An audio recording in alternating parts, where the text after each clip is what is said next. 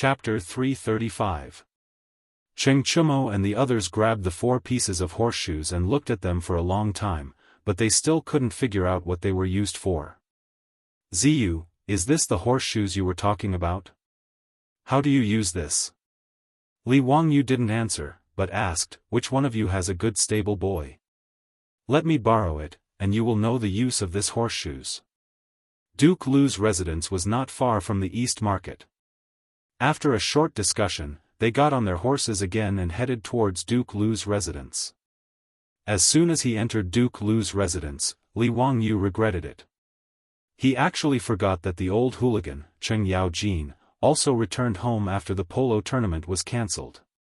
Miscalculation, it was really a miscalculation. He turned his head and glared at Cheng Chumo. You did it on purpose, didn't you? The 3 brothers of the Cheng family had been with Li Wangyu for a long time now, so they also learned his movements. They shrugged their shoulders at Li Wangyu, meaning that it was none of their business. Wahahaha, boy, quickly come and tell me clearly, what method do you have to prevent the horse's hooves from being worn down? If you can't do it, if you can't hold the tournament, I will beat you up. Cheng Yaojin waved the folding fan Li Wangyu gave him. His attitude was very arrogant. Faced with the old hooligan's threat, Li Wangyu could only obediently admit defeat. Uncle Cheng, I came to your residence specifically to demonstrate to you. Why don't we go to the residence's stable now? Summon your manners stable boy, and I will teach him. How effective it is, Uncle Cheng will know when you see it. Including Cheng Chumo, the group of debauches looked at Li Wangyu with disdain. You have the nerve to say such words? You came here specifically to demonstrate to Cheng Yaojin? Are you sure? Li Wangyu stared back at them. F***ck, do you dare to say no? All the debauches, we don't dare. Cheng Yaojin was very satisfied with Li Wangyu's answer and took the lead to the residence's stable. When they arrived at the stable, Li Wangyu asked the stableman to prepare the wooden frame that was usually used to cut the horse's hooves. He took out a fine horse from the stable and tied it to the wooden frame to prevent the horse's hooves from hurting anyone when the horse's hooves were being nailed. He asked the stableman to clean the horse's hooves and use a small knife to cut off the uneven parts of the horse's hooves. After the preparations were complete, he took out the horseshoes that he had made in the blacksmith's shop and had the stableman nail the horseshoes to the horse's hooves. Using an iron nail to nail this piece of iron to the horse's hooves. Regarding Li Wangyu's instruction, Ma Xiao of Duke Lu's mansion was stunned for a long time, not knowing whether he should follow it or not. On the other hand, Cheng Yaojin's eyes lit up. He had already figured out what was going on. Bastard, what are you standing there for? Why haven't you done as Hu Xiannan said? Seeing the stableman standing there in a daze, Cheng Yaojin couldn't help but curse. Only then did the stableman wake up from his dream. He hurriedly picked up the wooden hammer and nails and began to nail the horseshoes as Li Wangyu had instructed. The horseshoes were a layer of cuticles, similar to human nails, and did not feel any pain. Under everyone's gaze, the horse's hooves were nailed to the horseshoes. Li Wangyu had the stableman release the bound horse and was ready to test the effect of nailing the horseshoes. Cheng Yaojin pulled away Cheng Chumo, who was about to mount the horse, and directly jumped onto the horse's back. Duke Lu's mansion occupied a large area, and there was even a horse training field set up in the mansion. Cheng Yaojin pulled the reins and urged the horseshoe-nailed horse to run towards the training field. Li Wangyu and the wastrels bitterly smiled. They could only slip away and chase after the horses, but the horseshoes nailed to the metal horseshoes made an unprecedented crisp knocking sound on the bluestone floor of the mansion. It was very pleasant to hear. Cheng Yaojin's ears listened to this sound and became more and more excited. He rode the horse to the training field and began to gallop happily. This old bastard was so happy that he grabbed a long spear from the weapon rack next to the training field and began to practice a horse battle. Li Wangyu and the others were scared witless as they cowered in the corner of the training field. They could only helplessly watch the old hooligan behave atrociously. There were even several times when the old hooligan deliberately urged the horse to run in front of them. The shiny blade of the horse passed in front of everyone's eyes. Li Wangyu was so scared that he quickly shrank his body behind Qing Chumo. "Brother Chumo, I'm sorry." Li Wangyu patted Qing Chumo's shoulder and said sympathetically. The other wastrels also looked at the three Qing brothers with sympathy. They were unlucky to have such a father. The three Qing brothers had tears in their eyes. As for their father, they also had to applaud with tears in their eyes. Finally, the old hooligan was satisfied. He rode the horse in front of everyone and dismounted. He personally checked the horse's hooves and then raised his head and laughed. "Boy, if you had such a good thing, why didn't you take it out earlier? Do you know that you almost made a mistake? If my Tang dynasty's army had these horseshoes earlier, how many more horses could we have produced every year?" He had made the horseshoes himself, but in the old hooligan's words, it was his fault. Li Wangyu was too lazy to argue. He obediently bowed his head and admitted his mistake. Only then did Cheng Yaojin let him go. "This horseshoes really are useful. Why didn't this old man think that nailing a piece of iron to the horse's hooves could prevent them from wearing out? Even if the horseshoes wear out, I can just replace it with a new one. Good, this is really good. This won't do. This old man must go to the palace to see the emperor. This matter cannot be delayed." Li Wangyu quickly pulled Cheng Yaojin back. "Uncle Cheng, please wait. If you go to the palace, won't everyone know about it? Hee, this little nephew is still waiting for 3 days to play ball with Prefectural Duke Chongping." Cheng Yaojin glared at him. He wanted to say something, but after thinking about it, he laughed. "Wahaha, you're right. Then let's talk about it in 3 days. However, this horseshoes of yours must be kept a secret. You must not let others know about it. Where did you get this horseshoes made from?" "Chang, an East City's Xia Ji blacksmith shop." Cheng Yaojin nodded. "Men, send someone to the East City's Xia Ji blacksmith shop. Bring everyone to the Golden Guard of the Left's barracks. Don't let a single person leave. Do you hear me?" "Yes, sir." Cheng Yaojin's personal guards immediately received the order and rushed out of the residence. Li Wangyu couldn't help but sweat profusely. What was this old hooligan trying to do? Wasn't he making a big fuss over a minor issue? Bringing everyone from the blacksmith shop to the barracks? Wasn't this too much of an exaggeration? Without waiting for him to persuade him, Cheng Yaojin turned his head and continued to make arrangements. "Zio, Yu, Chumo, and the others will move to the Golden Guard of the Left's barracks in the next 3 days. Send the horses His Majesty lent you there as well. For the next few days, don't leave the barracks. Practice well inside." Nanny? Even they were going to live in the barracks? What was this old hooligan trying to do? Li Wangyu was confused. He opened his mouth, wanting to object. However, Cheng Yaojin didn't give him a chance to speak. He waved his hand and had someone send them to the Golden Guard of the Left's barracks. Li Wangyu wanted to cry but had no tears. What kind of sin had he committed? He could only send someone to Zhou village to deliver a message, saying that he would be staying in Chang, and for a few days. His beautiful superiors didn't have to worry. The group of silk pants were also confused by Cheng Yaojin's arrangements. They could only send someone back to their residence to say that they had been asked to stay by Lu Guogong. Chapter 336. Li Wangyu, Cho Kun, and the other playboys were sent to the barracks of the Golden Guards of the Left by the old hooligan. As for the Xia Ji blacksmith shop in the East City, the shopkeeper, the craftsman, and the workers were all sent to the barracks. Shopkeeper Xia was so scared that he was trembling. He didn't know what had happened to him. When he saw Li Wangyu and the others, he kept crying and begging Li Wangyu to be merciful and let him go. Li Wangyu could only comfort him and promise that he would be able to go home in 3 days. Only then did shopkeeper Xia and the others calm down. Cheng Yaojin ordered them to move the tools from the blacksmith shop into the barracks. He ordered them to start making horseshoes immediately.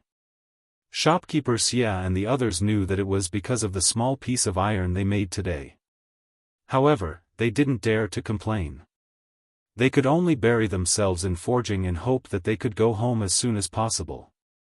They didn't know that the small piece of iron they made could solve the problem that troubled the dynasties of China. It was really a divine tool. It could be said that the Xia blacksmith shop had opened a new era of cavalry. Of course, it didn't mean anything to shopkeeper Xia and the others who were in a mess. The group of playboys admired Li Wangyu to the extreme because of the horseshoes. Li Wangyu was the youngest in this small group. But now, no one disobeyed him. The group of playboys faintly followed Li Wangyu's lead. It wasn't an exaggeration to say that Li Wangyu's words were more effective than their father's words. They were forced into the barracks by Cheng Yaojin, but they all felt that it was very fun. After laughing and playing for a while, they prepared to go to the polo field of the Golden Guards of the left to practice. Li Wangyu still didn't know how to hit the ball. Cheng Yaojin and the others wanted to train him well since he would be playing in the game in 3 days. Even if he couldn't learn how to play polo, he should at least learn how to protect himself so that he wouldn't fall off the horse. Li Wangyu suddenly remembered that he had to set up the venue. This was the key to showing the effect of the horseshoe. Whether he could win the game with Zhang Liang depended on the layout of the venue. He hurriedly pulled Cheng Yaojin aside and told him his thoughts. After hearing Li Wangyu's words, Cheng Yaojin, this old hooligan, couldn't help but slap Li Wangyu heavily on the shoulder. The shock caused Li Wangyu's body to go numb.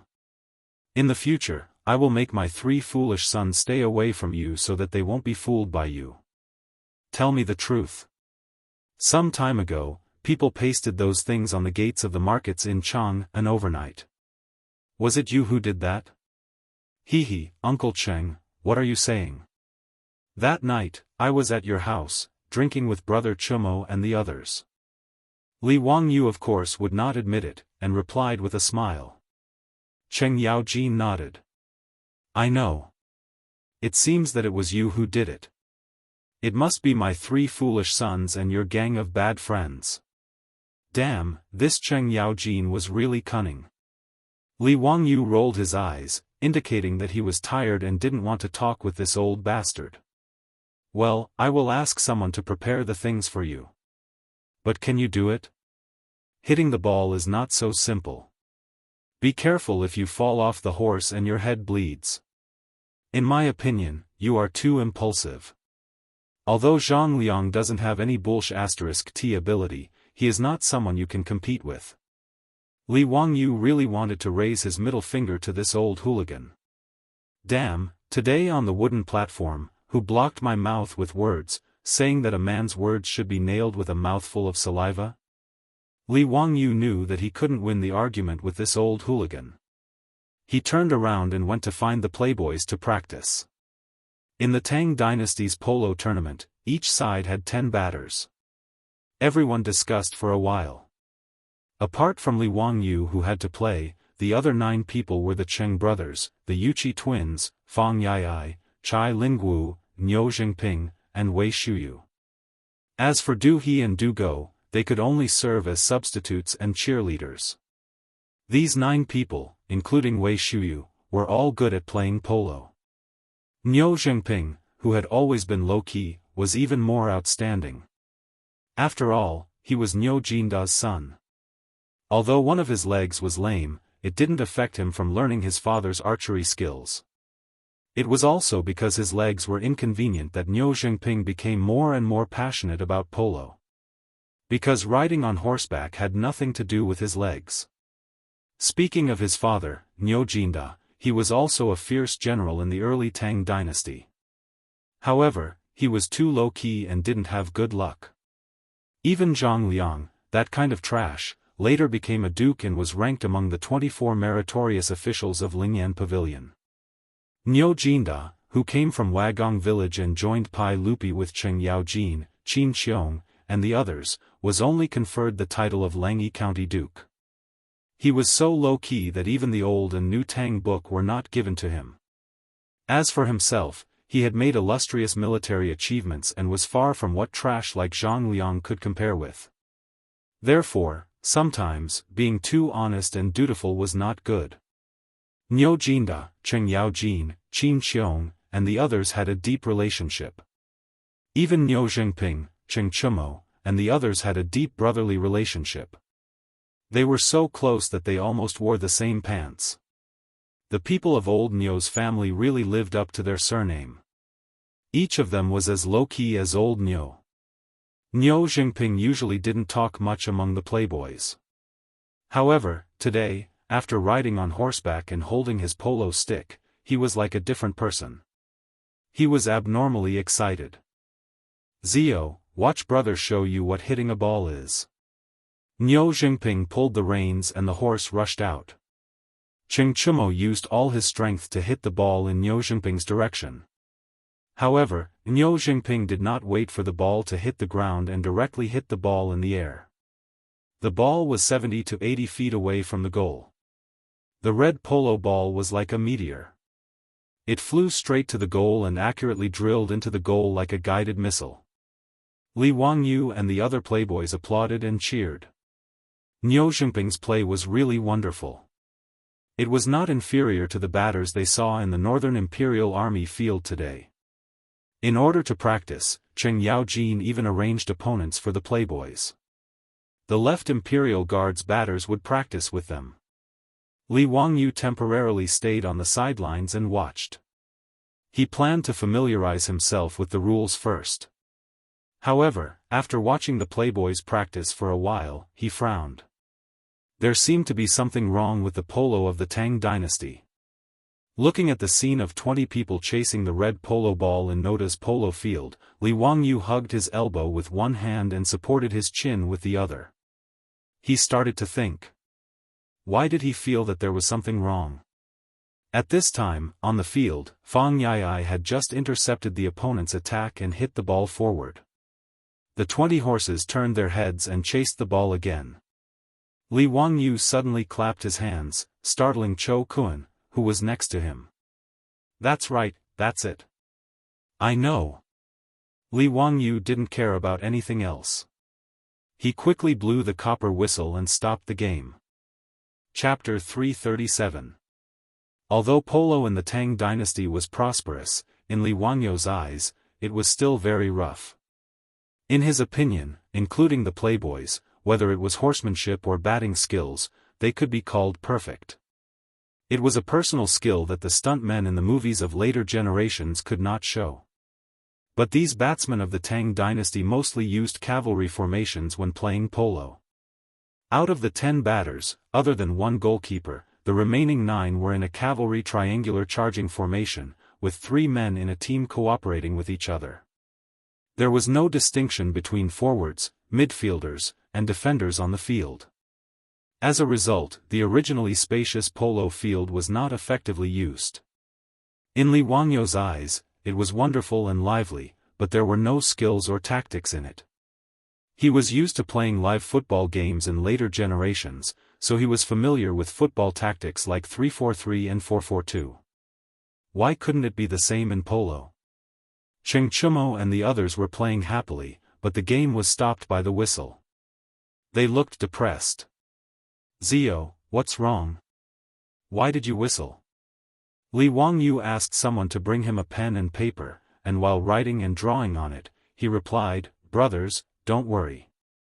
I have some ideas to discuss with you." Zio, you also know batting tactics? Hey, wait for me to draw it for you. You'll know when you see it.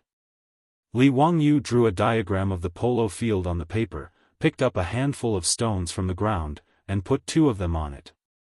Brothers, please look. These 2 stones represent 2 batsmen. He pointed to Niu Jingping and Cheng Chumo. Brother Jingping and Brother Chumo have good skills and can be responsible for the offense. They are the first line of the team's offense, mainly wandering in this area. I call them the forwards. He used the pen to outline an area in front of the polo field. Brother Jingping and Brother Chumo will be in this area, waiting for the opportunity to strike a fatal blow. Niu Zhengping and Cheng Chumo looked at each other and laughed. Forwards are good. We are the vanguard officials, directly attacking the enemy. Got it. Zio, go on. Li Wangyu nodded and took out 3 more stones and placed them on the paper. These 3 stones represent Brother Yuqi and Brother Eai. The 3 of you are the middle army, and I am the middle. He is mainly active in the middle of the field and is responsible for connecting the forwards and defenders. He can attack and defend when he advances. Fang Yai and the Yuqi twins also nodded excitedly. Understood, Zio, you're arranging the troops. Li Wangyu chuckled and placed the last 3 stones on the paper. Brother Lingwu, Brother Shuyu, Brother Chuliang, and Brother Chubi, the 4 of you will be the rear guard on the field. I will be the rear guard, mainly responsible for defense and intercepting the opponent's attacks. The 4 of them nodded excitedly. Looking at the 9 stones that Li Wangyu had placed on the paper, they felt like they were in a battlefield. Cho Kun suddenly asked, Zio, what are you doing then? Me? Li Wangyu answered matter-of-factly, don't tell me you expect me to charge and break through the enemy lines? Everyone was stunned when they heard this, and then they all laughed loudly. Out of their absolute trust in Li Wangyu, the playboys didn't raise any objections. Instead, they listened to Li Wangyu's explanation with great interest. Li Wangyu picked up his pen again and circled around each position, explaining how they should run to attack, widen the field, and use the ball to control the players. He explained to the playboys for a long time. The playboys were all quite smart. After Li Wangyu's explanation, they all roughly understood their duties and running routes on the field. Zio, this formation of yours is quite interesting. Let's try it out. Cheng Chumo couldn't wait.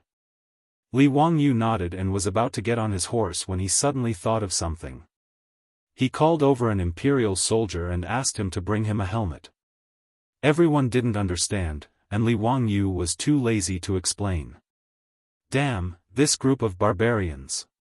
They didn't bring any protective equipment for such a dangerous sport. It was too much. With his soft skin and tender flesh, he didn't dare to imitate them. If it wasn't for the fact that the Tang army's armor was too thick and heavy, Li Wangyu would have wanted to fully equip himself and go play polo. After putting on the helmet and tightening the straps, Li Wangyu carefully climbed onto the horse and prepared to go on the field. The training match started again, and the left Golden Guard's batsman casually rode onto the field.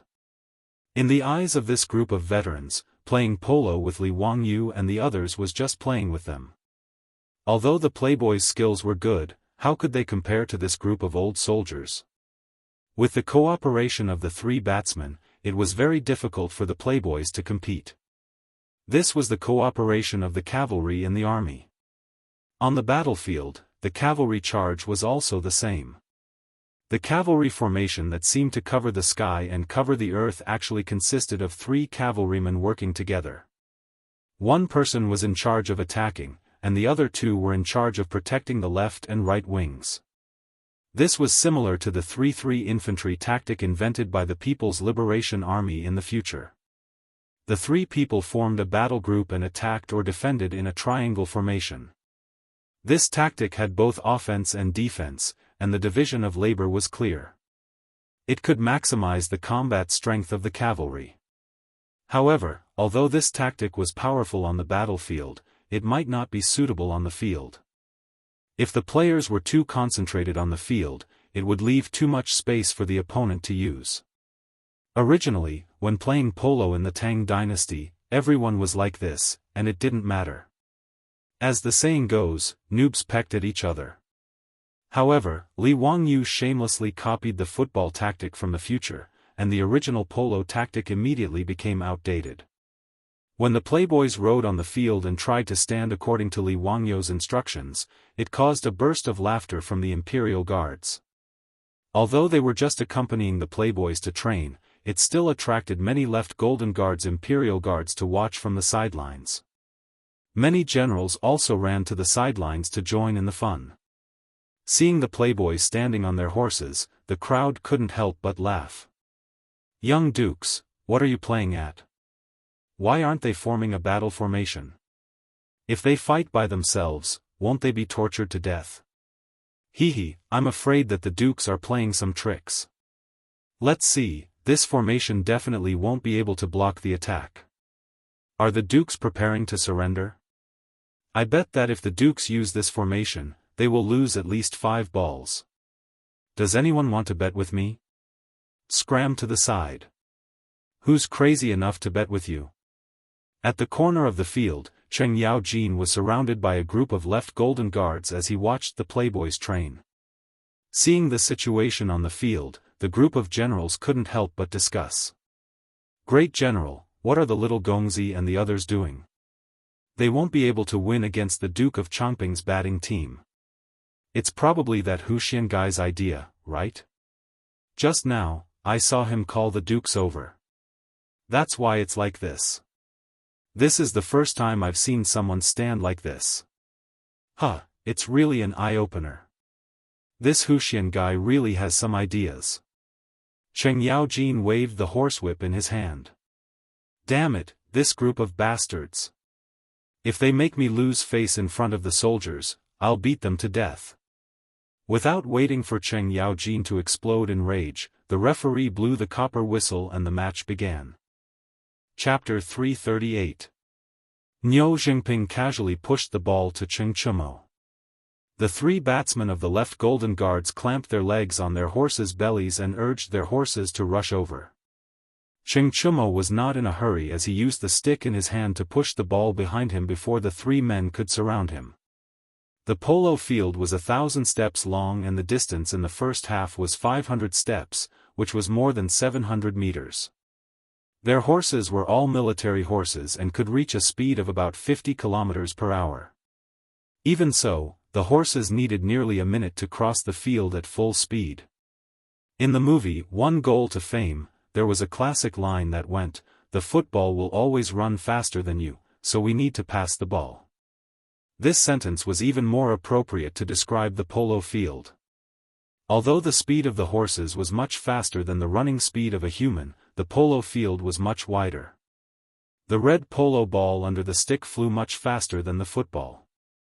Although the playboys were not adept at standing on the field and their horses were very immature, they perfectly utilized the width and length of the polo ball. The moment the match started, the laughter of the Imperial Army soldiers on the sidelines became softer and was replaced by gasps. The generals beside Cheng Yaojin were also shocked by the scene on the field. The 10 best batsmen of the left golden guards could not even touch the surface of the polo ball on the field. The batters in a group of 3 were busy chasing the polo ball in vain on the field. On the other hand, the debauches were having a very easy time fighting. Every time they were about to be caught or surrounded by their opponents, they would always be able to move the ball as if they were taking a stroll in the park. The first time the playboys attacked, the polo ball was passed 3 times and was sent to the front of Niu Jingping's horse. At this moment, there was only the goal and a batsman in front of him. The batsman was very anxious and urged his horse to rush towards Niu Jingping, desperately trying to stop him from shooting the ball. Niu Jingping raised his club high, but he didn't use any strength. Instead, he pushed the ball out before the Imperial Army batter arrived. The batsman of the Imperial Army turned his head in shock and looked in the direction of the ball. He saw Cheng Chumo riding his horse in the direction of the ball. He bent down and easily pushed the ball with his stick.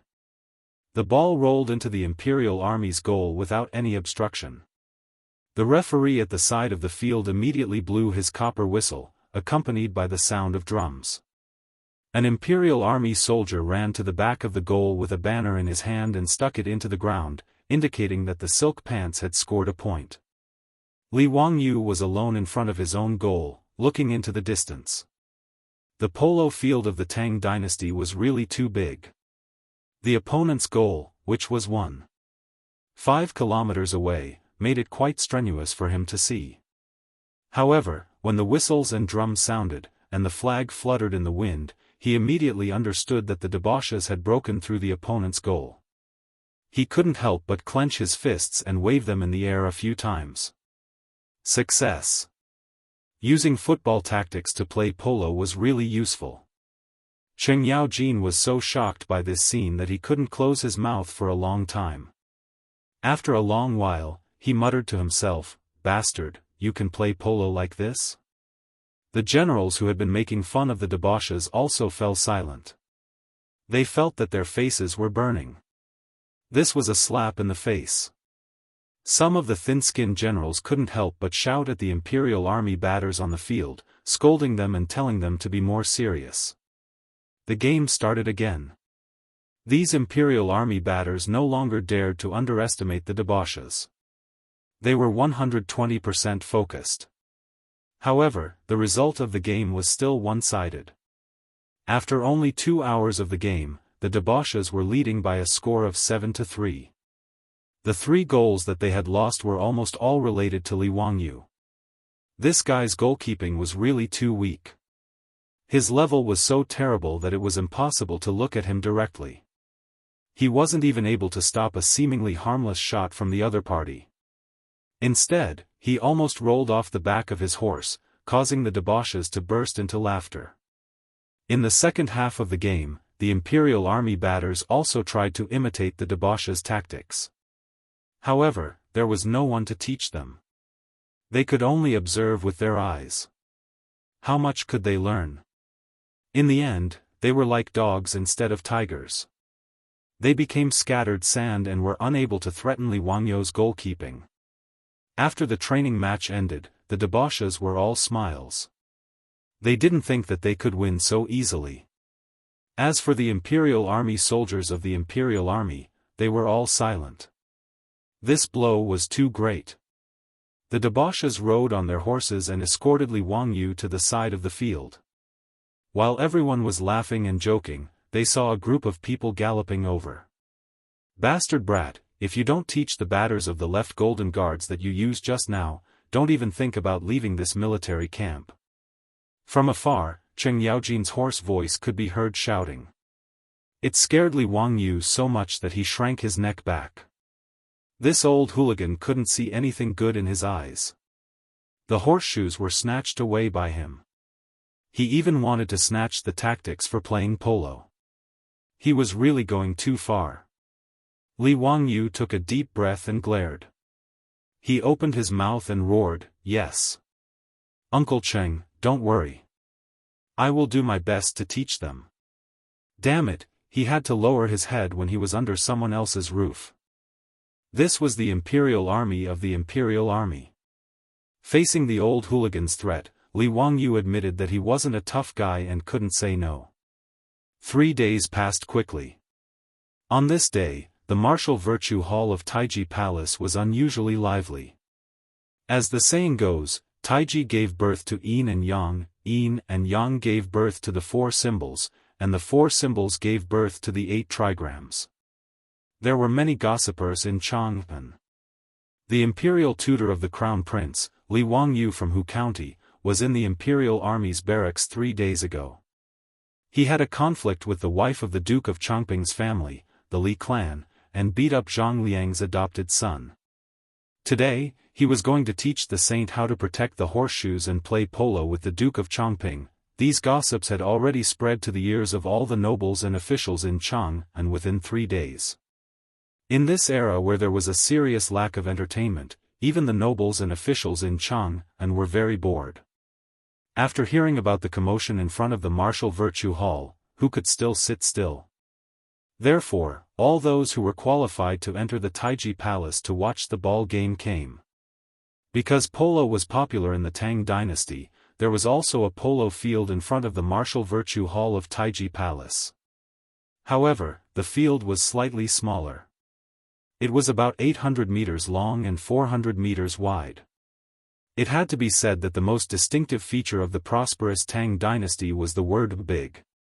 The streets were 150 meters wide and the palace was tall.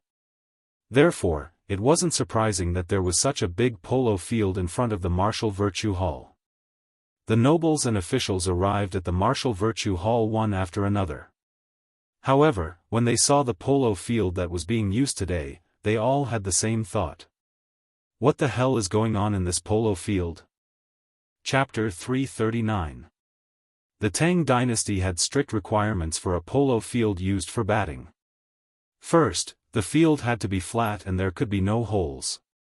Otherwise, the horses and batters would be injured. Secondly, grass could not grow on the field. The ground had to be compacted. But today, the field in front of the Hall of Martial Virtues was filled with all kinds of broken weapons and arrowheads. Many of them were even rusty. This field could be used for batting? Was this not a garbage dump? Where did all these broken metals come from? The officials and nobles all had black faces full of question marks. Some of them were old and had blurred vision. They even walked closer to see what was going on. Someone waved his hand to summon a servant from the Hall of Martial Virtues and asked why the field had become like this.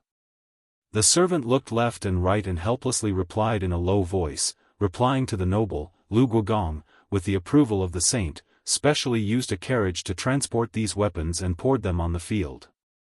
Do you know why this is? This servant really does not know. Seeing that they could not get an answer from the servant, the nobles and officials began to discuss. What was Lu Guogong, Qianxia trying to do? Was he afraid that the county boy would be at a disadvantage, so he purposely caused trouble and caused today's batting competition to be cancelled? This guess received the approval of many people. After all, based on the current situation, today's batting competition would definitely not be able to continue. The horses' hooves were weak. Who would dare to let these precious horses run on such a field? Although the broken weapons and arrowheads were rusty, their sharpness could still be seen. If they were stepped on by the horses, even a good horse would be crippled. Lu Guogong's move is quite ruthless. Even if that Chongping County Duke wants to avenge his wife today, I'm afraid he won't be able to. Isn't that so? Lu Guogong is indeed the #1 troublemaker of the Tang dynasty. His skin is really thick. He can even use such a method. Isn't he ashamed? Have you seen the goat-nosed Duke? Duke Wei's face was originally green today, but now that the batting competition is cancelled, he doesn't look so scary anymore. Shoo, lower your voice. Don't let the goat-nosed Duke hear you. It's a pity that today's batting competition won't be able to continue. I wonder if Chongping County Duke will be disappointed when he comes. I heard that day at the Beiyuan Gate, his adopted son was beaten very badly by a group of men from Huxian. What adopted son? I don't think Duke Chongping cares at all. I'm afraid it's his wife who cares. You still don't know, right? His wife and adopted son. The topic of discussion quickly changed from the strange situation at the polo field to the relationship between the Duke of Chongping's wife and the adopted son named Zhang Shenji. This level of digression was not much different from the forums of the future. Since ancient times, the gossipers were still the same. As expected, when Zhang Liang led a group of fake disciples into the square in front of the Hall of Martial Virtues and saw the baseball field, he immediately jumped up and cursed. Ho Junji was also dumbfounded. He had never imagined that a mighty duke like Cheng Yaojin would do something like this. What was even more unexpected was that Pai Lupi actually acquiesced to Cheng Yaojin's actions. It seemed that it would be impossible to make things difficult for Cheng Yaojin today. He shook his head regretfully and turned to leave with Zhang Liang. However, he saw Cheng Yaojin leading Li Wangyu and a group of silk pants over. Duke Zhang, Duke Ho, the baseball match is about to begin. Where are the two of you going? Zhang Liang angrily glared at Cheng Yaojin. Duke Lu, you already know the answer. Why ask? The field in front of the Hall of Martial Virtues has been ruined by you. How are we going to continue today? Wahahaha, who said we're not going to continue? Duke Zhang, are you afraid? Cheng Yaojin laughed happily. You. Zhang Liang was so angry that he was speechless. How could there be such a shameless person? Cheng Yaojin ignored him and strode to the front of the Hall of Martial Virtues.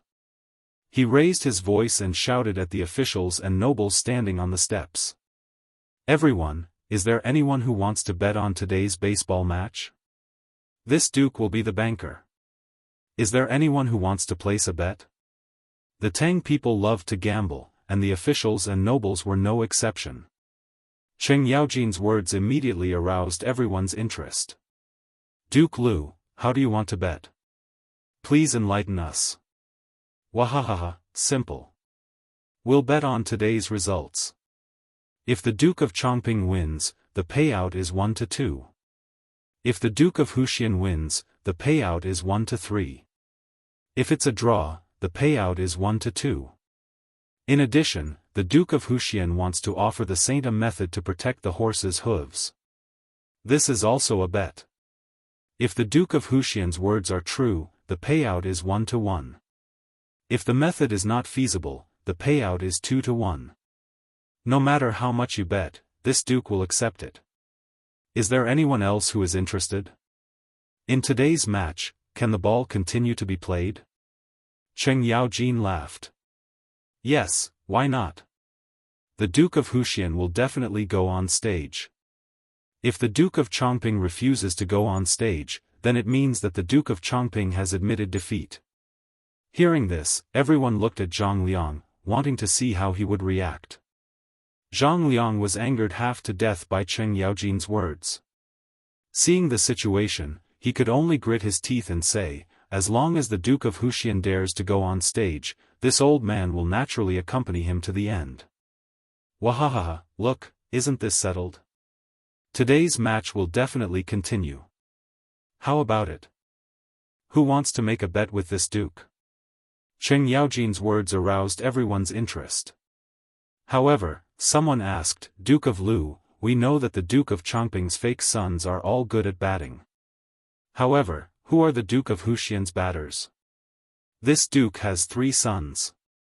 The Duke of Zheng's eldest son, the Duke of Liang's second son, the Duke of Yi's 2 sons, the Duke of Qiao's eldest son, the Duke of Langyi's eldest son, and the Duke of Huxian himself." Cheng Yaojin recited the name list of Li Wangyou's team members, but everyone shook their heads. A bunch of hedonistic sons of dukes and prefectures going to compete with the fake sons of Zhang Liang's household? Wasn't this a joke? Zhang Liang's fake sons were somewhat famous among the batters of Chang'an. Many of the nobles present had seen their matches. As for those hedonistic sons, they were not bad compared to the other sons of nobles. However, when compared to Zhang Liang's fake sons, they were nothing. In the words of the later generations, this was like a professional player against an amateur player. Did the result of this match need to be said? If a bunch of NBA players were to compete with amateurs, would anyone believe that the amateurs would win? The answer was naturally no. If you asked 100 people, they would all say that the NBA players would win. At this moment, the officials and nobles all had such thoughts. They all looked at Duke of Lu with strange expressions. Had water entered this old man's brain? Why would he make such a bet? If the Duke of Chongping won, the payout would be 2-1. That meant that the Duke of Lu's household would have to spend a lot of money today. Duke of Lu, you're not joking? Then I'll bet 1,000 taels of gold that the Duke of Chongping wins. Don't worry, when have I not kept my word? If there's a bet, there's no reason to lose. As long as you dare to bet, I dare to accept it, Cheng Yaojin replied casually. Duke of Lu, if that's the case, then I'll also bet 1,000 taels of gold that the Duke of Chongping wins.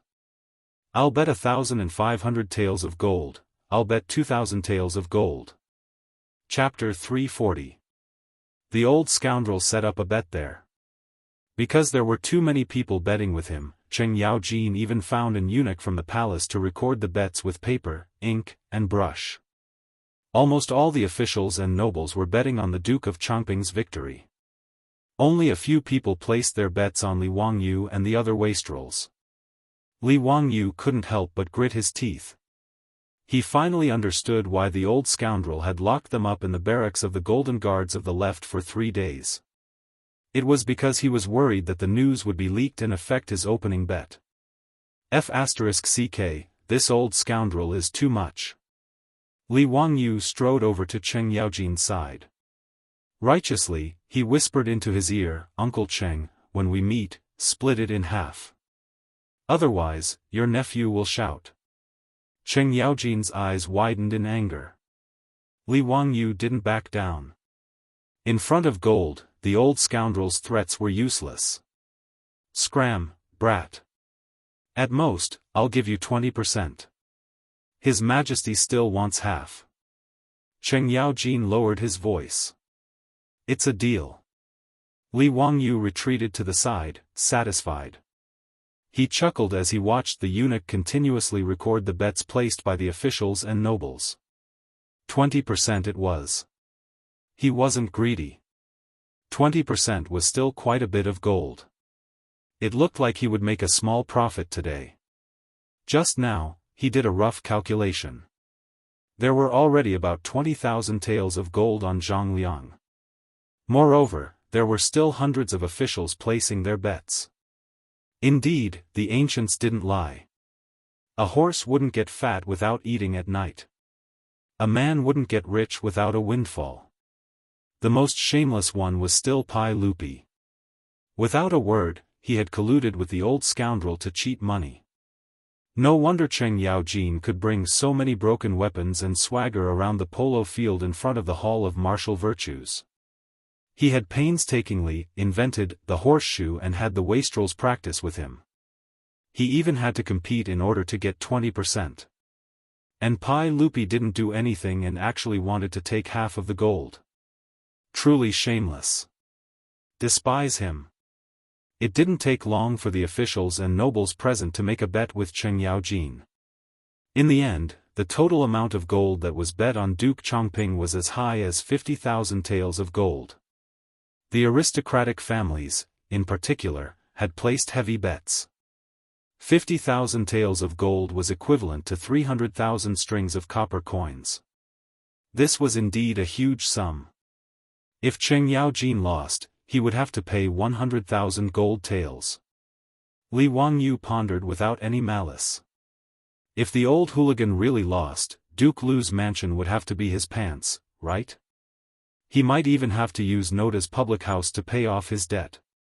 TSK, just thinking about it makes me feel good. Should I go easy on the old hooligan when I'm guarding the goal to give the old hooligan some excitement? However, he decided to forget about it. Of the 50,000 gold taels, 10,000 of them were from him. 60,000 strings of copper coins was not a small sum. However, Li Wangyu had forgotten that with his terrible horsemanship and batting skills, what difference would it make if he went easy on the opponent or not? In front of the Hall of Martial Virtues, the chamberlain loudly announced, "The sage has arrived." Everyone bowed. Pai Lupi appeared with the pregnant Empress Zhangsun, concubine Yang, and the other imperial concubines. After Pai Lupi spoke a bunch of nonsense, he gave Li Wangyu a meaningful look and prepared to announce the start of the batting match. Zhang Liang suddenly stepped forward and bowed to Pai Lupi.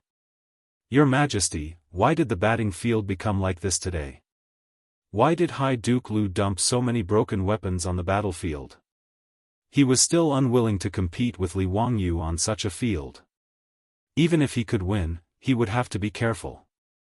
Moreover, there was no guarantee that the horses would be injured. The horses weighed nearly a ton and ran at a speed of tens of kilometers. The force of impact was enormous. If the broken weapons on the field were to be touched by the horses, the force would be greater than a person slashing down with a knife. The horses would definitely be injured. Duke Chongping's 30 fine horses had been painstakingly gathered from all over the world. Normally, he treasured them a lot. If a few of them were to be destroyed because of today's batting match, it would be too painful. Thus, he stepped forward and asked this question. Pai Lupi was very calm. He only nodded slightly at Cheng Yaojin, indicating for him to explain. The old hoodlum stepped forward. "Today is the day of the county's men. I am going to present the method of protecting the horse's hooves to your majesty. Naturally, the test will be strict. When cavalry is on the battlefield, can we ask the enemy to clean up the battlefield before charging? This old man's arrangement is to simulate the battlefield environment. Duke Zhang, do you have any questions? Zhang Liang was speechless at Cheng Yaojin's words. He could only cup his hands to show his approval. Li Wangyu and the Silk Pants all mounted their horses and headed towards the field. On the other side, Zhang Liang was also helpless. He could only instruct his fake sons to be more careful and slow down the horses to prevent them from getting injured. Previously, after seeing the situation on the field and confirming that they had to continue batting, Zhang Liang had already ordered people to put rattan shoes on the horses' hooves. Although it wasn't very useful, it was better than nothing. It would more or less provide some protection. However, the officials and nobles discovered that the horses that Li Wangyu and the Silk Pants were riding didn't have any protection on their hooves. Everyone widened their eyes and stared closely at the horses. However, the hooves of the horses were empty. They couldn't see anything. Isn't the county's man going to present the method of protecting the horses' hooves to your majesty today? Why isn't there any difference? He didn't even put on his shoes. Isn't he afraid of injuring these fine horses? Some sharp-eyed people recognized the markings on the horses that Li Wangyu and the others were riding. They couldn't help but shake their heads and bitterly smile. The horses that the county's man is riding are all imperial horses from the palace. TSK, your majesty lent them the horses. If the imperial horses are injured, let's see how the county's man will explain himself to your majesty. Are they really imperial horses? The county's man is too impulsive. He's riding on the field without any protection. Do you really believe that the county's man can come up with a method to protect the horse's hooves? Since ancient times, who has ever heard of a method to prevent the horse's hooves from being damaged? This is pure nonsense. I think Lu Guogong is going to spend a lot of money today. I think that county's man knows how to summon the wind and rain, scatter beans to form soldiers, and has an immortal method to protect the horse's hooves. These imperial horses are all rare fine horses. It would be a pity if they were ruined because of this. The officials discussed animatedly. On the side, Wei Zheng's face darkened again. He took large strides and walked in front of Pai Lupi. Your Majesty, how can you let that brat mess around like this? When did the county's man protect the horses? After this match, I'm afraid that the imperial horses will be ruined. Your Majesty, please immediately stop the county's man from messing around. Pai Lupi calmly replied, how does Duke Wei know that the county's man didn't protect the horse's hooves? Isn't it obvious? I'm not blind. Wei Zheng said angrily. Duke Wei, don't be anxious. Just relax and watch. These imperial horses are mine. I'm not anxious, so why should Duke Wei be so anxious? Pai Lupi's attitude angered the old man so much that he almost vomited blood. Just as he was about to stiffen his neck and continue to admonish him, he heard a series of rapid drumming from the side of the field. The match had already begun. Chapter 341. Just like in the barracks of the Golden Guards of the left, when the officials and nobles saw the Silk Pants' positions, they couldn't help but roar with laughter.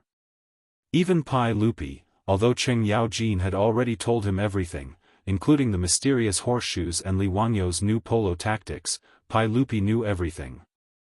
But after seeing this scene with his own eyes, he still couldn't help but shake his head. In everyone's opinion, it was necessary for batters to form a 3-on-3 formation. If the three of them couldn't coordinate well, then they weren't good batters. But at this moment, on the polo field, the Silk Pants were spread out. In everyone's eyes, this tactic was completely undesirable and couldn't stop the Duke of Chongping's attack. Zhang Liang was overjoyed at the unexpected good news. This was simply giving him free money. Just now, when Cheng Yaojin was the banker, he had also bet 1,000 taels of gold on himself to win. It seemed that today, he would be able to help his wife vent her anger and earn a small fortune. Zhang Liang waved his hand and called for his fake sons to advance. In his imagination, this loose formation would be easily broken by his side and he would be able to send the ball into the opponent's goal without any hindrance. He only needed to carefully steer the horse and not step on the broken weapons on the ground. This actually slowed down Zhang Liang's advance, but in his eyes, it didn't matter. It was just a slight delay. Seeing the opponent's attack, the silk pants didn't panic in the slightest and slowly retreated on their horses. Under the protection of two fake sons, Zhang Liang dribbled the ball into the center of their territory. The silk pants scattered around the field suddenly sped up and charged at Zhang Liang. Originally, there was only one person in front of him, but in an instant, Zhang Liang was shocked to find that 5 or 6 fine horses had appeared in front of him, directly blocking him and his fake sons. This was the all-offense and all-defense tactic that the Silk Pants and Li Wangyu had been practicing in the barracks of the Golden Guards of the left for the past few days. Li Wangyu had transferred the all-offense and all-defense tactic from the soccer field to the polo field and found that the results were surprisingly good. Total attack and defense was a tactic proposed by the Dutch in the later generations. It emphasized that there was no fixed position on the field other than the goalkeeper. When you needed to attack, you were the striker. When you needed to defend, you were the defender. The Dutch relied on this tactic to set off an orange whirlwind in the world of football. Full attack and full defense was only popular for a while, but it was soon eliminated. The biggest problem was the high technical requirements for the players, as well as the distribution of the players' physical fitness. But on the polo field, stamina was not a problem. A horse's endurance was far better than a human's, not to mention that they could change horses every 30 minutes, so there was no need to worry about the horse not being able to run. After the polo ball was intercepted by the playboys, the offense and defense switched. Zhang Liang was just about to call out to the dummies to snatch the ball back when he was surprised to find that the ball was gone. Looking around, he was shocked to find that the red polo ball had been sent flying far away, heading straight for his backfield. And in the direction where the polo ball was flying, there were already rich playboys waiting. Zhang Liang looked at the speed of the playboys' horses and couldn't help but curse in his heart. These bastards, didn't they feel sorry for the horses that weren't their own? There were so many scrap metals on the field. If they were stepped on by the horses' hooves, the horses would be crippled. But they couldn't just stand by and watch the horses gallop. They could only curse and turn their horses around to chase after them. The playboys' horses were so fast that it was as if the weapons on the field didn't exist at all. The spectators couldn't help but cry out in surprise. Old Wei Zheng was even angrier. He turned his head and loudly admonished Pai Lupi. His spittle was about to fly to Pai Lupi's face. "Your Majesty, these playboys are acting so recklessly. What if these precious horses are damaged? Hurry up and stop the ball. We can't let them continue to act like this." Pai Lupi waved his hand. "Don't be anxious, Eunuch Wei. Continue watching. What else is there to see? Could it be that these horses were really cast on by Hu Xian's men? Horses can step on weapons without being damaged? That's ridiculous." Before Wei Zheng could finish speaking, his voice was suddenly stuck in his throat. Although he wasn't young, he hadn't reached the point where his vision was blurry. Just now, he clearly saw Cheng Yaojin's eldest son riding a horse galloping at full speed. One of the horse's hooves stepped on a shining blade. Wei Zheng almost cried out in surprise, but he was shocked to find that the horse was completely fine. After stepping on the blade, the horse continued to maintain its previous speed and continued to gallop towards Duke Changping's goal. How can this be?" the stubborn old man muttered, not daring to believe his eyes. Eunuch Wei, how is it? How effective is Hu Xian's method?" Pai Lupi laughed proudly. Wei Zheng was so excited that his beard stood up. "Your Majesty, is this really the method Hu Xian's man said to protect the horse's hooves? Is it really so miraculous?" Would it be convenient to spread to the entire army? How much would it cost? Pai Lupi twirled his beard and smiled proudly. The cost is almost negligible. Moreover, this method is very simple. Eunuch Wei, do you know that Hu Xiannan only used an hour to forge the item to protect the horse's hooves 3 days ago at the eastern city's Xie blacksmith shop? Xie's blacksmith shop? Nonsense. How could such an important weapon of the military be forged by the common people? Your Majesty, please immediately send the Imperial Army to the Eastern Market and take control of Xie's blacksmith shop. We can't let this method spread to the common people. If Li Wangyu heard Wei Zheng's words, he would probably spit out a mouthful of salt soda. In a feudal dynasty, there really was no human rights. This unyielding official actually had the same thoughts as that old hoodlum Cheng Yaojin. Pai Lupi shook his head. Duke Wei, Jijia already did this 3 days ago. The shopkeeper and craftsmen of Xie's blacksmith shop are all in the golden guards of the left camp. However, I am prepared to have Jijia release them today. Wei Zheng anxiously said, Your Majesty, you can't. Pai Lupi didn't wait for Wei Zheng to spit and continued. Duke Wei, this method of Hu Xian's man is too simple. Once it is used in the military, there will be no secrets. The common people will know at a glance. There is no meaning in keeping it a secret. Therefore, I naturally won't be a petty person and continue to detain the craftsman and shopkeeper of Xie's blacksmith shop. Wei Zheng naturally couldn't not believe the words of the emperor of the Tang dynasty. Although he still didn't understand how Li Wangyu did it, he could only silently nod. This official congratulates Your Majesty. This official misunderstood Hu Xian's man. When the game is over, this official will apologize to him. Pai Lupi smiled and waved his hand. Duke Wei, there is no need to be like this.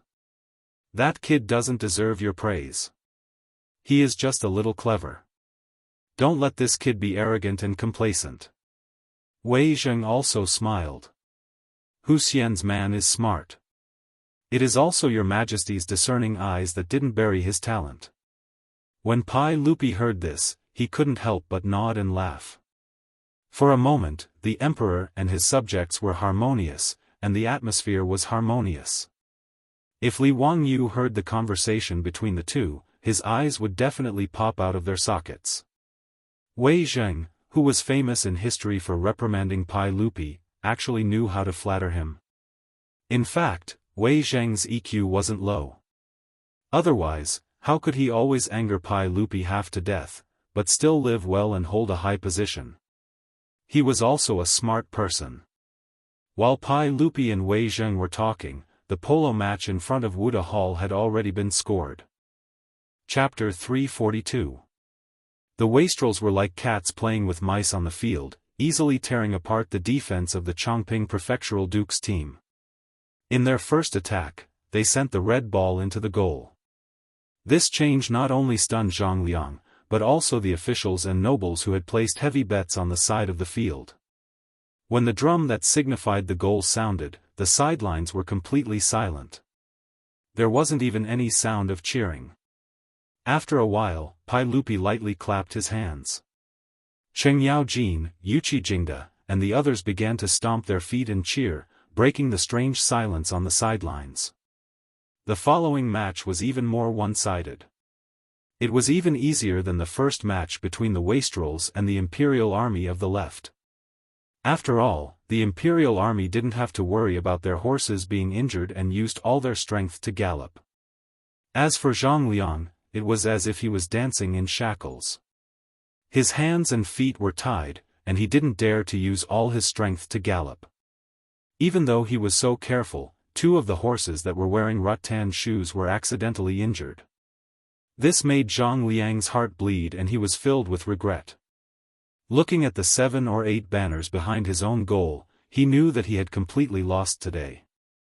Li Wangyu rode his horse back and forth in front of his own goal. It was truly too easy. He didn't even have a chance to spur his horse to gallop. After 2 hours of competition, everyone else was drenched in sweat. They had changed their horses several times, but only he was clean. He hadn't even changed his horse. As for the officials on the sidelines, they were as uncomfortable as if they had eaten a fly. This result, which was out of everyone's expectations, was simply inconceivable to the extreme. If it weren't for the fact that the Chongqing prefectural duke, Zhang Liang, had also lost 1,000 taels of gold and lost a lot of face in front of everyone, perhaps everyone would have suspected that he had colluded with the wastrels to fake the match. Their own son had actually won against Zhang Liang, Fang Xianling, and Du Ruhui. Although they didn't say it out loud, everyone could see the joy on their faces. As for Cheng Yaojin, Yuqi Jingda, and the other martial generals, they didn't care about the feelings of the bystanders at all, shouting and wrangling over there, making the hundreds of officials who had lost a large sum of gold have the urge to beat people up. The old scoundrel was still holding the list of bets recorded by the chamberlain and proudly waved it at the officials. "Everyone, hurry up and send the gold to my residence. Don't make this duke look for you to collect the debt, wahahaha. F***ck, this bastard. If it wasn't for the fact that he really couldn't beat this old man, the grass on his grave would be 3 feet tall next year." Wei Zheng, on the other hand, did not care at all about who won or lost. Seeing Li Wangyu and the others leave the field, he immediately lifted his robe and trotted over. Without saying a word, he wanted to pry off the horse's hooves to see what was going on. The old man's action startled Li Wangyu and the other playboys. Wei Shuyu, however, felt sorry for her father. She quickly jumped off the horse's back and held onto her own horse so that the old man could check the horse's hooves. When Wei Zheng saw the U-shaped piece of metal nailed to the horse's hoof, he was stunned as if he had been struck by lightning. "It's that simple? It's that simple? It's so simple that no one in all the dynasties could think of it." Wei Zheng muttered to himself. He finally understood why Pai Lupi said that there was no value in keeping this a secret. This was indeed the case. This horseshoe was too simple. Once it was used on a large scale in the army, it would be impossible to keep a secret. Suddenly, as if he was possessed, he stepped forward and grabbed Li Wangyu's arm. "Huxian man, this is a great merit, comparable to the merit of opening up new territory. This old man will definitely ask His Majesty for a reward for you. I misunderstood you before. Please don't blame me, Huxian man." The old man's actions startled Li Wangyu. He thought that the old man was going to fight him to the death again. After hearing Wei Zheng's words clearly, Li Wangyu smiled and said, "Wei Gong, what are you talking about? It's all my fault. I hope Wei Gong won't take offense." In front of the Hall of Martial Virtues, the officials who couldn't be bothered to watch the old hooligan Cheng Yaojin show off also gathered around. They wanted to see what tricks Li Wangyu's horses had on their hooves. Everyone had seen the performance of both sides' horses on the field. Who would have thought that the Duke of Chongqing, who was wearing rattan shoes and was so careful, would still injure 2 horses? On the other hand, the Huxian man, who seemed to have no protective measures, not only did his horses come out unscathed, he also completely ignored the broken weapons. This made everyone curious. When they saw the horseshoe nailed to the horse's hooves, everyone suddenly understood. With such a strange idea, the Duke of Chongqing's loss was not unjust. The polo enthusiasts surrounded the silk pants and asked them about the tactics they had used. When they found out that the Huxian man, the imperial tutor of the crown prince, had taught them, the officials couldn't help but raise their eyebrows. Could this Huxian man really be a literary star that descended from the heavens? It was said that Zhangsun Wuji had said that the world was divided into 10 portions, and Li Wangyu had 8 portions. From the looks of it, this was not a lie. These officials of the imperial court waved the folding fan Li Wangyu had given them the other day, exclaiming that this youth was not ordinary. Li Wangyu's limelight was now second to none. At this time, Zhang Liang's face was gloomy as he walked over with his horse. "Huxian man, you've won today's match. I concede defeat. Duke of Chongqing, you let me win." Zhang Liang coldly snorted and threw the reins in his hands to Li Wangyu. He didn't want to waste any more words, so he turned and left. Li Wangyu was baffled. What was the meaning of this? Cheng Chumo saw his confusion and laughed loudly. Ziyu, the family head of the losing side, will give his horse to the other side. This is the rule. TSK, your luck is not bad. Duke of Chongping's Zhao Yabai is a rare and famous horse. You really got lucky. The Zhao Yabai he spoke of was a white horse with a body as white as snow, without a single strand of other hair. Even the horse's mane was pure white. Compared to the white horse that Yang Quan had given to the Li family, Zhao Yabai was an extremely luxurious prince. The original white horse was a beggar wearing dirty white clothes. The two simply couldn't be mentioned in the same breath. Li Wangyu immediately fell in love with this white horse. Under the sun, its coat was so white that it was dazzling. No wonder it was called Zhao Yabai. It was extremely fitting. So winning the match had this kind of benefit. Li Wangyu couldn't help but want to thank Zhang Liang. He really was a good person, giving him gold and a horse. He was too polite. Ziyu, how about I exchange 2 horses with you? Hehe, I also really like this Zhao Yabai. Fang Yi Ai shamelessly asked. In response to his words, Li Wangyu threw out the contempt of a king. Please leave in a mellow posture. What do you mean? Fang Yi Ai stupidly asked. Du He's eyes turned, and he figured out the meaning of Li Wangyu's words. Holding back his laughter, he said, I'm telling you to get lost. I'm going to kill you.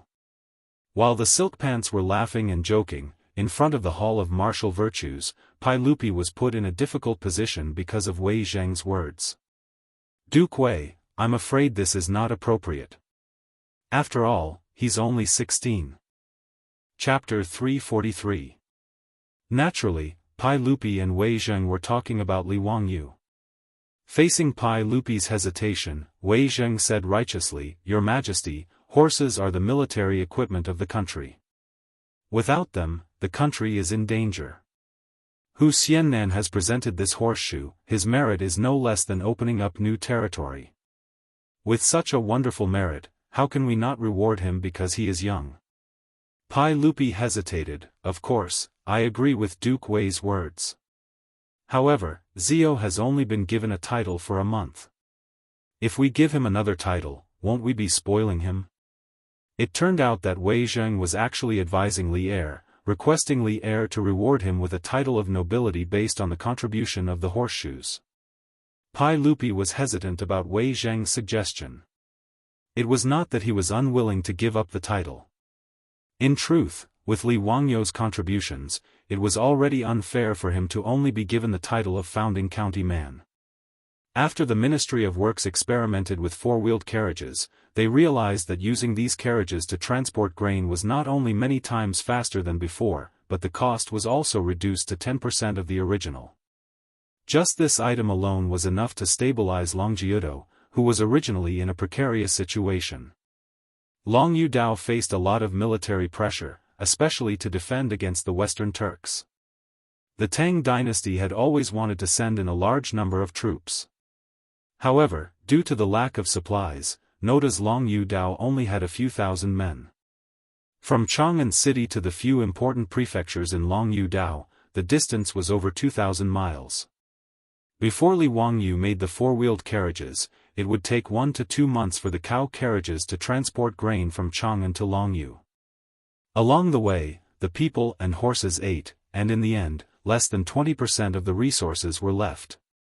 After the Ministry of Works experimented with the 4-wheeled carriages, they used 4 horses to pull the carriages from Chang'an City to Longyu Prefecture in just a short 20 days. In one trip, they managed to transport enough grain for a few thousand men for a year. This greatly reduced the military pressure on Longyu, and they even started to have the ability to infiltrate the West region countries. After obtaining sufficient supplies, there were even voices in the imperial court discussing whether or not to attack Gaochang. In short, the seemingly inconspicuous four-wheeled carriage brought the Tang dynasty more than just a means of transportation. Now, the horseshoes developed by Li Wangyu were no less significant to the Tang dynasty than the four-wheeled carriage. Therefore, Wei Zheng directly asked Pai Lupi to give Li Wangyu another title. Your Majesty, if Gan Luosher can be a prime minister, why can't Li Ziyo be conferred a noble title? If I don't reward a man for his merits, I'll fail him. Please reconsider, Your Majesty. Wei Zheng continued to persuade Pai Lupi. Although Empress Zhangsun, who was beside Pai Lupi, never interfered in court politics, she couldn't help but say, Erlang, I feel that Duke Wei's words are reasonable. Since even Empress Zhangsun had spoken, Pai Lupi did not continue to argue. He pondered for a moment and slowly nodded, Maid Guanyin and Duke Wei are right. I've learned my lesson. The title of nobility in the Tang dynasty was bestowed by the emperor to the nobles and their meritorious officials. Li Erk made the decision on how to reward them, and there was no need to discuss it with the other officials. Li Er asked the inner attendant to summon Fang Xianling and Du Ruhui, who were at the side, and whispered a few words to them. However, when old Fang and old Du heard this, they couldn't help but look at Li Wangyu, who was still fooling around with the debauches. This young man was amazing. Looking at their own son beside him, old Fang and old Du, the two officials in the imperial court, felt a little depressed. Sure enough, the topic of other people's children was inescapable from ancient times. Fang Xianling and Du Ruhui did not express any doubts about Pai Lupi's instructions. They nodded and went to do their own work. After Li Wangyu finished playing with the playboys, he excitedly walked to Pai Lupi and was ready to talk to Pai Lupi about the polo field and the polo league. Before he opened his mouth, Fang Xianling, who was beside Pai Lupi, stood out with a roll of yellow silk in his hand. There is a system.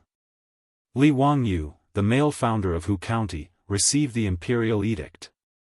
Fang Xuanling's words immediately silenced the noisy scene in front of the hall of Wuda. Why issue an imperial edict at this time? Naturally, there were shrewd people among the officials. Thinking of the horseshoes, they immediately guessed the content of the imperial edict.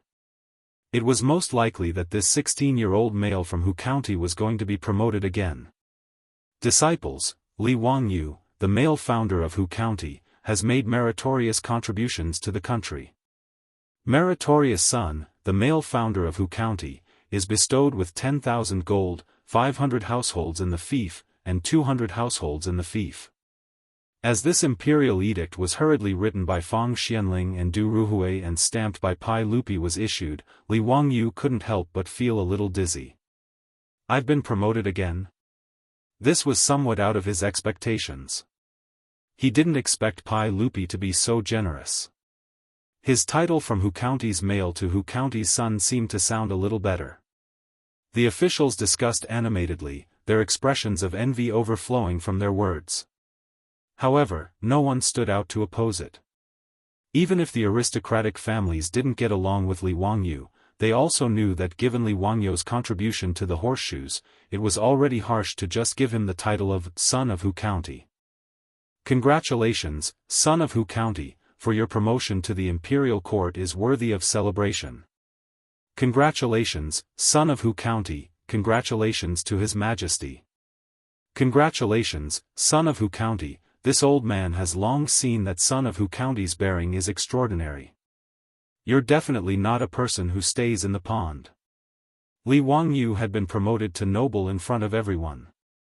Even the aristocratic families could only pinch their noses and go up to the court to congratulate him and say a few polite words. Li Wangyu could only smile and return the greetings, the muscles on his face almost cramping from smiling.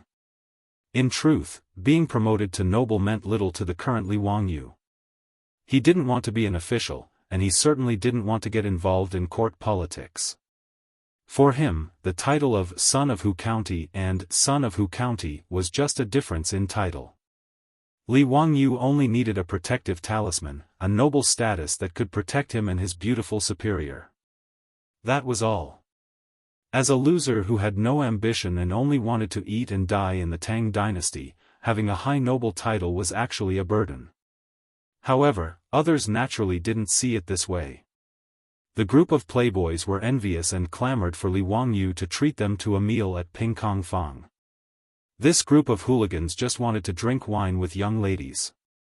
Li Wangyu looked at them with disdain. Under the pressure of the crowd, he could only nod and agree. However, he didn't forget about building a polo field and holding a polo league. The cultural and entertainment life of the Tang dynasty was too boring. It wasn't easy to find a sport that he liked. Naturally, he wanted to make it more lively and pass the time.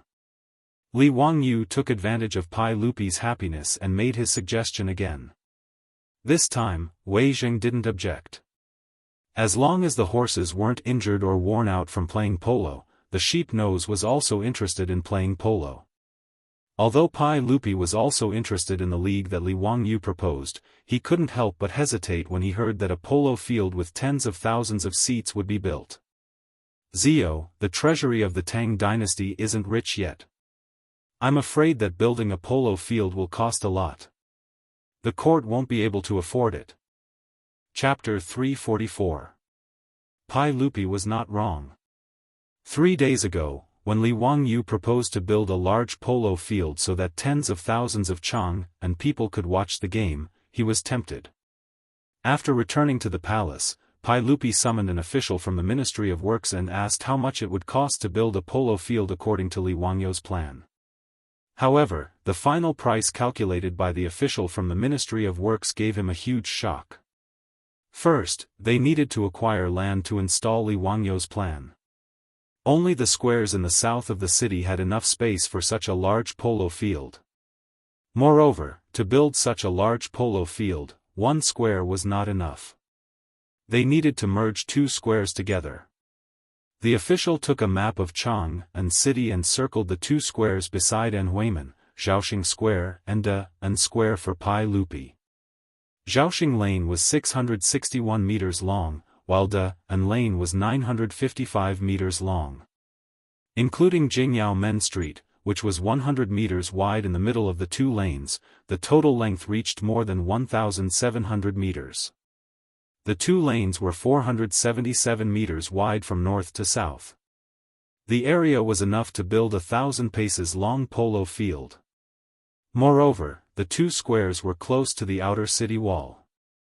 Merging them together would not affect the traffic on Jinjiaomen Street. It was very convenient. The cost of building houses in the Tang dynasty was not high, but the land in Chang and city was quite expensive.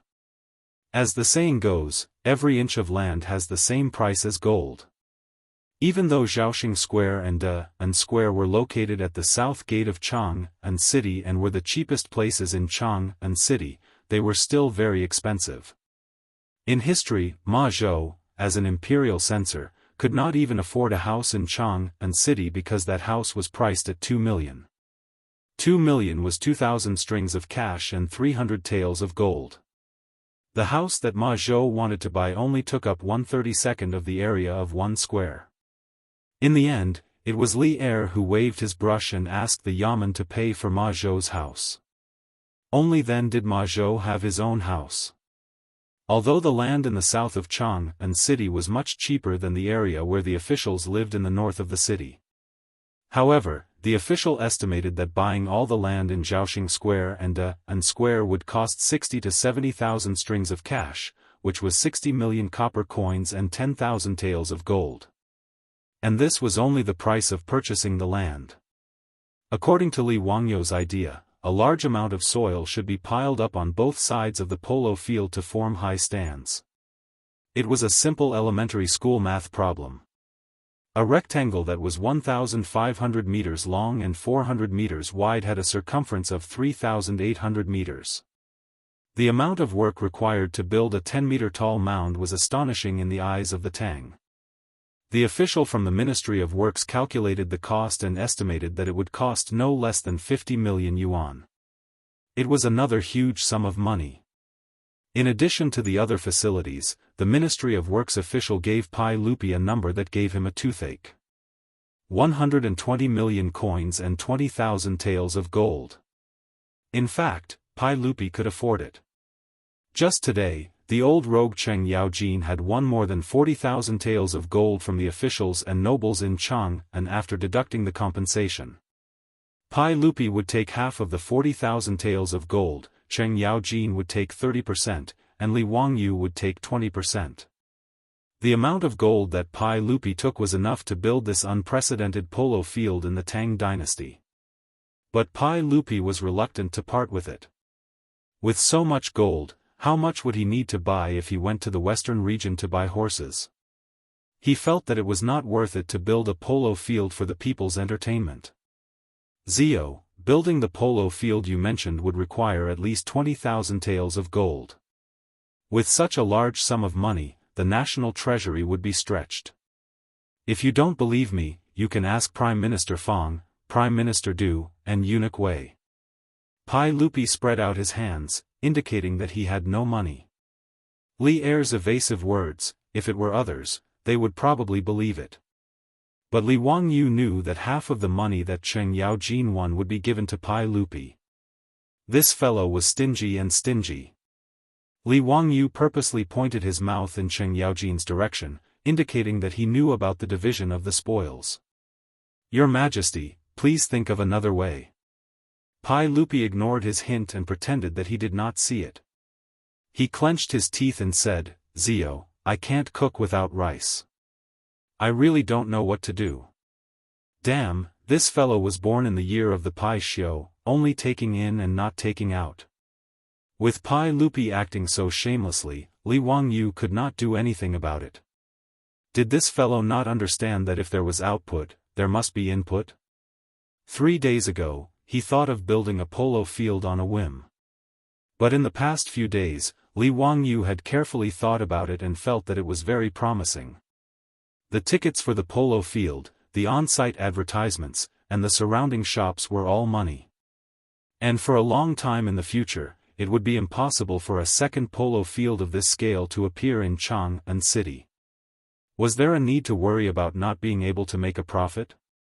The Tang dynasty was lacking in entertainment, and polo was popular but rarely seen. Was there a need to worry that the stadium would not be full for every game? Seeing that Pai Lupi was unwilling to pay, Li Wangyu rolled his eyes and leaned over to Pai Lupi and whispered, Uncle, can I borrow some money from you? Borrow money? How much do you want to borrow?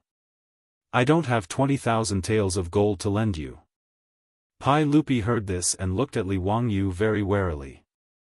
Li Wangyu laughed. Not much, just 10,000 taels of gold. No. Uncle, I'll pay you according to the interest rate of the official money. How about that? No, I don't have money. You really don't want to lend? No. Li Wangyu pretended to be regretful and shook his head. If you don't want to lend, then forget it. I'll ask the officials later and see if I can borrow 10,000 taels of gold. By the way, I can also talk to them about Lu Guogong being the banker and setting up the gambling. Come back, you bastard. Be careful or I'll beat you. Okay, when Lu Guogong receives the gold, I'll ask him to give you 10,000 taels of gold. Don't talk nonsense. Pai Lupi was anxious when he heard this. The dignified emperor of the Tang dynasty had colluded with the founding Lu Guogong to set up a gambling scheme to cheat the officials of their gold. If this matter was spread out, he, Pai Lupi, would still have face? Hey, uncle, don't worry. I'm the most tight-lipped one. Li Wangyu quickly patted his chest and promised. Get out, get out. Don't let me see you again today. You bastard, you're pissing me off. Pai Lupi turned around and left. He didn't want to say another word to Li Wangyu. Empress Zhongsun and concubine Yang both covered their mouths and chuckled. They followed Pai Lupi and left. After Pai Lupi left, Li Wangyu was very proud. He didn't have the slightest bit of unhappiness when the fops asked him to treat them at Ping Kong Fang. It was all thanks to this group of lovable fops who forced him to watch the polo match at the Northern Imperial Army's barracks. As a result, watching the polo match not only raised his title by 1 level, but also earned him a huge polo field in Chang'an city. Of course, he was most satisfied with the horse, Zhao Yabai. Li Wangyu loved the horse so much that he couldn't put it down. He was also extremely grateful to Zhang Liang, the boy who gave him money. A good person. The Tang dynasty needs such a good person. But as the saying goes, a handsome person can't be handsome for more than 3 seconds. Li Wangyu's complacent mood didn't last for long. Chapter 345. The morals of the officials and nobles of the Tang dynasty were still above average. At the very least, no one was as shameless as the old hooligan Cheng Yaojin and reneged on the bet. In less than 2 days, each family sent people to deliver gold to Duke Lu's mansion to clear the gambling debts. This time, Cheng Yaojin didn't cause any trouble for Li Wangyu and happily sent 20,000 taels of gold to him. 1 tael of gold in the Tang dynasty was equivalent to 30 grams in modern times. 20,000 taels of gold was equivalent to 600 kilograms. It wasn't too heavy and a 4-wheeled carriage could easily carry it away. However, such a large amount of gold was sent to Dingzhou village's barren residence. Oh, it was now the Viscount residence. The old housekeeper Li Heng was quite frightened. The old man had never seen so much gold. Even though it was locked in the residence's treasury, he was still so worried that he couldn't sleep well. Li Wangyu and his beautiful superior also felt that it wasn't appropriate for the family to save so much money. However, there were no banks in the Tang dynasty. Every family saved their money in their own residence. Even though he was distressed, he didn't have any good ideas to solve this problem. He did have the intention to hire more troops to guard the house, but the Li family's old residence in Dingzhou village was too small. The people in the house were already cramped and there was no place for them to stay. He could only wait for half a year for the manor to be completed. Only then could he expand his family's power. Fortunately, Dingzhou village had always been safe and sound. Moreover, it was famous outside. Ordinary thieves didn't dare to cause trouble in Dingzhou village. Li Wangyu had caused so much trouble when he went out. His beautiful superior was speechless. Among the entire Dingzhou village and Laihat, she and Li Wangyu were the calmest when it came to his promotion. However, the beautiful superior was in favor of Li Wangyu wanting to build a polo field. It wasn't that she liked playing polo. It was just that she knew better than Li Wangyu what such a large stadium meant. Li Wangyu had never been to Europe or America. Huaxia's large stadiums weren't profitable. Most of them were operating at a loss. However, when his beautiful boss studied in the United States, she had a good understanding of the operation of European and American sports stadiums. As long as the number of guests was guaranteed, profits were inevitable. Her view was the same as Li Wangyu's. In the Great Tang, in this era where sports stadiums had yet to appear, building a polo field that could accommodate tens of thousands of spectators in a city with a population of 1 million was an extremely lucrative prospect.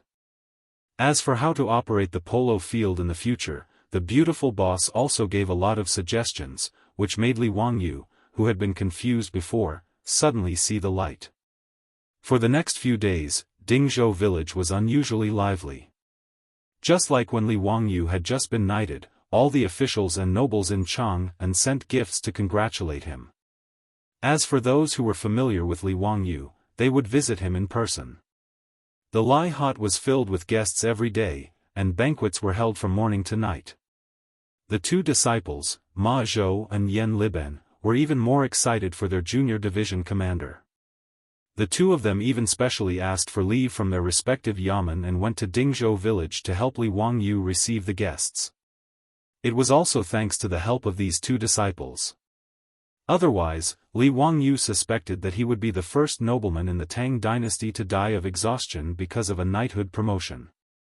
The villagers were even more honored that their lord had been promoted, and they all came to congratulate him.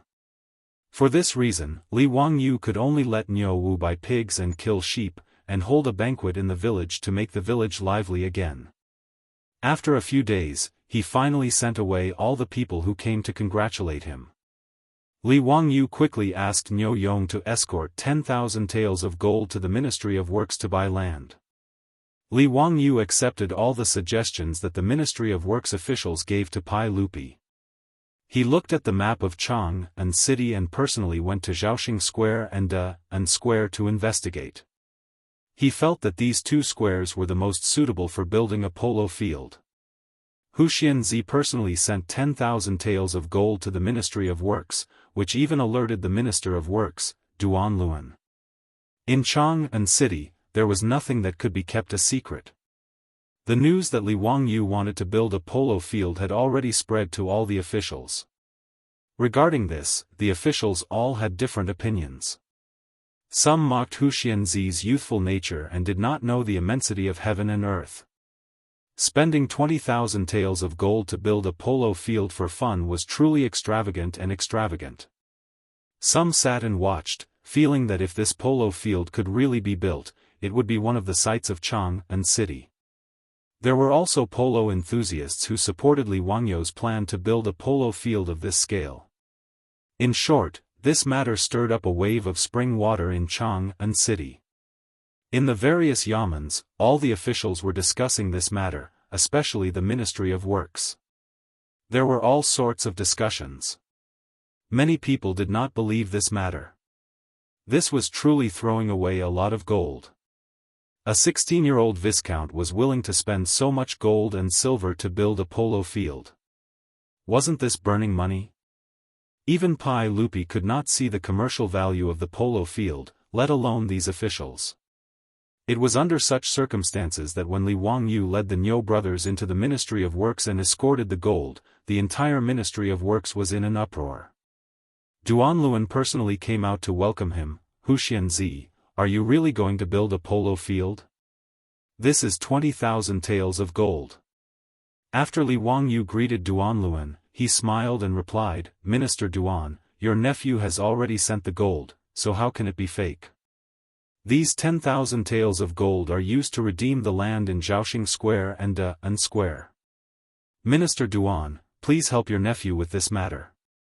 Duan Luan, the Minister of Works, was related to Li Wangyu by marriage.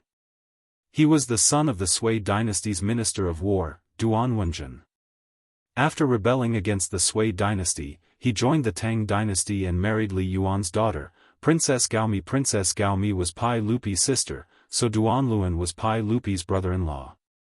It made sense for Li Wangyu to call himself a nephew. If the polo field was to be built successfully, the Ministry of Works would have to cooperate. Not only did they need to redeem the land, but they also needed to recruit workers to build the polo field. Since ancient times, there had been too many shenanigans involved in construction projects. Li Wangyu did not wish for the gold that he had painstakingly dug out from Li Er's mouth to be embezzled by others. Hu Xianxia is indeed a young hero. You are really generous. Don't worry, I will help you with this matter. As long as you have enough money, the polo field will be completed in at most a year. Duan Luan twirled his beard and nodded with a smile. Li Wangyu hurriedly bowed again, thank you, Minister Duan. When the polo field is completed, your nephew will invite Minister Duan to watch the football match. Huh, that's great. I am also looking forward to it. The two exchanged a few more pleasantries. After Li Wangyu handed over the gold to the officials of the Ministry of Works, he left in satisfaction. However, to Li Wangyu's surprise, the Ministry of Works had only begun to redeem the land for a few days when something happened that caused him trouble. He never expected that the Tang dynasty would also have nail households. Chapter 346. Zhaoxing Square and Da'an Square were located outside of Chang'an City. Most of the square was farmland, and there were not many people living there. Farming in the city was a habit of Chinese cities. For a huge city like Chang'an, even if it was surrounded by the enemy, they would not lack food for a short period of time. As for Hu Xianxia wanting to buy their land, the people in these two squares did not have much of an opinion. After all, Hu Xianxia had paid the copper coins according to the market price, which was enough for them to buy land from other squares. The matter of the Ministry of Works helping Li Wangyu to buy land went smoothly. However, there were exceptions to everything. The Ministry of Works officials met with a family in Don Square who refused. Even if the Ministry of Works officials offered a 20% premium, this family would not sell their land. When the news reached Li Wangyu, it made him slightly shocked. The Tang dynasty actually had people who refused to sell their land? Not to mention the fact that he had given enough money to buy the land, just his face as the founding Viscount and the Ministry of Works officials were not enough to make this family lower their head. This was something worth pondering. In Chang'an City, the south of the city was mostly where normal people lived. It was the poorest region in Chang'an City, and it was not an exaggeration to call it the slums. The walls here were even made of yellow dirt, and they were only half a person tall. They were really old and broken. For a family living in such a place to be able to go against the Ministry of Works and not sell their land, Li Wangyu could not help but find it weird. Seeing that the matter of buying land had been delayed, Li Wangyu was a little anxious, so he brought Niu Wu to Chang'an to personally ask the Ministry of Works. Minister Duan, who is it that is not willing to sell their land? What is their background? After Pai Lupi greeted Duanluan, he went straight to the point. Duanluan sighed and said, Hu Xianzi, do you have a grudge with the Ministry of Civil Affairs? His words stunned Li Wangyu, and he did not know what was going on. The Ministry of Civil Affairs, which later became the Ministry of Revenue, was in charge of finance and civil affairs, including land, marriage, money, tribute, and so on. It was divided into the Ministry of Civil Affairs, the Ministry of Revenue, the Ministry of Gold, and the Ministry of Grain. The Li Langzhong that Duanluan mentioned was the Li Langzhong of the Ministry of Civil Affairs. He was the head of the Ministry of Civil Affairs, a secondary grade 5 official. Li Wangyu didn't know any Dr. Li, and he didn't think that he had any enmity with this person. In Noda's Ministry of Civil Affairs, he only knew Dai Zhou, the Minister of Civil Affairs. He shook his head. Minister Duan, I don't know any Dr. Li. Is this related to him? Duanluan couldn't help but be a little surprised. You don't know Dr. Li? Then why did he refuse to sell the land? That piece of land in Daoist Square is the courtyard that this Dr. Li purchased. Li Wangyu was also stunned. Why would a fifth-rank official of the imperial court go to the slums to buy a courtyard? However, this was not the time to investigate this matter. He hurriedly asked, Minister Duan, did this Dr. Li say why he was unwilling to sell the land? I haven't offended this person. Duanluan shook his head. Then it's troublesome. Dr. Li is adamant that he doesn't want to sell the land. The Ministry of Works can't do anything about it. We can't force him to sell the land. Li Wangyu frowned. Sure enough, demolition was a troublesome matter no matter when. Now, a lot of land in Zhaoxing Square and Daoist Square had been bought. If he couldn't deal with this Dr. Li, then the construction of the polo field couldn't continue. After thanking Duanluan, Li Wangyu got up and left. He planned to find someone to ask about this Dr. Li's background and why he wanted to go against him. For information, he just needed to find the foppish playboys. This group of top foppish playboys of the Tang dynasty had nothing to do every day and wandered around Chang'an. In Chang'an, there weren't many things that they didn't know. Sure enough, as Li Wangyu expected, the foppish playboys knew all about the background of this Dr. Li from the Ministry of Civil Affairs. But after knowing his background, Li Wangyu became even more depressed. This Dr. Li from the Ministry of Civil Affairs was indeed not acquainted with Li Wangyu. But he had a younger sister who was married to the Duke of Chongping, Zhang Liang. Dr. Li was the elder brother of the Li clan, Zhang Liang's brother-in-law, and Zhang Liang's brother-in-law. This made Li Wangyu so depressed that he almost vomited blood. Did he have to be so arrogant? You're a fifth-rank official and your mansion is in the north of the city. Why did you go to the south of the city to buy land and build a villa? Li Wangyu naturally didn't know that Dr. Li had bought that land in Daoist Square because he had been tricked. The elder brother of the Li clan was called Li Ru. He was a very devout Taoist monk. He was good friends with the abbot of the Taiqing Palace in Chang'an.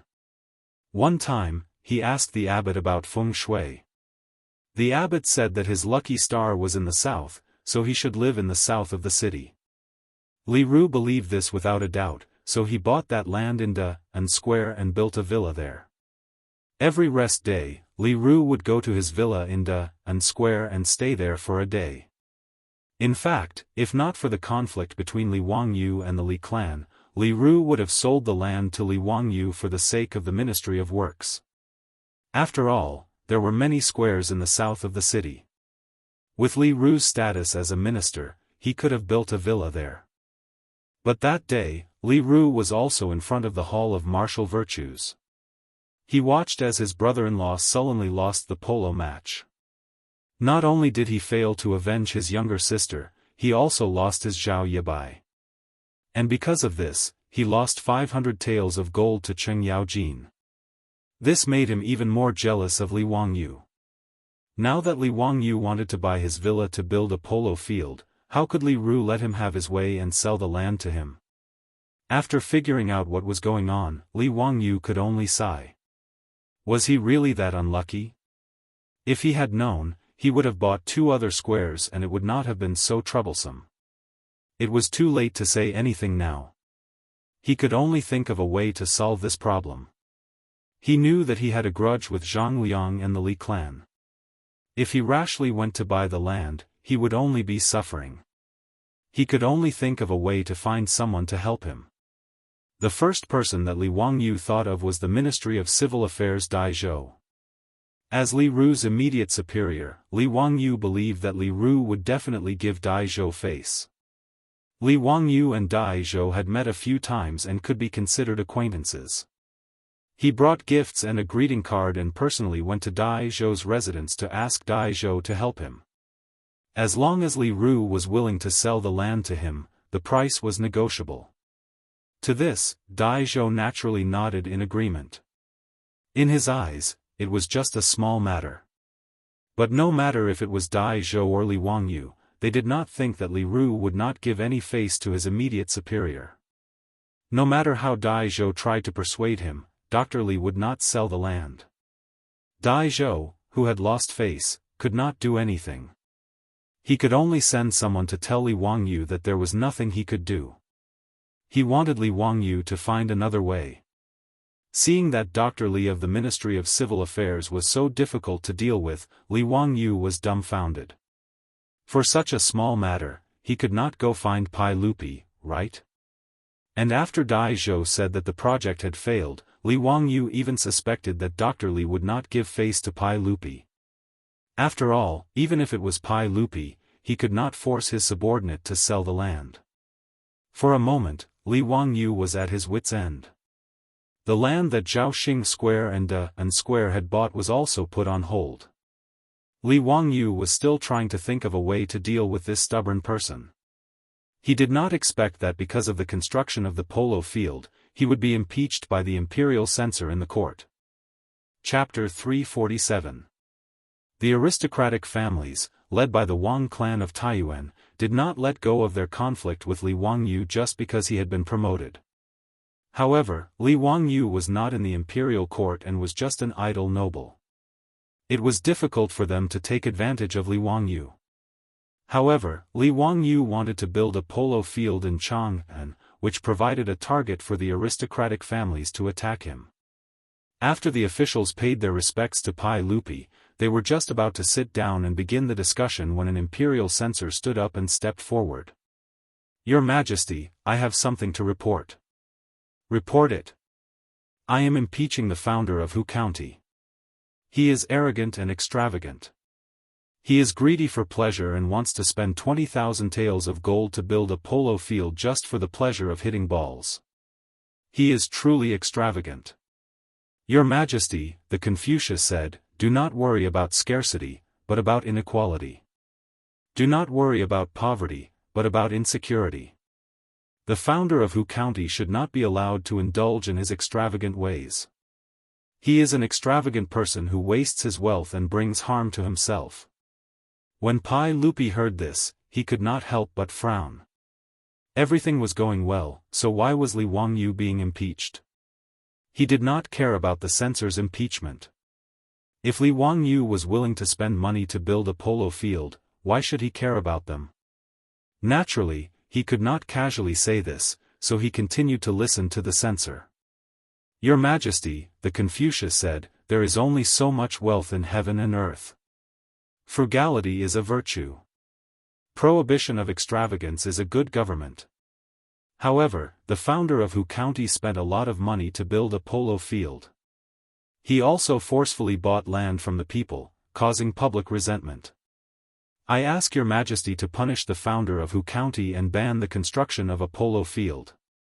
When Pai Lupi heard this, he could not help but curse the censor for looking for trouble.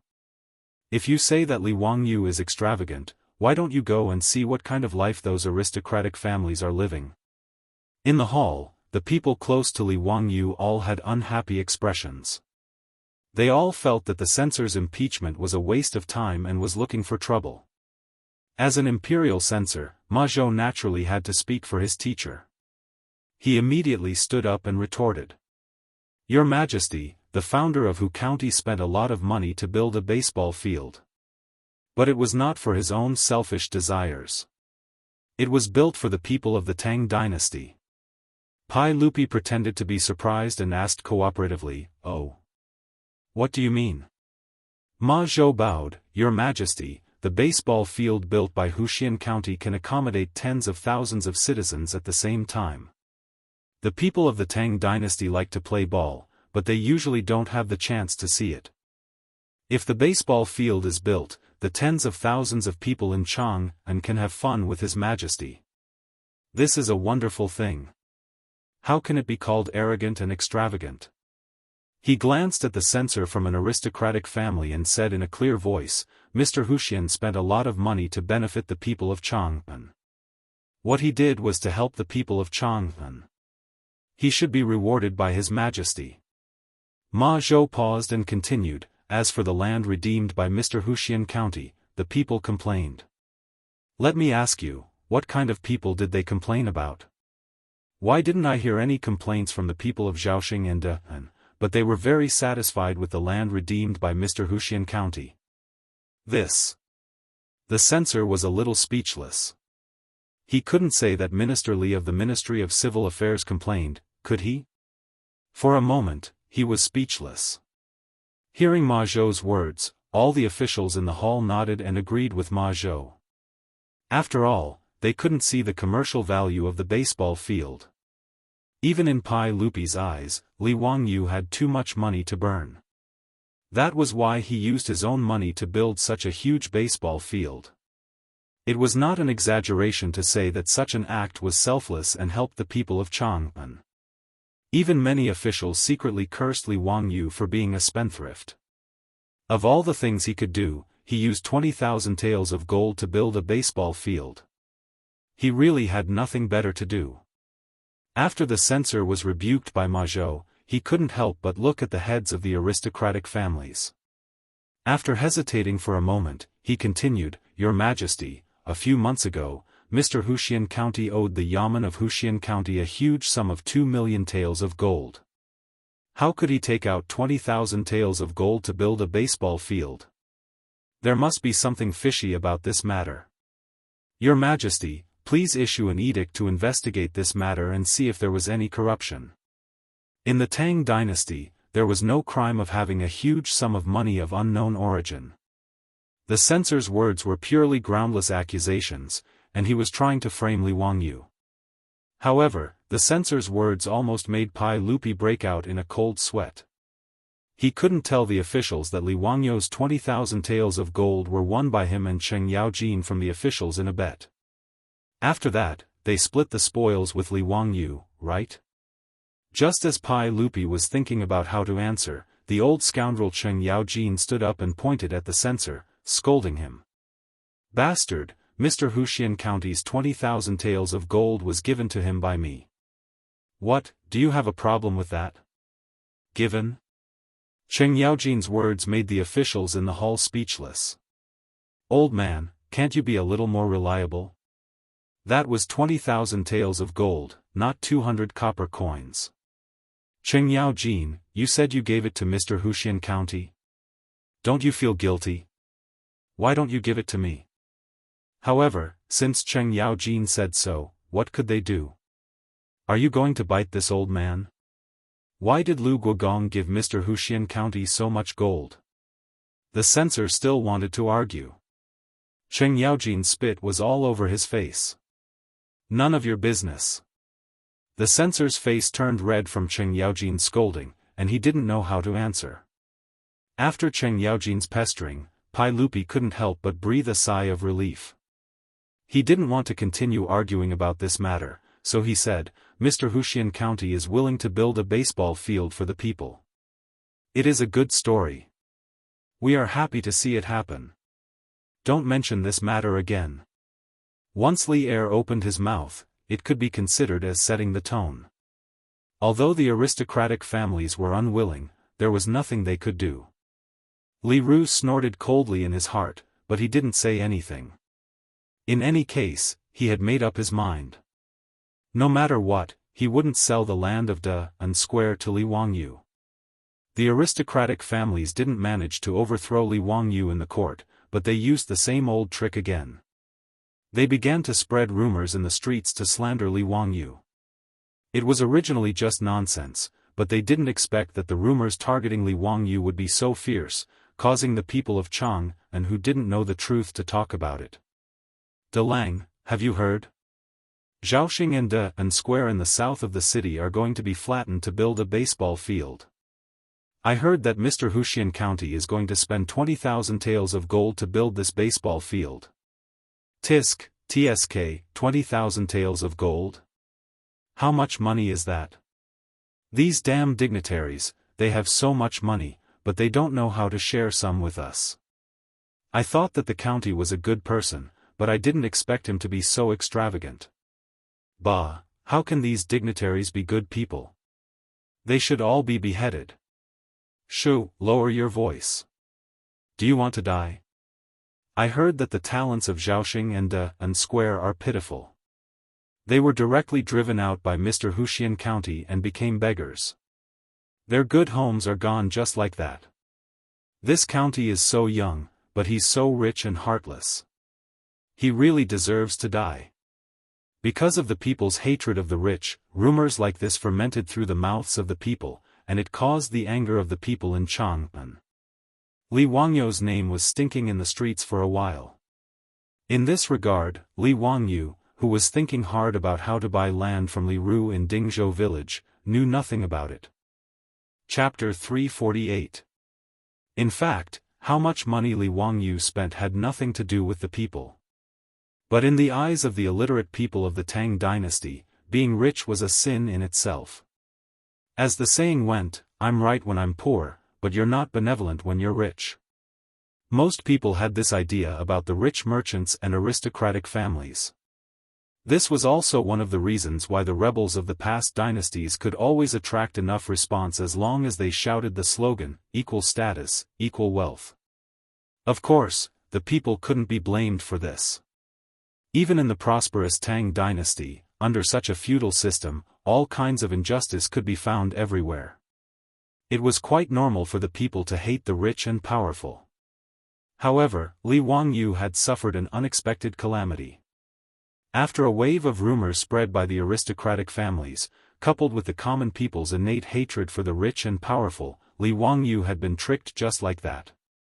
Now in Chang'an, people were either discussing how much money the county official had to spend 20,000 taels of gold to build a polo field, or cursing the rich and unbenevolent rich and powerful.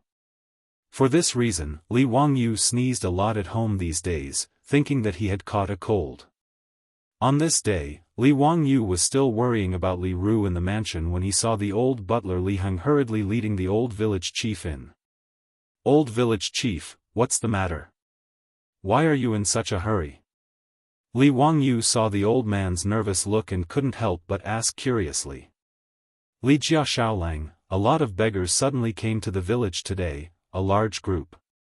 Old Me has asked the village's young men to stop them at the entrance of the village.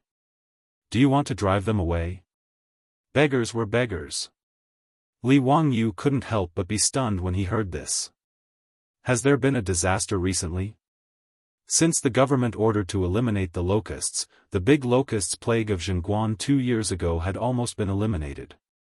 Although this year's grain reduction was certain, there shouldn't be people fleeing and begging, right? And even if they wanted to flee, shouldn't it be in July or August, when there was a shortage of food? It was only the end of April and the beginning of May. How could there be groups of beggars? The old villager shook his head and said, "They don't look like refugees. They look more like beggars in Chang'an. They speak with the accent of Chang'an." Li Wangyu asked curiously, "Beggars in Chang'an? Why would these people come to my Dingzhou village to beg for food?" Dingzhou village was located in Chang'an, 100 miles away from Chang'an city. Although it had only been half an hour on horseback, it was obvious that these beggars did not come here on horseback. It would take a day to walk 50 kilometers on foot. What attracted these beggars from Chang'an city to Dingzhou village? Even the old villager was confused.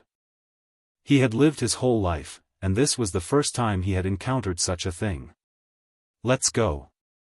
Let's go to the village entrance and see what's going on. Li Wangyu simply stood up and beckoned the old villager to walk towards the village entrance. When they arrived at the entrance of the village, they saw that it was already crowded with people. There was indeed a group of beggars dressed in rags outside the village. They were clamoring to enter the village, and there were no less than 100 of them. At the entrance of the village, there was a group of old soldiers leading the village's young and strong men. They held weapons and stared at the beggars covetously, not allowing them to move forward. Although the houses in Dingzhou village were still dilapidated, there were many copper coins hidden in each house. The old villager naturally did not want to let so many beggars into the village, fearing that they would cause trouble. The villagers also came to watch the commotion. The women and children pointed at the beggars outside the village and laughed from time to time. Niu Yong and Niu Wu saw so many beggars and were afraid of trouble, so they stopped Li Wangyu from going forward. The two of them held weapons and squeezed to the front of the village's young and strong men. "Who are you? Why have you come to my Dingzhou village?" Niu Yong asked loudly. "Sirs, we have no one to depend on and are very pitiful. We have specially come to ask for help from the founder of Hu County. Please take pity on us and help us. We want to see Hu County and ask for your help. Please have mercy on us. Please take pity on us and help us." The group of beggars clamored and shouted all kinds of things. Some even sang a beggar's song, "There are only 12 hours in a day, and there are only 2 or 3 rooms. Each room only asks for 1 coin. Heaven, heaven, heaven is so pitiful." This group of beggars was so noisy that it gave the Niu brothers a headache. They wanted to give them some clothes and food to send them away. "How can beggars like you meet our Langjun? I'll get someone to prepare some clothes and food for you. Leave quickly. You all have hands and feet. What can't you do? Why must you beg for food? Sirs, we don't want clothes or food. Please give us some gold. We will leave immediately and won't bother you." What? The beggar's words stunned Niu Yong, Niu Wu, and the young and strong men of Dingzhou village. They don't want clothes or food, but they want gold? Where did this group of lunatics come from? Yes, that's right. Hu County has so much gold that he doesn't have anywhere to spend it. It's spread throughout Chang, and that Hu County throws away his gold casually like he's throwing away his worn-out shoes. If that's the case, why don't you give it to us? Yes, everyone in Chang'an says so. Hu County has so much gold that he can't fit it in his house. If he has mountains of gold and silver, please take pity on us.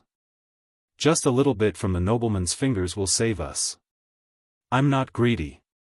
Just give me a piece of gold leaf. The beggar's words almost made the villagers laugh. Even Li Wangyu, who was behind the crowd, shook his head with a wry smile. Which bastard spread this rumor?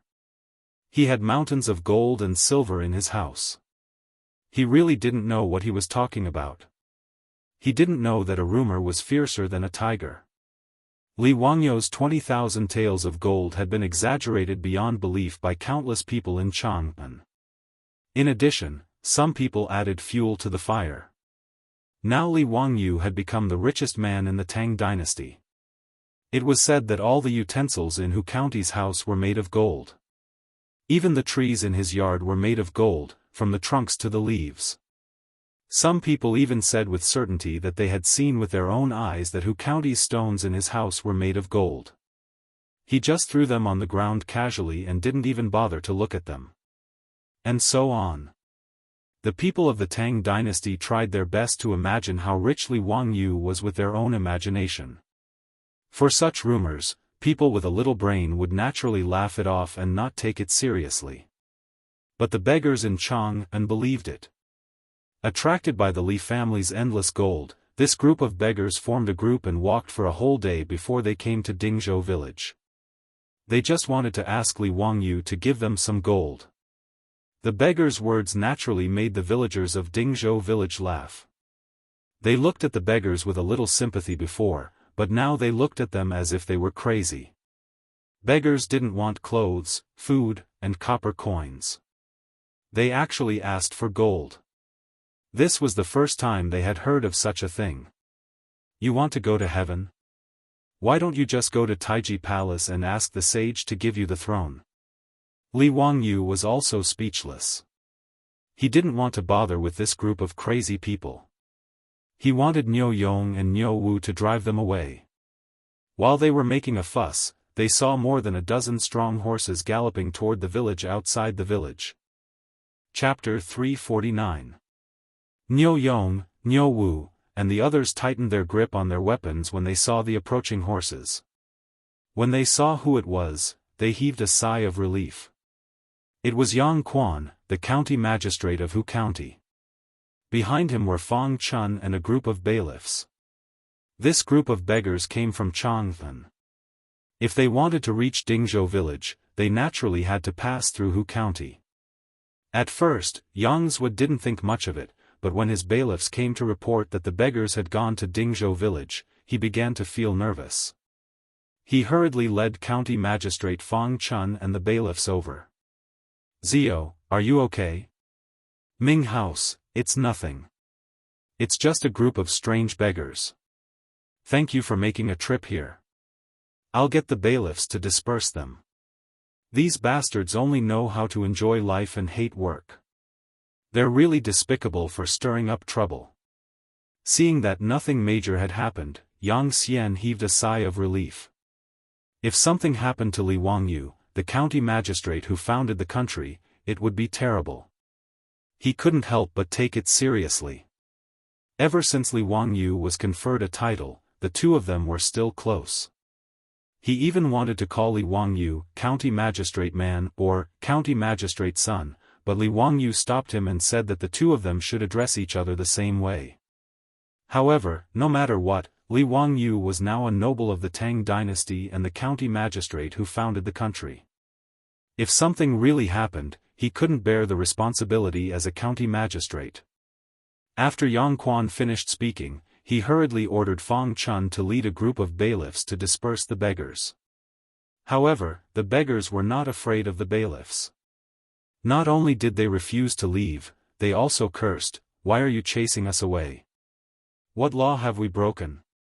We want to see County Magistrate's son and ask for his mercy. Give us gold. County Magistrate's son has so much gold that he can't use it all. Why won't he give it to us? Yes, we want gold. We can just pick some gold leaves and some gold stones. Don't waste your breath on these county magistrates. Let's rush into the village. That county magistrate has countless gold for us to use. Yes, yes, charge in and get the gold." The Yamen runners wanted to drive this group of beggars away, but they saw that the beggars suddenly became agitated. They actually wanted to break through the blockade of the young and strong villagers and rush into the village. Seeing that this group of beggars was about to cause trouble, the bailiffs did not dare to be careless.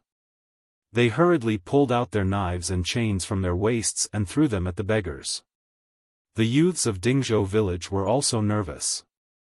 They clenched the weapons in their hands. All the beggars who wanted to attack the village were all beaten to the ground. More than 100 beggars, in front of Dingzhou village's group of strong and powerful youths, as well as the county yamen runners. Naturally they did not have an easy time. It didn't take long for them to be knocked to the ground. Many of the remaining beggars wanted to run away, but they were all chased back by the bailiffs and tied together with ropes. Li Wangyu was at a loss. He was still confused about the farce in front of him.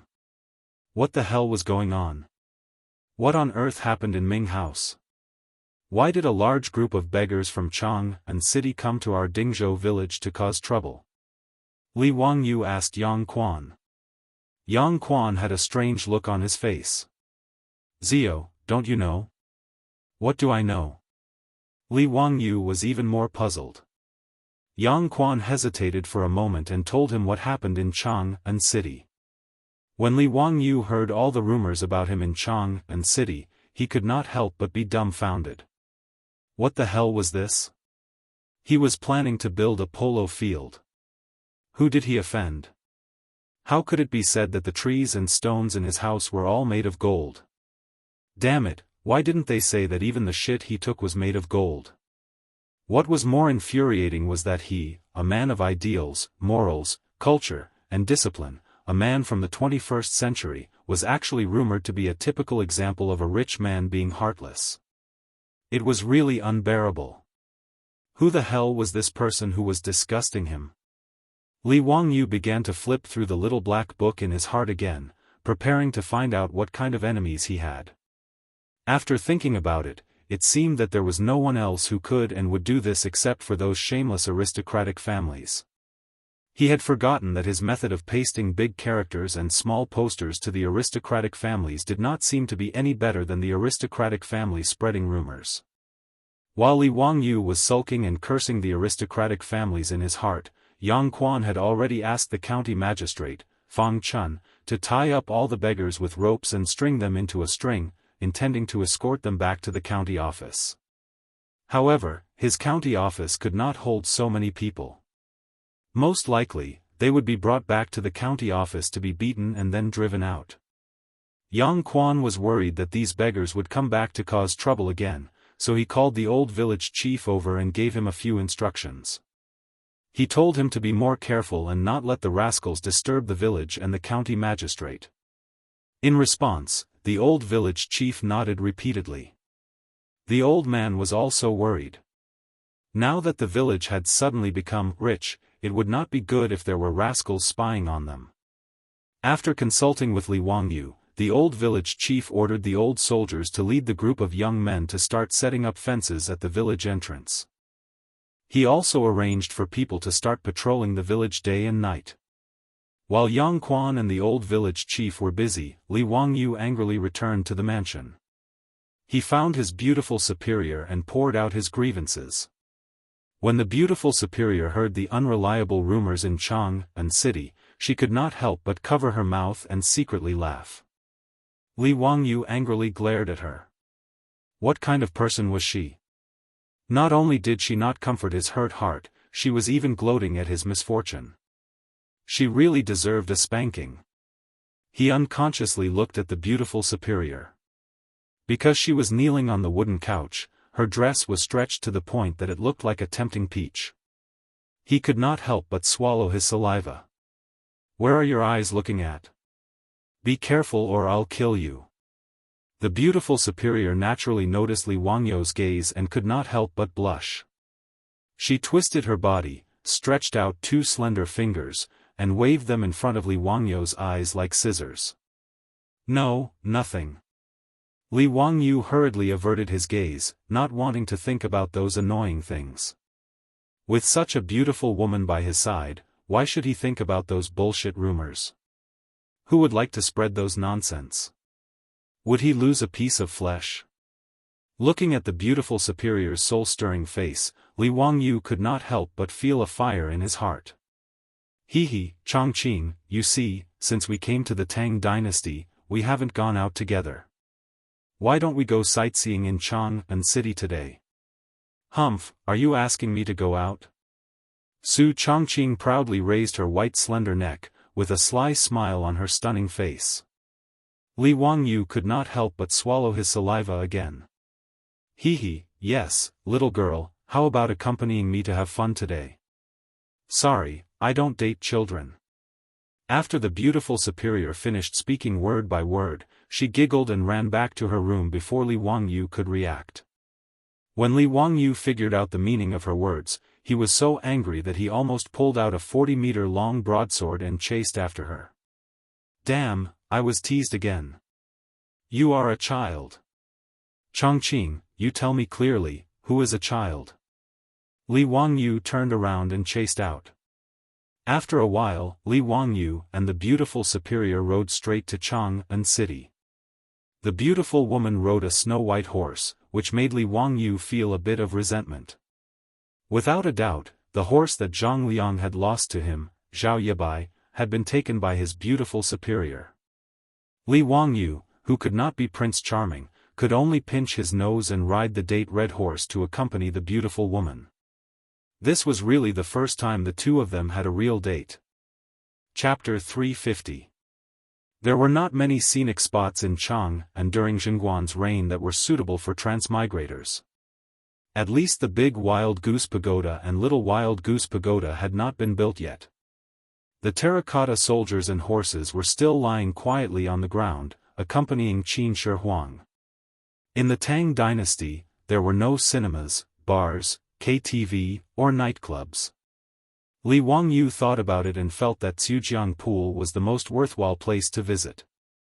There was a poem that said, "The brocade hall is always embroidered with curtains during the day." The pink beauty coaxed him with wine, and the young man in green followed. The jade staff gently knocked the flower petals, and the golden whip was like a willow branch. Riding 3 to 5 horses, they traveled leisurely along Zhujiang Pool. This Zhujiang Pool was very suitable for traveling with the pink beauty. It just so happened that his beautiful superior had not been to Zhujiang Pool before. Hearing Li Wangyu's words, she was also interested. The two of them leisurely rode their horses and chatted softly in front of the pool. They were relaxed and comfortable. The only thing that made Li Wangyu dissatisfied was the big light bulb following behind them. Niu Wu insisted on following them and protecting them. Li Wangyu could not persuade him no matter how hard he tried. In the end, he could only tell Niu Wu to stay away from them while his beautiful superior snickered. Only then could he and Su Chongqing have some space to talk privately. After strolling until noon, Li Wangyu and his beautiful superior felt hungry and prepared to find a place to eat in Chang'an. Zhujiang Pool was too far away from Shi City. Li Wangyu did not want to cross the city to eat in those restaurants. Suddenly, he remembered the famous Zhao's soup pancake in Chang'an. The soup pancake in the Tang dynasty was also known as wonton in the future. Yang Xiong of the Western Han dynasties, Fang Yan, mentioned that pancake is called wonton. Wonton was a kind of pancake. When it was cooked with soup, it was called soup pancake. Li Wangyu had eaten this Chang and Zhao's soup pancake once out of admiration. Zhao's wonton pancake was delicious but not greasy. The seasoned soup was mellow but not bland, giving a long aftertaste. Li Wangyu ate it with great satisfaction. Listening to Li Wangyu's introduction, the greedy worm in the belly of the beautiful boss was also aroused, and she nodded repeatedly. The Zhao's soup pancakes were not opened in the east and west markets, but in Zhaogua Square, not far from Zhujiang Pool, outside Chongji Temple. The old couple led their son and daughter-in-law to run a restaurant in the square. The business was quite good. When Li Wangyu arrived with his beautiful boss, the restaurant was almost full of diners. The waiter was shopkeeper Zhao's son. He saw that the three of them were all riding horses, especially the beautiful boss's shining night white. It was so dazzling that it almost blinded everyone's eyes. He knew that the three of them were nobles. In the Tang dynasty, Such a majestic horse was comparable to the supercars of the modern era in the eyes of the public. It attracted the attention of the passers-by, and the diners in the restaurant also whispered to each other. Shopkeeper Zhao's son didn't dare to be negligent. He attentively helped them tie up their horses and invited them to an empty table to sit down. "Give us 3 bowls of soup pancakes." "Oh, 4 bowls." Li Wangyu thought of Niu Wu's appetite and quickly added. "Okay, 4 bowls of soup pancakes. Please wait a moment." Shopkeeper Zhao's son hurriedly responded and went to the kitchen to inform his father. The restaurant of the Xiao family was not big, and the diners sat very close to each other. When Li Wangyu and the others waited for the dishes to be delivered, they could clearly hear the diners' conversation. The beautiful boss's shining night white attracted a lot of envious voices. People who loved horses in the Tang dynasty could be found everywhere. Many diners commented on the majestic white horse clearly and logically. They were very envious, and Li Wangyu felt a little complacent in his heart. "Wan Sanlang, look at this white horse. How much is it worth?" "Hee, that's a big deal. In the West Market, it only costs 10 strings of copper coins to pull a horse, but in the army, it costs 50 strings of copper coins to pull a horse.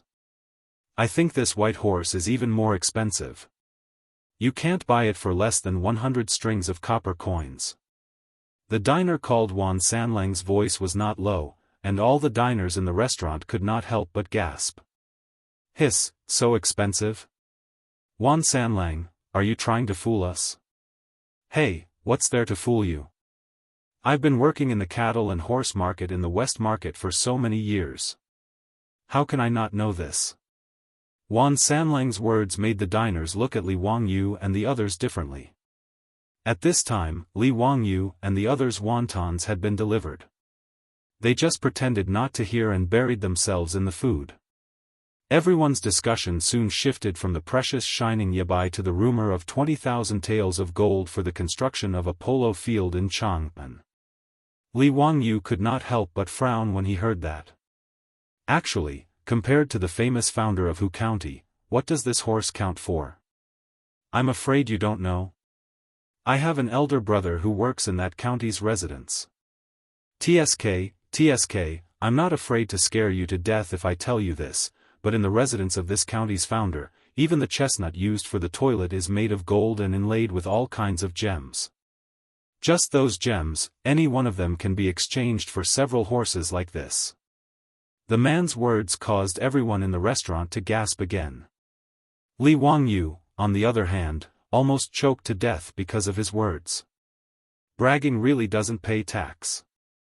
Also, your elder brother works in my house. This bragging really makes it seem as if it's true. Li Wangyu felt that if he was not talking about himself, he might have believed it. Damn, so what Yang Quan said was true. This rumor is getting more and more exaggerated. If it continues to spread, Li Wangyu will probably become the god of wealth who can turn stone into gold. The beautiful boss naturally heard this and couldn't help but cover her mouth and laugh. This made Li Wangyu so angry that he glared at her. Niu Wu's mouth was wide open. He thought that he was hallucinating. He was about to stand up and refute, but Li Wangyu pulled him back and shook his head, indicating that he should not speak. The atmosphere in the restaurant became livelier because of the bragging man's words. That's why that county spent so much money to build a baseball field for him to play in. It was a small matter. It's just a pity that the people of Zhaoxing and Dan were chased out of their houses in the middle of the night in order to make room for that county. A perfectly good home was gone just like that. I heard about this matter. That county had countless gold in his house, but he was still so stingy. Not only did he not give them the money to buy the land, but he also let the people in his house kidnap women. TSK, the people of those 2 houses are in trouble. Their homes are gone, and even their slightly beautiful daughters were taken to the county's founder's house to be ravaged day and night. Isn't that right? Fortunately, my house is in Anle House, which is just across Enhuimen Street from that Dan house. These days, the cries of the people of Da and house can be heard through the walls of the house. It's too pitiful. That county really doesn't know shame and acts like a beast. He's so extravagant and lascivious. I thought that someone who could write such a strange book as The Three Kingdoms must be a great scholar. I didn't expect him to be so unbearable. When Li Wangyu heard this, he could no longer hold it in. He slammed the table and stood up. The beautiful boss's face also turned cold. Her mischievous expression was gone. Niu Wuxia clenched his fists. The veins on his neck bulged in anger. It's fine to say that I'm rich and heartless, but to even talk about raping women and ravaging them day and night? This is simply forcing me to feed *T into my mouth. Damn it! Chapter 351. The sound of Li Wangyu slamming the table was so loud that it attracted everyone's attention. Li Wangyu angrily asked, "Everyone, aren't you afraid of being punished by the authorities for making up such rumors?" However, his words only caused the restaurant to be silent for a few seconds before being mocked by everyone. "Bah, why can't we talk about what that county magistrate did? Only county magistrates are allowed to set fires, but commoners aren't allowed to light lamps. This Lord Xiao Lang must be from a wealthy family. That's why he's so protective of that county magistrate, right? Humph, they're all jackals of the same tribe. So what if he's rich? Just because he's riding a good horse, he dares to shout and shout. If it were any other day, these diners wouldn't have dared to curse at someone riding a horse like Yabai. However, today, everyone in the restaurant was condemning that county magistrate. It was as if they were of one mind and the law couldn't punish the majority. Thus, even though they knew that Li Wangyu's group of three had extraordinary identities, they still attacked them. The beautiful woman's face was frosty as she coldly said, "Everyone, why are you insulting my innocence without any evidence? When has that county magistrate ever kidnapped a woman or occupied someone's land?" It would have been better if she hadn't said anything. Her words caused everyone in the restaurant to laugh. "Ha, young lady, why aren't you properly taking care of your husband and children in your residence? Why are you spouting nonsense? We all saw what that county magistrate did with our own eyes. How is he insulting your innocence? His appearance isn't bad, but I didn't expect him to have the heart of a poisonous scorpion. How much gold did that county magistrate give you for you to protect such a beast like him? I'm afraid this young lady isn't this young man's mistress, is she? Or perhaps she's a girl from Peace Square." Li Wangyu had already been enraged by these rumors in the marketplace. At this time, when he heard them humiliating his beautiful superior, he couldn't bear it any longer. He directly picked up the bowl of hot soup on the table and threw it at the person who said that his beautiful superior was the miss from Peace Square. The Zhao's soup pancakes used the best chicken soup as the base. It tasted delicious, but the temperature of the chicken soup was also quite high. The bowl of soup splashed onto the head of the person who had spoken just now. The scalding soup made him wail like a ghost and howl like a wolf. Seeing Li Wangyu suddenly launch an attack, the customers in the restaurant were stunned for a moment before they flew into a rage. All of them suddenly stood up and rushed toward Li Wangyu and the other two. For a moment, the Xiao family's small eatery was in a mess. When Niu Wu saw that his Lang Jun had made a move, he didn't hesitate. He waved his big fist and smashed it toward the surrounding diners. With his martial arts, it couldn't be easier for him to deal with these ordinary people. With just 2 or 3 punches, he knocked down several people. However, as the saying goes, the Tang people revered martial arts while the Song people revered literature. Although these diners were all common people, they didn't fear Niu Wu's fist at all. Instead, after he knocked down a few people, the others became even more fierce and surrounded him. After Li Wangyu threw the bowl of soup, he also felt a bit of regret. In this eatery, there were more than 10 diners, but Niu Wu was only one person. With his small body, he couldn't help much. If by any chance he got into a fight and hurt his beautiful superior, then it would be too late for regrets. Seeing that all the diners had surrounded him, Li Wangyu quickly pulled his beautiful superior behind him. He reached out and picked up the bowl and chopsticks on the table again and smashed it toward the diners. The eatery was in chaos. The Xiao family's shopkeeper and his son hurriedly shrank behind the counter and repeatedly called for everyone to stop. But at this time, how could everyone stop? Niu Wu naturally had a lot of skills. If he really hardened his heart and pulled out the weapon at his waist, then these diners would probably all be lying on the ground. But it was only a verbal disagreement and a fight, so Niu Wu naturally couldn't hurt people. And with his bare hands, although he was brave and fierce, he might not be able to deal with the siege of more than 10 people. Li Wangyu saw that Niu Wu was being besieged and that there were several people on his side surrounding him again. He quickly picked up the bowl of soup on the table and made a gesture to throw it out again. His action scared the diners who were surrounding him. They immediately dodged, afraid that the hot soup would be poured on them. The person who was poured a bowl of hot soup by Li Wangyu just now was still rolling on the ground and howling in grief. After using the hot soup to force the diners away, Li Wangyu didn't waste any words. He threw down the bowl of soup, pulled his beautiful superior, and turned to run. He didn't forget to call out, "Niu Wu, leave quickly. Don't get entangled with them. Lang Jun, you guys get on the horse first." Niu Wu blocked the entrance of the restaurant by himself. He had the aura of a man who could hold back 10,000 men.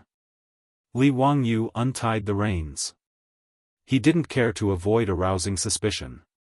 He stretched out his hand to hold his beautiful superior's perky buttocks and pushed her onto the horse.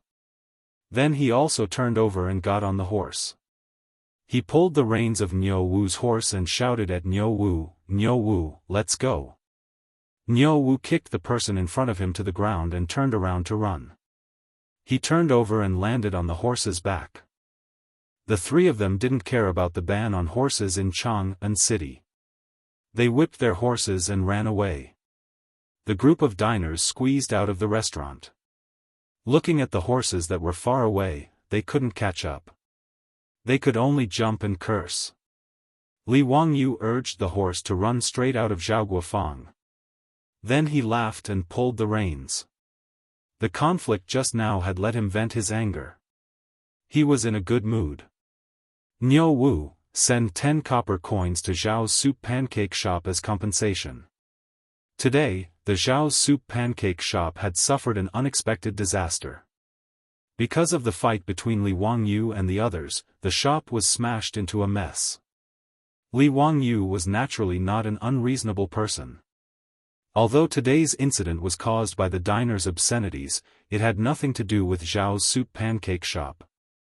He naturally had to compensate. Niu Wu grinned and nodded with a smile.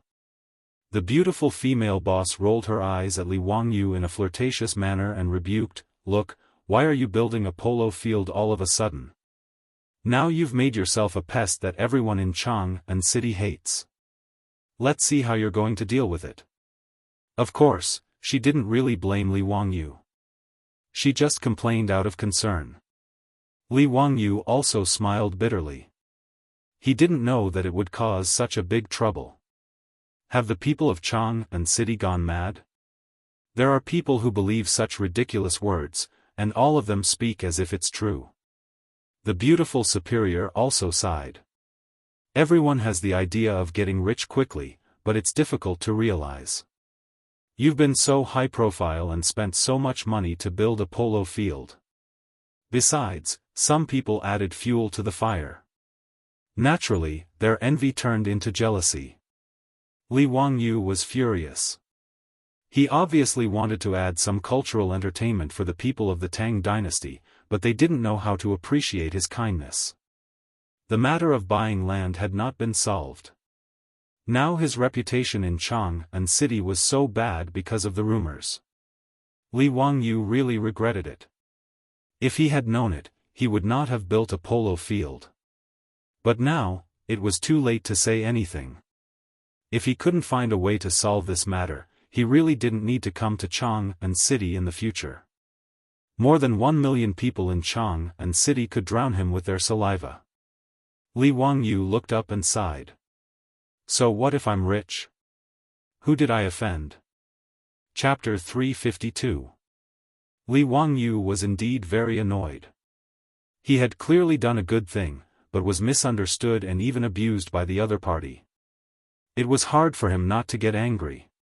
Just like that monkey son, he was clearly fighting a monster, but was misunderstood by Tang Sanzang, who not only chanted the golden hoop spell, but also drove the monkey away. It was really sullen.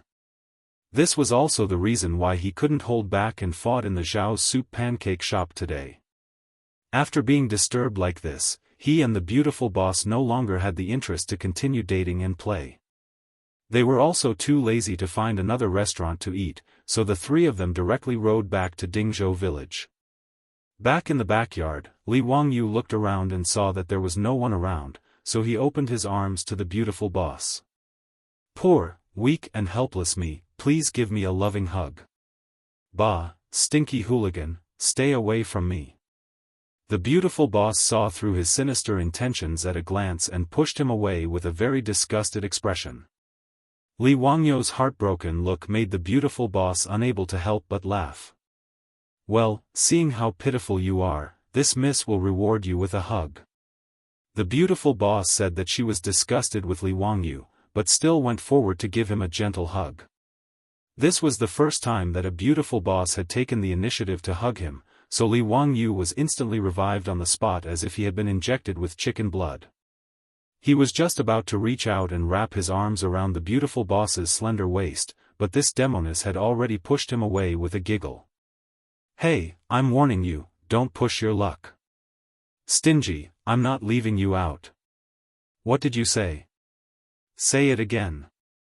The beautiful boss put 2 fingers on Li Wangyu's waist. No, nothing. Hee, I said don't let me see you again, otherwise, I'll fall in love with you every time I see you. Li Wangyu's desire to live was very strong, so he immediately began to show off his vulgar words of love. The beautiful boss made a disgusted and vomiting expression. Ugh, too disgusting. You can save these vulgar words of love for Aphrodite. Amidst the laughter and banter between the two lovers, Li Wangyu's depressed mood improved a lot. For Li Wangyu's depression, the beautiful boss could understand. She comforted him, Wangyu, don't worry. There was no way to explain this kind of thing. The more he tried to explain, the worse it would get. It was better to just let it be. Anyway, people are forgetful. After a while, everyone will forget about this matter. Although the beautiful boss's words were reasonable, Li Wangyu still felt aggrieved. Sigh, my heart was originally towards the bright moon, but the bright moon shines on the ditch. Alright, stop sighing. You can't really distribute gold to the people of Chang'an, can you? His beautiful boss didn't mean it, but Li Wangyu suddenly felt a trace of inspiration. Chongqing, what did you just say? What? You can't give gold to the people of Chang'an. Before the beautiful boss could finish her words, she saw Li Wangyu fiercely hugging her and kissing her pretty face with lightning speed. Wahahaha, I have an idea. Yes, it's to give them gold. Hee, I'll see who in Chang'an will say bad things about me. They will have to worship me as the god of wealth. Li Wangyu laughed out loud. His beautiful boss's words just now reminded him, and a flash of inspiration came to his mind. He thought of a way that was not a way, but could perfectly resolve the current situation. Wasn't it just that the people of Chang'an were jealous of his wealth? How big of a deal was it? If he gave them a chance to become rich, would he still be afraid of the people talking bad about him? He was laughing, but he didn't notice that the beautiful boss's cheeks had turned red, and her eyes were about to kill someone. Li Wangyu. The beautiful boss, who was suddenly attacked by Li Wangyu, was embarrassed and angry. She went berserk. It was only then that Li Wangyu realized what he had just done. He hurriedly ran away. With great difficulty, he managed to escape the pursuit of his beautiful boss. Li Wangyu giggled as he touched his lips. The feeling was quite good. After smirking for a while, he began to seriously think about the idea he had just come up with, which was to issue lottery tickets. Li Wangyu bought lottery tickets a lot in the future. However, it was obvious that he didn't have much luck. On the day he transmigrated, the highest winning amount was only 5 yuan. However, there was a reason why this thing could be popular all over the world. Lottery tickets with gambling properties could satisfy people's curiosity and adventurous mentality. Although the winning rate was very low, under the temptation of a huge prize and a small investment, it still stimulated people to buy it tirelessly. As a veteran lottery fan, Li Wangyu knew a lot about lottery tickets. This thing could be traced back to ancient Rome more than 2,000 years ago, which was Rome a few hundred years before the Tang dynasty. The earliest modern lottery tickets were issued in Florence in the 15th century. Therefore, even in the Tang dynasty 1,300 years ago, if Li Wangyu wanted to issue lottery tickets, there wouldn't be any problems. At least, there wouldn't be any technical problems. The only thing he needed to consider was the anti-counterfeiting function of the lottery tickets. He thought hard for a long time and felt that he could only learn from the Ming and Qing dynasties. The anti-counterfeiting method of banknotes should be able to prevent people from forging lottery tickets. The more Li Wangyu thought about it, the more he felt that it was feasible. Moreover, there were huge profits to be made by issuing lottery tickets. If Pai Lupi knew how much money he could make, he would be crazy with joy. Not to mention how much profit the lottery made in the future would make. Li Wangyu knew that in the 15th century, Spain first issued lottery tickets to collect a huge amount of money. The annual income was about 5 million yuan, which was one of the country's huge sources of income. In the 15th century, 5 million pesetas was an astronomical figure in Spain. With the richness of the Tang dynasty, Li Wangyu estimated that the profit he could make through lottery tickets would also be a huge number. Li Wangyu didn't dare to hold such a huge amount of wealth in his hands. That would cost him his life. Therefore, Li Wangyu thought about it and decided to report the lottery to Pai Lupi. He wasn't greedy. It would be enough if he could get a share of the profits. Li Wangyu also thought that if lottery tickets were to be found in the Tang dynasty, it would probably be under the jurisdiction of the Ministry of Civil Affairs. Maybe he could also solve the little problem of the Ministry of Civil Affairs Li Ru. After the beautiful boss stopped chasing him, Li Wangyu immediately told her his idea. The beautiful boss gave him a thumbs up. Wangyu, the lottery is really a good idea. I'm afraid that once it's issued, it will cause a sensation in Chang'an. Of course. Don't they all want gold? I think the grand prize will be 200 taels of gold, which is worth 1,200 strings of copper. Each lottery ticket is worth 2 coins. I'm not afraid that the people of Chang'an won't go crazy. The more Li Wangyu thought about it, the more excited he became. He simply took a pen and paper and discussed the specific details of the lottery with the beautiful boss, listing them one by one on the paper. From how the lottery tickets were printed, how the prize money was distributed, how the lottery was drawn, and so on, the two wrote in detail based on their knowledge of lottery tickets in the future. Li Wangyu planned to go to Taiji Palace tomorrow morning to discuss this matter with Pai Lupi. He wanted Chang'an to go crazy for the lottery. Chapter 353. In Chang'an City, in the Legislative Hall of Taiji Palace, Pai Lupi was carefully reading Li Wangyu's proposal regarding the issuance of lottery tickets. Li Wangyu sat beside the table proudly, sipping on the fragrant tea. Ever since Pai Lupi tasted the Medicine King tea, personally made by Sun Simiao at the Li family, he became interested in this method of drinking tea. After returning to the palace, Pai Lupi ordered people to pick fresh tea leaves and process them according to the old Daoists' method. The tea leaves he obtained were very delicious and he liked them very much. Most of the tea in the palace was brewed using this method of brewing tea. Whatever was good at the top, the subordinates would be even better. Pai Lupi's fondness for tea leaves was copied by many officials. Now in Chang'an City, this method of brewing tea leaves directly was gradually becoming popular. However, the tea leaves that had not been stir-fried did not have a strong aroma. Moreover, the tea leaves had a pungent smell. Li Wangyu leisurely drank his tea while thinking about these trivial matters. He wondered when he should make the stir-fried tea leaves. After presenting this proposal to Pai Lupi, Li Wangyu waited to see the shocked expression on Pai Lupi's face. Wahahaha, I am indeed a genius. I can even think of such a method. Li Wangyu was very proud. However, Pai Lupi on the throne frowned more and more. Not only did he not show the shock and joy that Li Wangyu imagined, but he also looked confused and puzzled. Zio, I'm afraid this lottery ticket of yours is not appropriate. I know that you have been wronged recently, but you don't have to be so prodigal as to give away the gold, right? Not to mention, you can't let the imperial court issue lottery tickets. What? Li Wangyu thought that he was hallucinating. What was Pai Lupi saying? Lottery tickets were a way to accumulate wealth, and he actually said that they were prodigal? Uncle, how is this prodigal? Lottery tickets make a lot of money. Do you think I'm stupid? 2 copper coins to buy a lottery ticket, guess 7 numbers, and win 200 taels of gold if you guess correctly. Aren't you just giving away gold? Pai Lupi shook his head.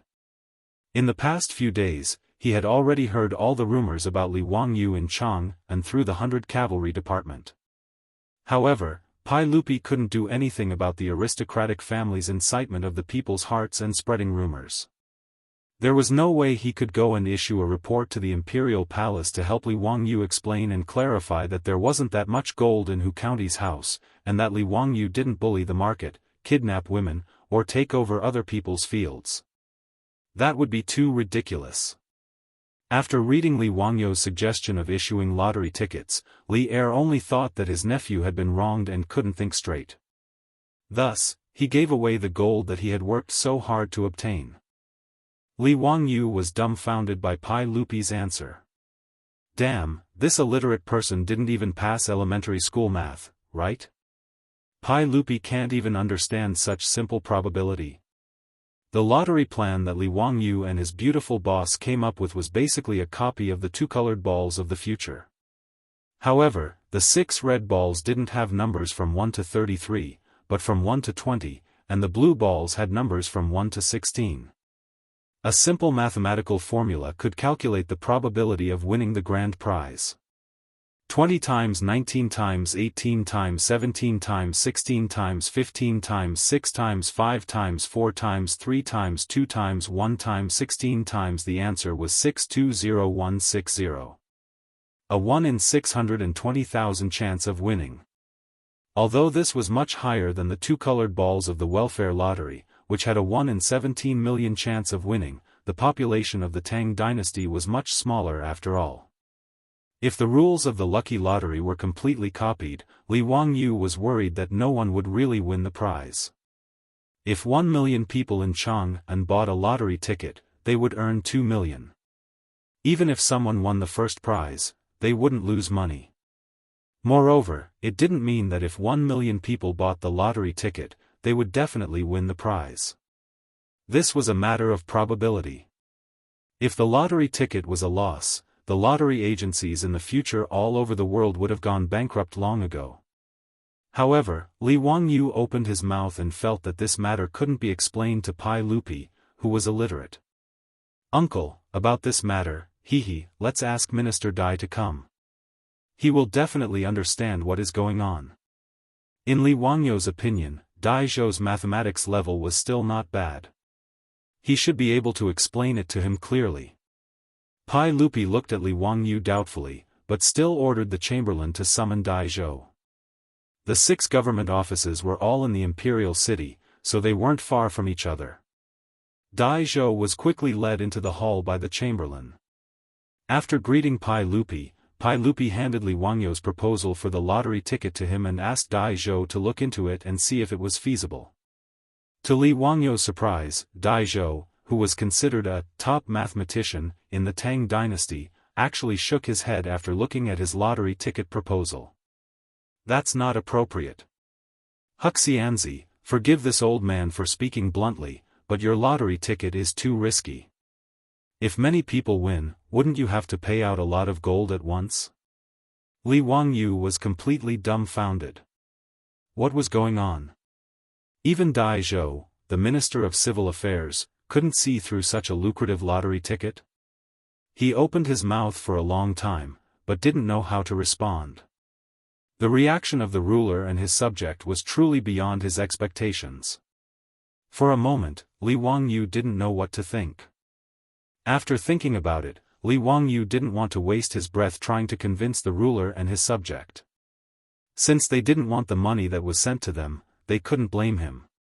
Li Wangyu planned to issue his own lottery ticket. Once Pai Lupi saw the benefits of the lottery ticket, he would naturally return to his old ways. When the time came, it would be fine for him to hand over the lottery ticket, but when the time came, he would have to ask for more benefits. Thinking of this, Li Wangyu couldn't help but smile. He looked at Pai Lupi and Dai Zhou with a look of superiority. Your Majesty, since you and Minister Dai both feel that this lottery ticket is not feasible, then forget it. Your nephew will issue it himself. Your Majesty, please allow it. Li Wangyu bowed to Pai Lupi, but his smile was like that of a fox that was about to steal an old hen. Ziyu, why do you have to do this? The common people are ignorant. There is no need to pay too much attention to the rumors. Your family's adults are no longer alive. As your uncle, I can't watch you act recklessly and be a hedonistic prodigal son. This matter cannot be allowed. I won't allow it. Pai Lupi still believed that Li Wangyu had become muddle-headed from anger. That was why he thought of issuing a lottery ticket.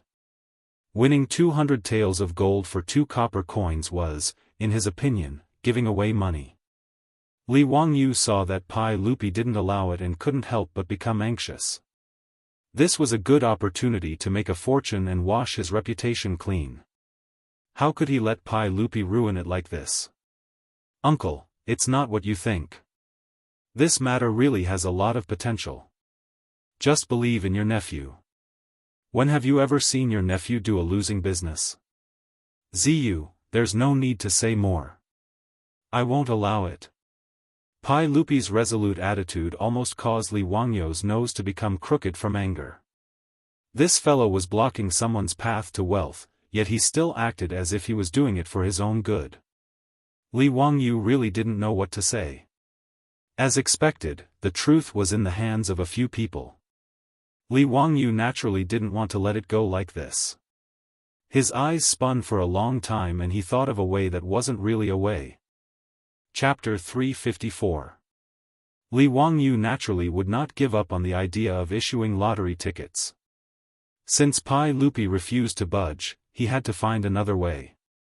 Pai Lupi had his own plan, but he had his own. After being rejected by Pai Lupi, the next day Li Wangyu unexpectedly changed out of his usual self. He wore the official robes of a county official and came to Jianghu to attend the court session. Those who were familiar with Li Wangyu all asked curiously, why did he come to court today? The 2 disciples, Ma Zhou and Yan Liben, were also confused. They had long known about their little division master's lazy personality. He was definitely not the kind of person who would visit a temple for no reason. Today, he came to attend the court session for the first time, but they did not know why. Cheng Yaojin was even more curious when he saw that Li Wangyu was holding a wooden box in his hands. Young man, what are you holding in your arms? Greetings to Uncle Cheng, this is just a small toy. Hee, a small toy. Li Wangyu hurriedly bowed to the old hooligan, but avoided answering his question. Cheng Yaojin glared at him and was about to flip out. Fortunately, Yu Shernan came to his rescue. No matter how shameless the old hooligan was, he did not dare to act rashly in front of Yu Shernan. Not to mention, the old man was old enough to be Cheng Yaojin's father. He did not dare to act presumptuously in front of Yu Shernan. Cheng Yaojin could only glare at Li Wangyu and go to chat with Qin Xiong. Yu Shinan did not care about why Li Wangyu came to court today. He was more concerned about whether Li Wangyu was troubled by the recent rumors. He pulled Li Wangyu aside and consoled him for a while. This made Li Wangyu feel very touched. This old man was really too cute.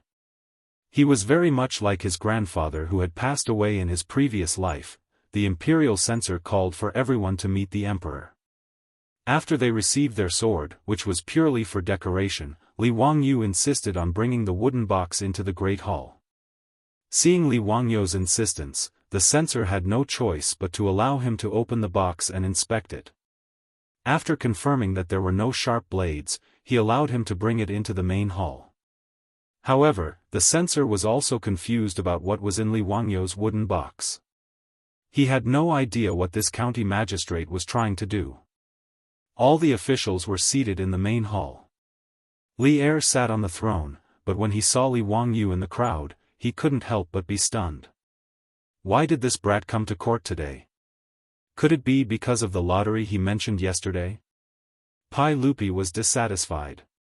He made up his mind that no matter what Li Wangyu said today, he would not agree to the lottery. This was simply nonsense, a wastrel. Li Wangyu, on the other hand, acted as if nothing had happened. It was as if he had nothing better to do today and was here to listen to the court affairs. For more than 2 hours, Chang Chao didn't utter a single word. He sat obediently in his seat, as if he was listening with great interest. This made Pai Lupi suspicious, but since Li Wangyu wasn't causing any trouble, he couldn't be bothered to pay him any mind. Seeing that the morning's court discussion was over, the eunuch was about to announce the end of court when Li Wangyu stood up. Your Majesty, this subject sees that Your Majesty and all the other officials are having a hard time discussing state affairs. This brat has a game here that would like to amuse Your Majesty and all the other officials. I hope that Your Majesty will agree. The officials in the hall were stunned, and they all looked curiously at Li Wangyu. They couldn't understand what this county magistrate was up to. Pai Lupi subconsciously wanted to refuse, but when he saw the wooden box in Li Wangyu's hands, he couldn't help but feel curious. Pai Lupi thought to himself, I'll see what this brat wants to do.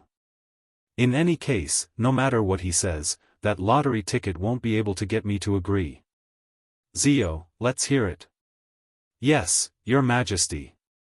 Everyone, I have 20 red balls with the numbers 1 to 20 written on them, and 16 basketballs with the numbers 1 to 16 written on them. As Li Wangyu spoke, he opened the wooden box in his hands and showed it to Pai Lupi and the other officials. 2 colored balls.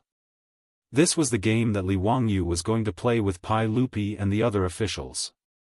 These ping-pong sized wooden balls were all made yesterday after he was rejected by Pai Lupi. When he returned to Dingzhou village, he found Carpenter Lu and asked him to make them for him. The craftsmen of the Tang dynasty were truly amazing. Although there weren't any modern machines, there were already handmade spindle beds, which worked on the same principle as the beads made by modern machines. Carpenter Lu easily used the spindle bed to help Li Wangyu process 36 ping-pong sized wooden beads. Then, he painted the red and blue balls with wood paint, and wrote the numbers on them. The Tang dynasty version of the 2-colored balls was ready. Li Wangyu's idea was very simple. Since he couldn't convince Pai Lupi with numbers, then he would let him experience it for himself. He would let him know that he wasn't crazy and didn't want to use his family's gold to squander. After showing everyone the 2-colored balls in the wooden box, he took out a stack of small pieces of paper that he had prepared and asked the chamberlain to distribute them to the officials in the hall. Your Majesty, everyone, is there anyone who is willing to play with me? As long as you give me 2 copper coins, you can write a set of numbers on these pieces of paper.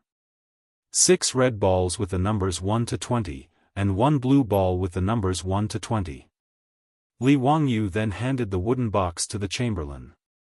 Later, I will ask Your Majesty to randomly pick 6 red balls and 1 blue ball from the wooden box. If you correctly guess all the numbers of the 7 balls that Your Majesty picks, I will pay you 1,000 taels of gold. I don't know if anyone is interested in playing with me. As soon as he finished speaking, the officials in the hall couldn't help but be in an uproar. Giving Hu Xianxia 2 copper coins and correctly guessing 7 numbers would be exchanged for 1,000 taels of gold. This was very interesting. There were about 400 to 500 people who could enter the Taiji Palace and participate in the daily court meetings. They were all officials of Chang'an City who were 5th rank and above, as well as those low-rank imperial censors. 1,000 taels of gold naturally didn't attract the big shots of the imperial court, but it didn't stop them from thinking that this game was very interesting. But for those ordinary officials, 1,000 taels of gold wasn't a small amount. The salary of the officials of the Tang dynasty wasn't high. It could even be said that it was very low. Compared to the Song dynasty, the salary of the officials of the Tang dynasty was no different from that of a migrant worker. They were both first-rank officials. During the Jianghu period, the monthly salary was only 68,000 copper coins, but in the Song dynasty, it was as high as 120,000 copper coins, in addition to 150 dawn of grain and other benefits. Other than the officials who were born in aristocratic families or those who had business acumen, ordinary officials of the Tang dynasty were really poor. In history, when Ma Zhou was an imperial censor, he wanted to buy a house worth 2 million taels of gold, but he couldn't afford it. As for 1,000 taels of gold, that was 6 million taels of gold. It was equivalent to 800 months of salary for a first-rank official of the imperial court. Li Wangyou's words couldn't help but cause the majority of the officials in the hall to become restless. Hu Xianxia, you're not joking, are you? You're really giving you 2 copper coins. If you correctly guess the number that His Majesty will draw, you'll get 1,000 taels of gold? Huh, it's even interesting. Hu Xianxia, this old man will give you 10 copper coins. Can you write down 5 sets of numbers? I'll bet 20 copper coins. Write down 10 sets of numbers. Li Wangyu repeatedly confirmed that his words were correct and asked Pai Lupi to testify for him.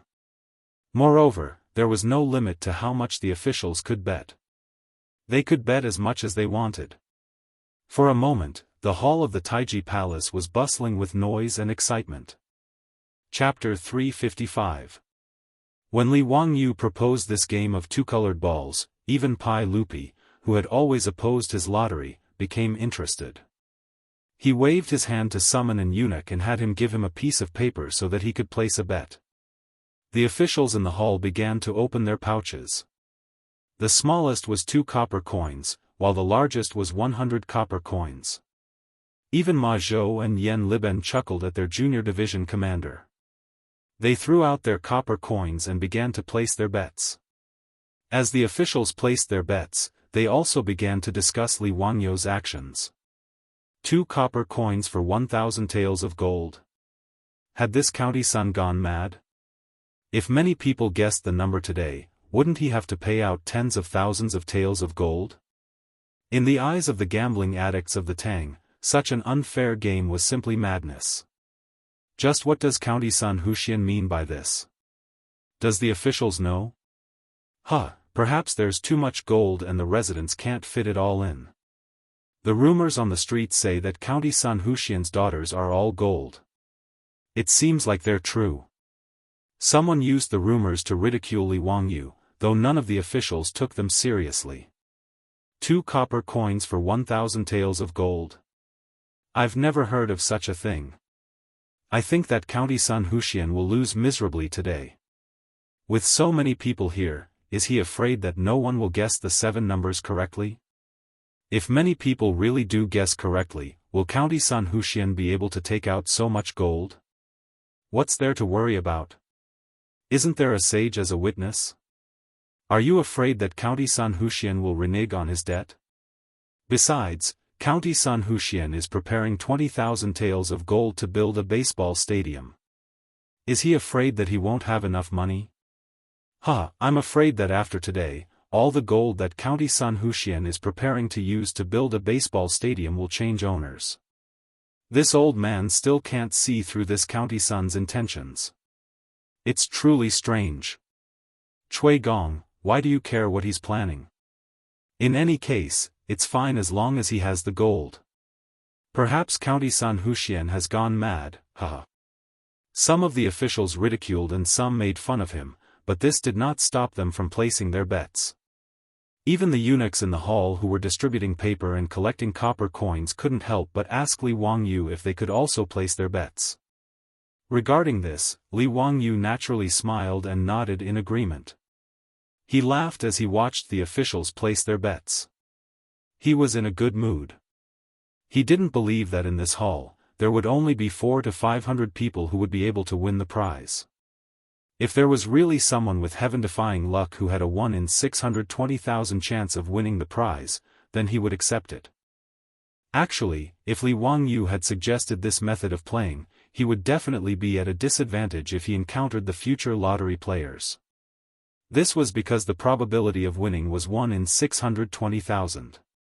In other words, if someone bought all the numbers, they would only need 620,000 bets. With this conversion, he would only need a little over 1.2 million copper coins to win the 1,000 taels of gold. One must know that 1,000 taels of gold was worth 6 million copper coins. Therefore, when Li Wangyu issued the lottery, the special prize was only 200 taels of gold, which was equivalent to 1,200,000 copper coins. If someone really did that, they would lose a lot of copper coins.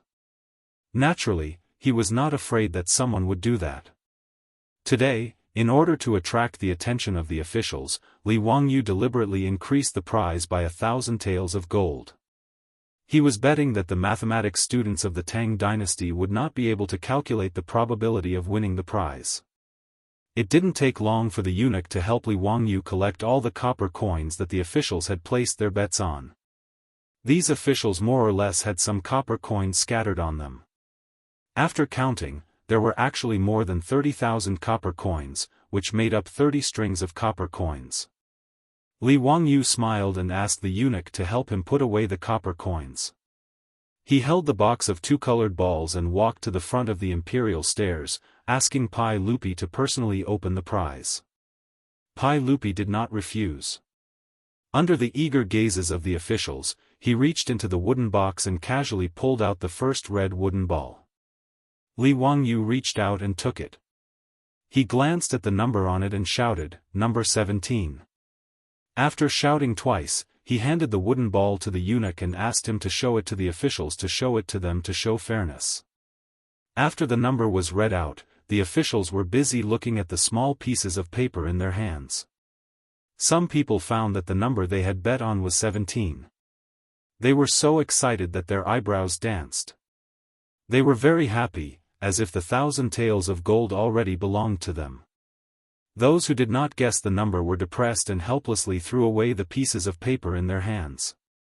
Today, Li Wangyu only wanted to show Pai Lupi how the lottery worked, so he did not set up the first prize, second prize, and so on. Anyone who guessed the wrong number would be invalidated. When the first red ball was drawn, half of the officials in the hall had already thrown away the small pieces of paper in their hands. Obviously, they did not guess the number 17. Pai Lupi continued to draw the red balls from the wooden box. Li Wangyu on the side constantly called out the numbers. Number 5. Number 19, number 11.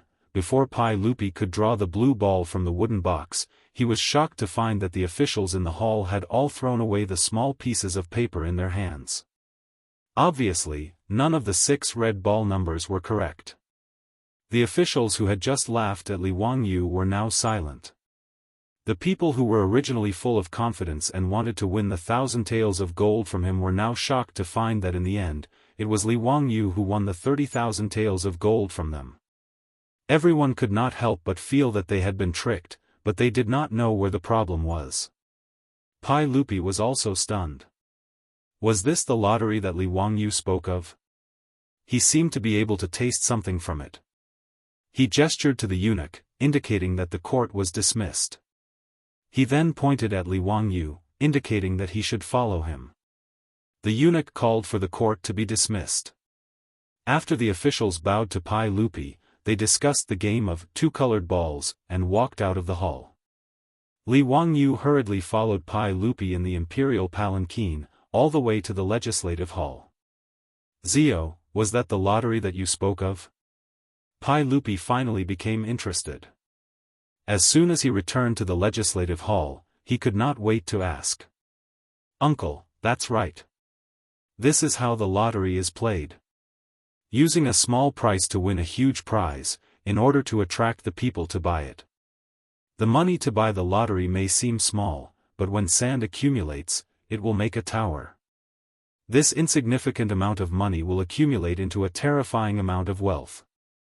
Pai Lupi nodded thoughtfully. He also saw that just now in the hall, there were 400 to 500 people, and Li Wangyu had collected 30,000 taels of gold. What if the lottery was bought by the millions of people in Chang'an? What if it was bought by the millions of people in Guangzhong Road? Seeing that Pai Lupi was tempted, Li Wangyu hurriedly struck while the iron was hot. He analyzed and calculated the possible income from the lottery for him. This time, Pai Lupi finally listened. Zio, are you really confident? Uncle, I can guarantee with my head that this lottery is absolutely feasible. In that case, I approve. Uncle is wise. Li Wangyu was overjoyed and hurriedly flattered him. Uncle is wise and virtuous. You follow the will of the heavens and the will of the people. Long live Uncle. After Pai Lupi heard his flattery, the emperor of the Tang dynasty, who was drinking tea, almost choked to death. Cough, cough. Zio, get out of here. Chapter 356. 10 days later, the rumors about Li Wangyu, the founder of Huxian County, in Chang'an City decreased significantly. No matter how bored the people of the Tang dynasty were, they wouldn't gossip about one person for so long. But when it came to Li Wangyu, most of them looked at him with disdain. But on this day, Li Wangyu became the hot topic of discussion among the people of Chang'an City.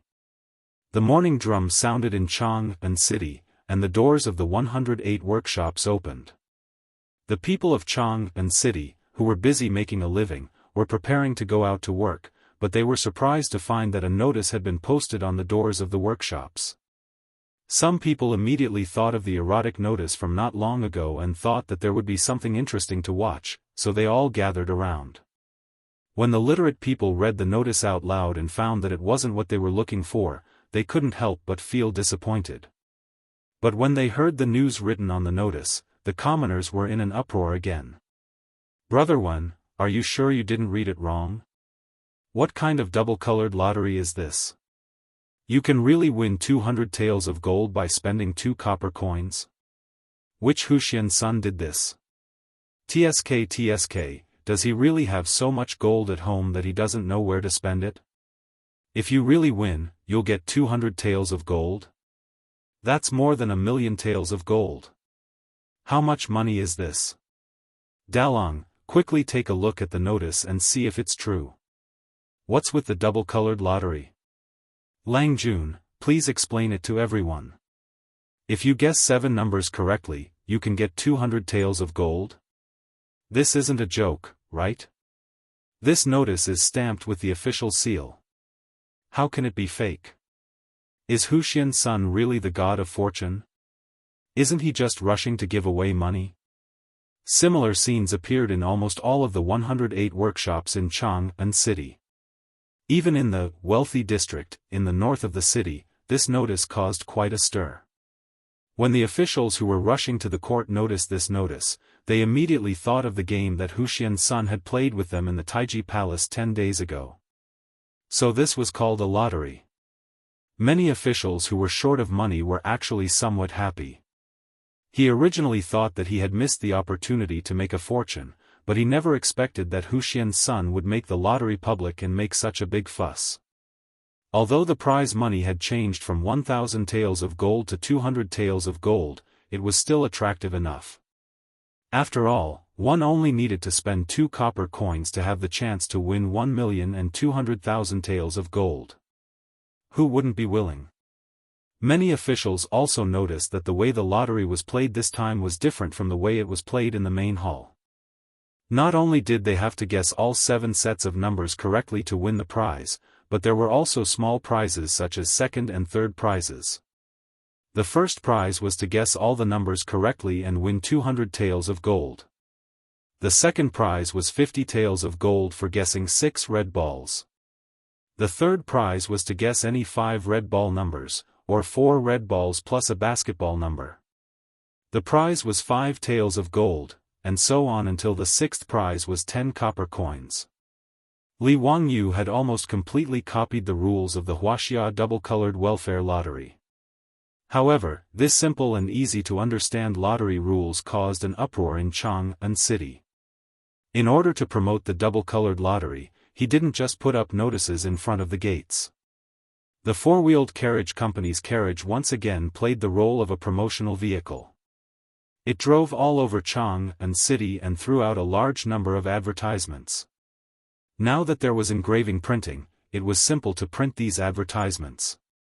The most exaggerated thing was that after Li Wangyu convinced Pai Lupi, especially after he made some calculations, Pai Lupi finally understood the huge benefits contained in the lottery. The monarch of the Tang dynasty could no longer sit still. With Pai Lupi's tacit approval, large advertising banners were hung above several important city gates in Jianghu city for the first time. Make a fortune. The double-colored lottery will help you. Buy the lottery and win the big prize. Gain both fame and fortune. Winning 1,000,000 taels of gold is not a dream. Luck is in 2 copper coins. 1 lottery ticket, 1 chance, 1 big prize, 1 lifetime of benefits. Buy more, buy less, buy as much as you want. Early, late, and early, you must win. These advertising slogans that Li Wangyu directly plagiarized from the lucky lottery advertisements of the later generations stimulated the people of the Tang dynasty as if they had been injected with chicken blood. They were all looking forward to the unfamiliar lottery ticket. It was as if they really only needed to spend 2 copper coins to get the 200 taels of gold. Under the instructions of Pai Lupi, the Ministry of Civil Affairs cooperated with Li Wangyu to operate the double-colored lottery ticket. In Jianghu city, 6 lottery sales points were set up in Pingkong Square, Buzheng Square, Changshu Square, and Xianyang Square, where the 2 counties of Jianghu city were located. More than 20 scribes from the Ministry of Civil Affairs were responsible for these 6 sales points. There were also government runners from the 2 counties of Jianghu city to maintain order. Both Jianghu County Magistrate Cui Zhua and Wanyan County Magistrate Lu Deheng had some understanding of the lottery. During the daily court session, these 2 mayors of the capital of the Tang dynasty were also in the court. They also used their wallets to buy a few numbers. Although they did not win, they were quite interested in the lottery. Now, with Pai Lupi's edict and the instructions of Minister Dai of the Ministry of Civil Affairs, they naturally did their best to cooperate and transferred the government runners from the counties to help maintain order. There was no computer network in the Tang dynasty. Everything had to be done manually, including filling in the lottery tickets and statistics. For this reason, Minister Dai Zhou directly transferred more than 100 scribes from the various government offices of the Ministry of Civil Affairs to fill in the lottery tickets at these sales points. Dai Zhou thought that he was well prepared, but he underestimated the attraction of the lottery to the people of the Tang dynasty. They could win 200 taels of gold by spending 2 copper coins. This huge stimulation of wealth made the people of Jianghu city all jealous after they understood what the lottery was. They did not even go to work. They hurried back home to take out their money bags and rushed to the nearest sales point to buy the lottery tickets. Some believers of Buddhism and Taoism first ran to the temple and Taoist temple to burn incense and pray that they would win the lottery. Some people even asked the Taoist masters to help them calculate the numbers they would win. The Taoist masters who did the divination were stunned for a while. Some people murmured and grabbed a handful of copper coins to calculate which 7 numbers they should buy. Some people who liked to gamble even took out their counting chips and started to calculate, the 6 sales points in Chang and city were instantly crowded by the surging tide of people. Even the yamen runners from the 2 counties of Chang, and who were in charge of maintaining order today, were pushed out of sight by the crowd. Under the stimulation of the gold, the red-eyed people of Chang and had no time to care about the yamen runners. The lottery tickets were originally scheduled to be sold at the auspicious time calculated by the Directorate of Heaven. Because there were too many people, the officials in charge of selling the lottery tickets were worried that something would happen. They did not even have time to light up the sticks and hurriedly announced the start of the sale. Seeing the government runners in front of the lottery shops disperse, the people holding the money bags in their hands immediately rushed into the shops. The Tang dynasty's 2-colored lottery tickets were officially on sale. Chapter 357. The first lottery ticket of the Tang dynasty was handwritten by a scribe from the Ministry of Civil Affairs and handed to the people who bought the lottery ticket. When the Chang and citizen took the lottery ticket excitedly, he was shocked to find that the lottery ticket in his hand was actually colored. Those who had studied high school history knew that there was a question in the history exam that asked when the earliest color printing technology in China appeared. A. Sui and Tang dynasties. B. Tang and Song dynasties. C. Song and Yuan dynasties. D. Late Yuan and early Ming dynasties. According to the principle of choosing C if you don't know how to do the question, C was the correct answer during the Song and Yuan dynasties. Therefore, although engraving printing appeared during the Zhongguan period, color printing technology would only appear 300 or 400 years later. The 3 paintings of the Buddha Sutra from the Song and Liao dynasties were found in the Sakya Pagoda of the Buddhist Palace Temple in Shaanxi County. Historians also recognized them as the earliest color printing in China. There was no doubt that the color printing technology of the lottery ticket was invented by Li Wangyu. In fact, the principle of color printing was not complicated. Like engraving printing, the window paper would break with a poke. According to the needs, red, blue, and black engraving plates would be engraved. A piece of paper would be engraved 3 times, and the colors would be engraved on a piece of paper. The reason why Li Wangyu wanted to create this color overprint technology was to prevent counterfeiting. Because the lottery ticket needed to be printed in large quantities, Li Wangyu even invented copper plate printing. This was not difficult. He just had to change the wood used for the engraving plates into copper coins. The advantage of using copper plate printing was that the copper plate had a long lifespan, and the patterns that needed to be printed could be carved very carefully. The printed lines were bright, and the fine patterns could be reproduced. With Pai Lupi's instructions, the best craftsmen and the supervisor were all convinced. In just a few days, this set of complicated copper plate engraving printing technology was created. The printed lottery ticket was the size of a palm, but there were complicated and fine-colored patterns on it. These patterns were not randomly drawn. When Li Wangyu asked Yan Liben to draw the drawing, he deliberately designed a secret code to hide it. Of course, this was also to prevent counterfeiting. The same was true for the Qing dynasty banknotes. They used complicated patterns and red and blue color printing to prevent counterfeiting. Another anti-counterfeiting technology for lottery tickets was the anti-counterfeiting seal, which was also something that Li Wangyu learned from the Qing dynasty. They specially hired skilled craftsmen to carve the seal using the microcarving technique and stamp it on the lottery ticket. It was not a big seal, but it was actually engraved with 300 to 400 words of preface to the Orchid Pavilion. Moreover, it was deliberately engraved with a few wrong words as an anti-counterfeiting mark. There were even words printed on the lottery ticket: counterfeiters will be executed.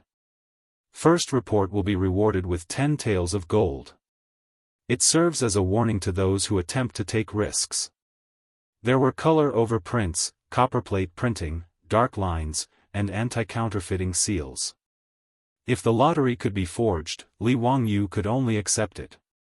These lottery tickets were filled in by the scribes of the Ministry of Civil Affairs using tiny Chinese characters. A lottery ticket could contain up to 10 sets of numbers. As for the income from the lottery tickets, the Ministry of Civil Affairs would record it and record it. The Imperial Censorate would send an imperial censor to supervise it. In order to prevent the officials of the Ministry of Civil Affairs from cheating, Pai Lupi even sent people from the 100 Cavalry Department. The 6 lottery sales points in Chang and City were all supervised by people from the 100 Cavalry Department. Every blank lottery ticket was strictly recorded. The Ministry of Civil Affairs even had special personnel to record the lottery numbers sold so that people could check it after they won the first prize. It could be said that with the experience of Li Wangyu and his beautiful boss in the future, the Tang dynasty's unprecedented lottery was not chaotic at all. Everything was in order. The only thing that needed to be criticized was the need to manually fill in the lottery numbers. Even though there were more than 20 scribes at each lottery sales point, it was still inadequate in the face of the flood of people in Chang and City. Filling in the lottery numbers manually could not be sloppy. Even if the scribes were tired to the point that their wrists were sore and their foreheads were covered with layers of sweat, the crowd outside the lottery sales points did not decrease. Instead, it increased. Even the 100-meter-wide streets outside the East and West markets and Ping Kong Fong were blocked by the crowd. It was as if all the people in Chang and City had crowded here today. When Pai Lupi was still in the court, he was informed by the chamberlain that the lottery sales were booming. This made Pai Lupi feel incredible. He did not care that the court was still in session and directly announced the adjournment of the court. After that, he changed into casual clothes and went out of the palace with a few guards. Pai Lupi was still worried if he did not see the lottery sales with his own eyes. Li Wangyu naturally came to Chang and City early today. He led Niu Wu to inspect the 6 lottery sales points and was ready to make up for the loopholes. Behind him, Cheng Chumo and a group of foppish people were still complaining that Li Wangyu did not ask them to join in such a fun thing. It was not good enough. Fang Yai also shamelessly asked Li Wangyu what the winning numbers were. He also wanted to buy a lottery ticket. Regarding Fang Yai's shameless words, the foppish people actually followed suit and clamored for Li Wangyu to give them the winning numbers of the first prize. In this regard, Li Wangyu could only silently roll his eyes and give them the middle finger. This group of bastards was really infuriating. Li Wangyu was too lazy to pay attention to the foppish people who were bored. After looking at the 6 lottery sales points, he was also a little anxious. He did not expect that the people of Chang and City would be so enthusiastic about the lottery. The more than 100 scribes prepared by the Ministry of Civil Affairs were just a drop in the bucket. The attraction of 200 taels of gold was not small. Li Wangyu wondered if the people of Chang and City had all come to buy lottery tickets after seeing the notices and advertisements. Li Wangyu hurriedly rode his horse to the imperial city. He was going to the Ministry of Civil Affairs to discuss with Dai Zhou and see if he could transfer more scribes to the 6 lottery sales points to help. The group had just arrived at the Vermilion Bird Gate when they coincidentally met Pai Lupi, who was out on patrol. Everyone hurriedly greeted him. "Zio, you came at the right time. I was just about to go to the 6 markets to take a look. How is the situation now?" "Uncle, there are too many people." Li Wangyu wiped the sweat from his forehead. Little nephew and Minister Dai both underestimated the enthusiasm of the people to buy lottery tickets. Now the 6 markets are packed with people who want to buy lottery tickets. The scribes of the Ministry of Civil Affairs are simply too busy. Little nephew is going to find Minister Dai to see if he can transfer more people to help. Are there really that many people buying lottery tickets? It is indeed so. Little nephew estimates that there are already no less than 70 to 80,000 people gathered in the 6 markets, waiting to buy lottery tickets. When Pai Lupi heard that there were so many people gathered, he was also a little nervous. He waved his hand to summon the eunuch beside him and gave him an order.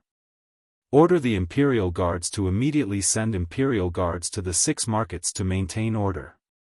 Then have Minister Dai mobilize scribes to the 6 markets to help sell lottery tickets. Zio, come with me to take a look. The last sentence was directed to Li Wangyu. The uncle and nephew pair led Cheng Chumo and his group of foppish people to the nearest peace square. Chapter 358. Pai Lupi's prompt decision to mobilize the imperial guards to maintain order was a very wise choice. Otherwise, the lottery sales in Chang and today would have caused a lot of trouble. The 6 markets selling lottery tickets were already overcrowded. Whether it was the yamen runners of Chang and or the marquis in the market, even if they shouted until their throats were broken, they could not stop the people from crowding forward. With so many people crowding here, if an accident happened, the crowd would panic and cause a large-scale stampede. The consequences would be unimaginable. If that really happened, Li Wangyu would not be able to feel at ease for the rest of his life and would feel guilty for the rest of his life. When the fully armed imperial guards of Golden entered the market to maintain order, the surging crowd in the 6 markets was finally contained. No matter how great the temptation of gold was, it could not resist the threat of the shining weapons of the imperial guards of Golden. The people of Chang and who were anxious to buy lottery tickets finally calmed down a little and did not force their way into the 6 markets. Even so, Li Wangyu, Pai Lupi, and the others, under the protection of the palace guards, spent a lot of effort before they finally squeezed into the lottery sales in Ping Kong Square. These lottery sales were all equipped with long wooden counters, behind which sat a row of clerks from the Ministry of Civil Affairs. All of them were extremely busy. In front of the lottery sales counter, it was so chaotic that one could not look straight at it. Even with the yamen runners, marquis, and imperial guards of Golden to maintain order, the front of the counter was still a mess. The people who were in a hurry to buy the lottery tickets almost pushed over the wooden counter, making Li Wangyu worried for a while. It seemed that the people of the Tang dynasty urgently needed to spread the awareness of queuing.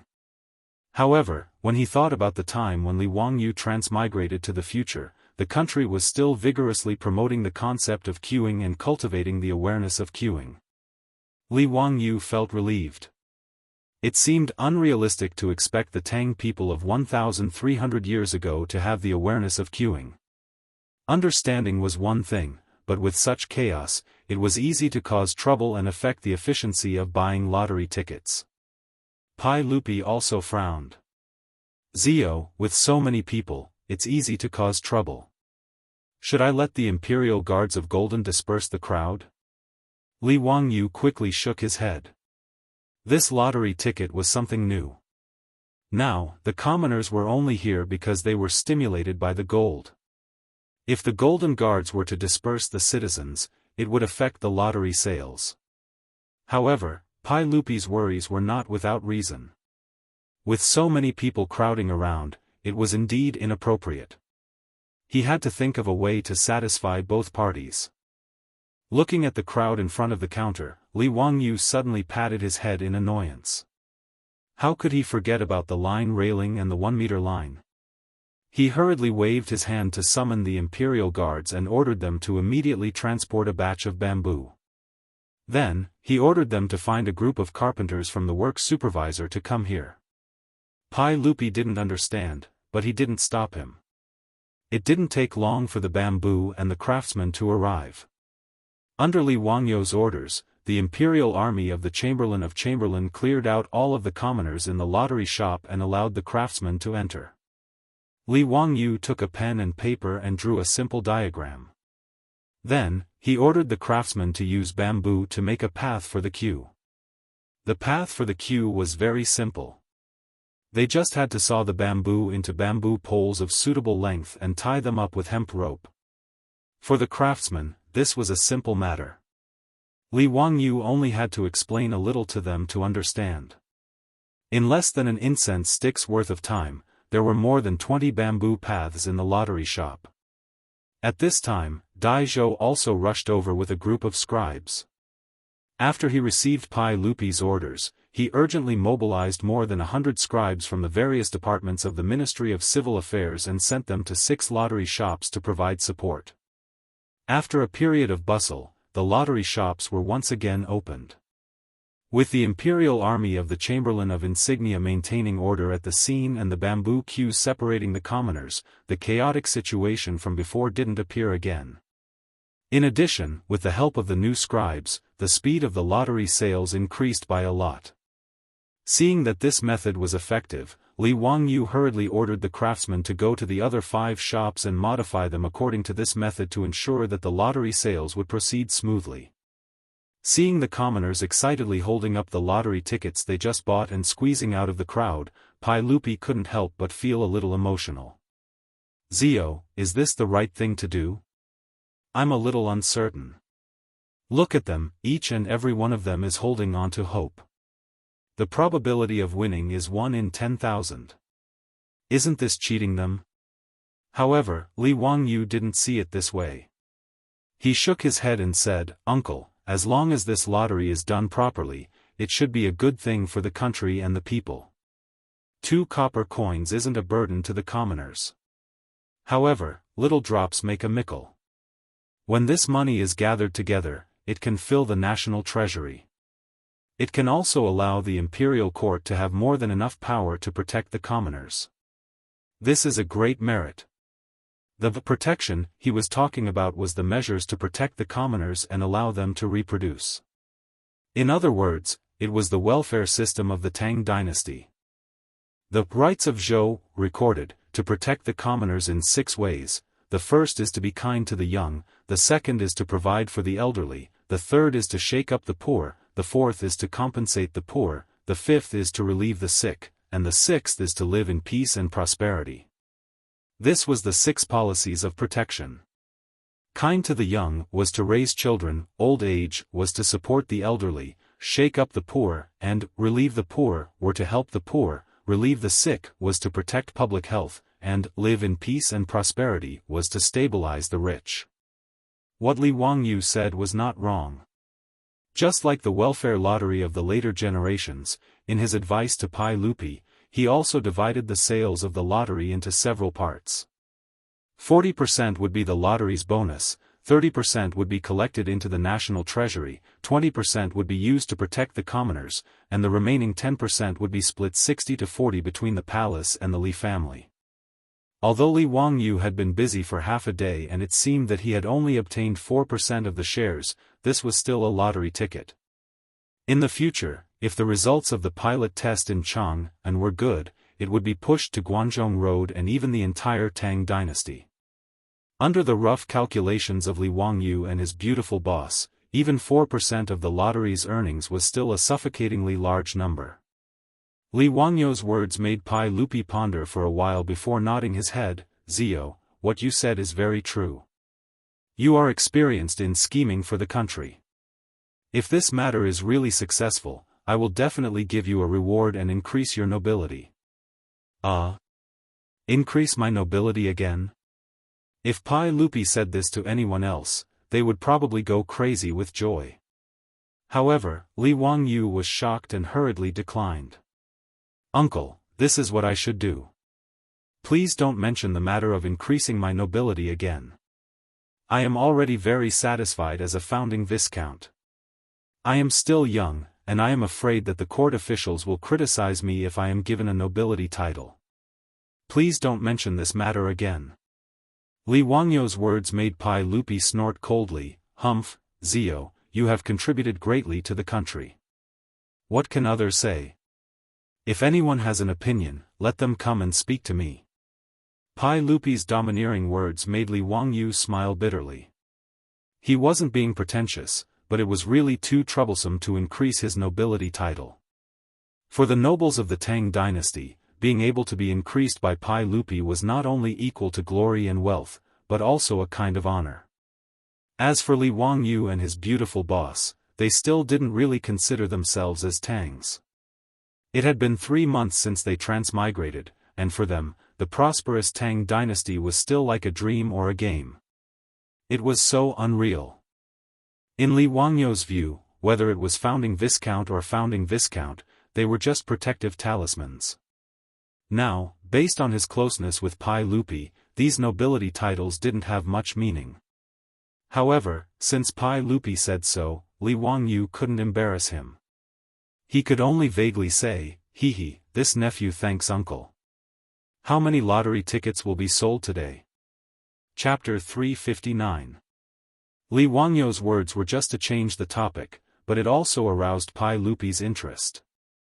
He roughly estimated the number of people who came to Ping Kong Fong to buy the lottery today and said with uncertainty, "I estimate that there will be at least 80,000 to 90,000 people buying the lottery today. After today, I'm afraid there will be more than 1,000,000 yuan."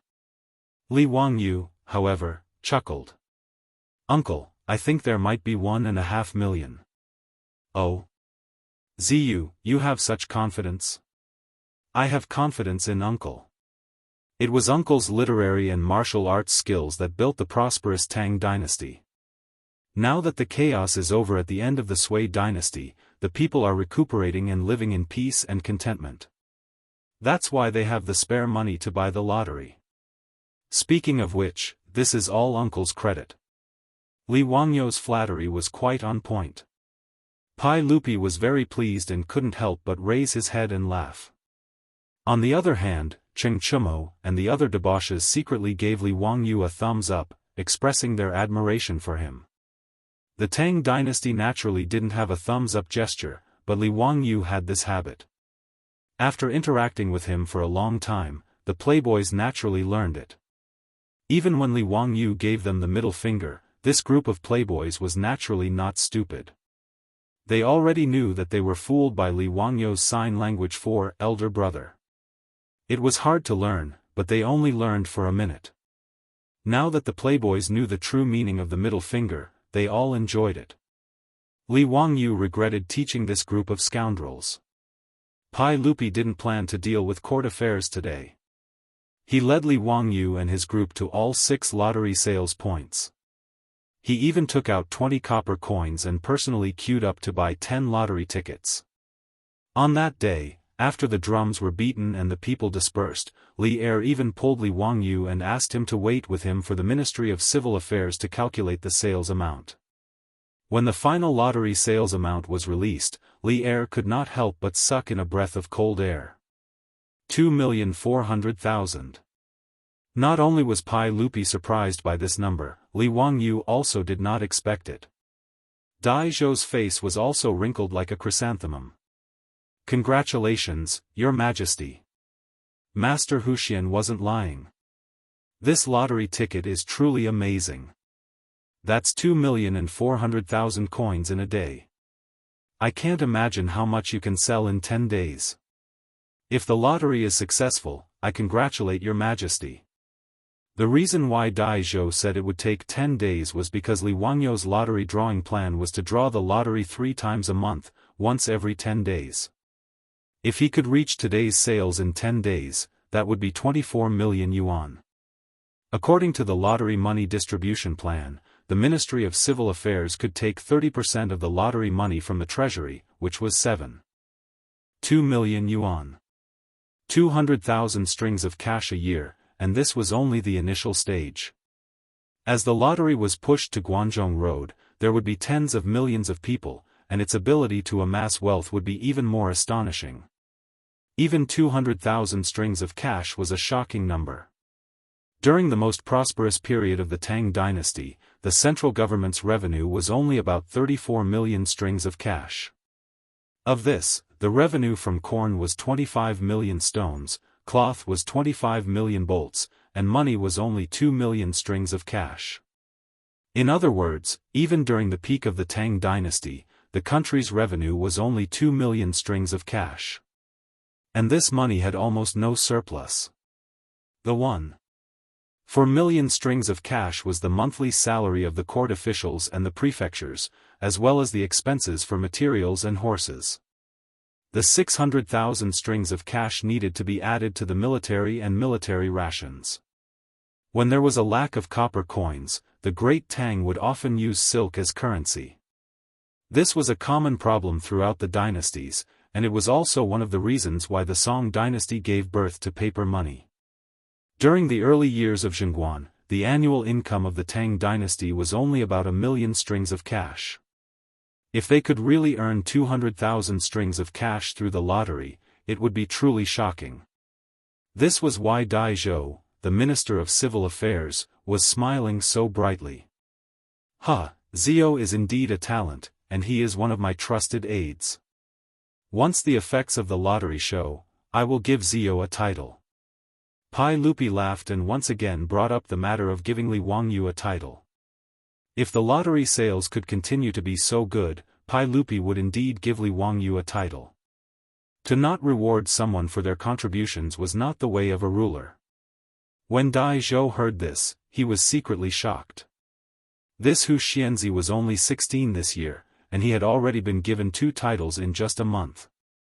Now that the saint wanted to give him more titles, this favor was truly in the emperor's heart, and no one could compare to it. However, when Dai Zhou thought about it, he felt that it made sense. Hu Xianxia had given him water wheels, 4-wheeled carriages, mirage mud, horseshoes, and many other things. All of them were good tools for the country and people, and their importance was no less than that of opening up new territory. Thinking about it like this, Dai Zhou even felt that Pai Lupi was being too stingy. Just the title of Hu Xianxia was not enough to reward Li Wangyu for his contributions. When Li Wangyu learned that the lottery had sold for 2.4 million on the first day, he was so happy that he could not close his mouth. Based on his 4% share, he could earn 30,000 strings of cash a year. This was a shocking amount of wealth, and Li Heng would probably have a headache. He had too much gold and copper coins at home, and he had nowhere to store them. It seemed that he really needed to urge the Ministry of Works to take out some more copper coins to reward the craftsmen and see if he could speed up the construction of his manor. Not to mention how excited Pai Lupi and the others were, as the lottery went on sale. The first thing that people in Jianghu would say when they saw each other was, "Have you bought it?" If anyone had not bought a lottery ticket, their neighbors would immediately enthusiastically explain to them what the lottery was, how to play it, how to choose the numbers, and when to draw the prizes. Even the illiterate commoners could almost memorize everything about the lottery, including how to play it, how to draw the prizes, and when to draw them. Those who didn't care about the lottery were treated like heretics and were treated with disdain. The attraction of gold was so great that it made the commoners of Jianghu feel as if they had been possessed. No one mentioned the rumors about Li Wangyu in the past. The government's notice clearly stated that the lottery ticket had been created by Hu Xianxia. The fickle commoners of Jianghu no longer said that the founder of Hu Xianxia was heartless and took advantage of the commoners. Instead, they saw him as the god of wealth. Some people even secretly worshipped Li Wangyu as the god of wealth in their homes.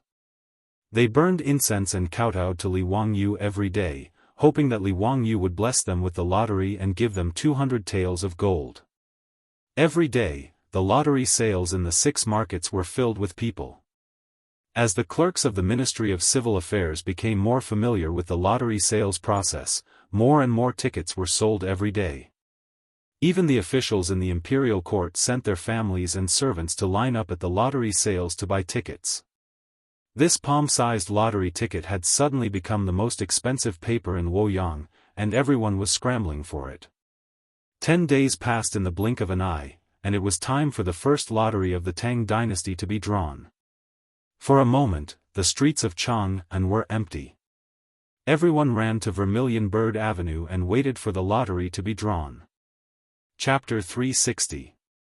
In order to make the people of Jianghu feel at ease, Li Wangyu decided to place the lottery on Vermilion Bird Avenue above the Vermilion Bird City Gate after obtaining Pai Lupi's approval.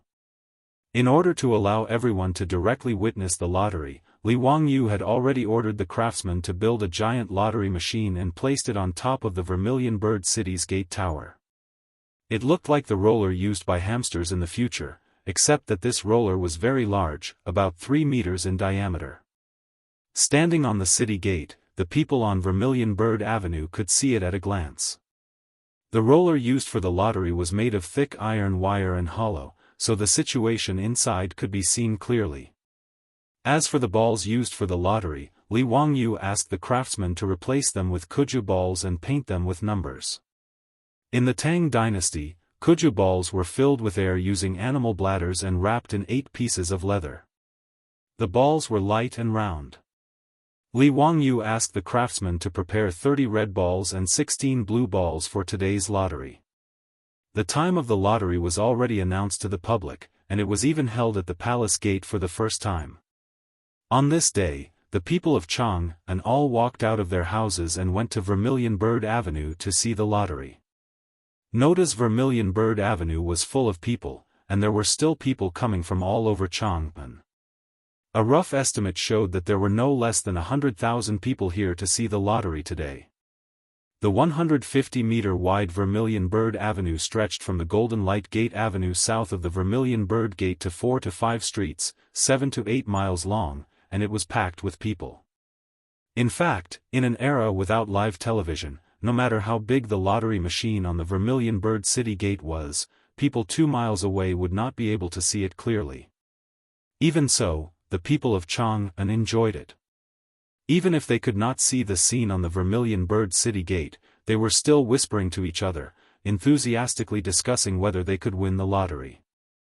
Such a turbulent crowd made the Imperial Guards in charge of the safety of the Vermilion Bird Avenue clench their weapons and be on full alert, afraid that an accident would happen. At 9 in the morning, after the court session ended, Pai Lupi also went up the Vermilion Bird City Gate Tower. Today was the day of the lottery, and he was going to personally draw the lottery. When they saw the yellow-robed Pai Lupi appear, the hundreds of officials who had been waiting at the city gate all bowed in greeting. And the more than 100,000 people of Chang'an on the Vermilion Bird Avenue also knew that His Majesty had appeared. They all knelt down and shouted, "Long live," 3 times. Pai Lupi had a bright smile on his face. He waved his hand, indicating that he was ready to draw a prize. Indeed, he could not help but feel happy. Within 10 days, the lottery in Chang'an City had sold nearly 30 million yuan. Pai Lupi couldn't wait to give the order to promote the lottery to the entire Guangzhong Road.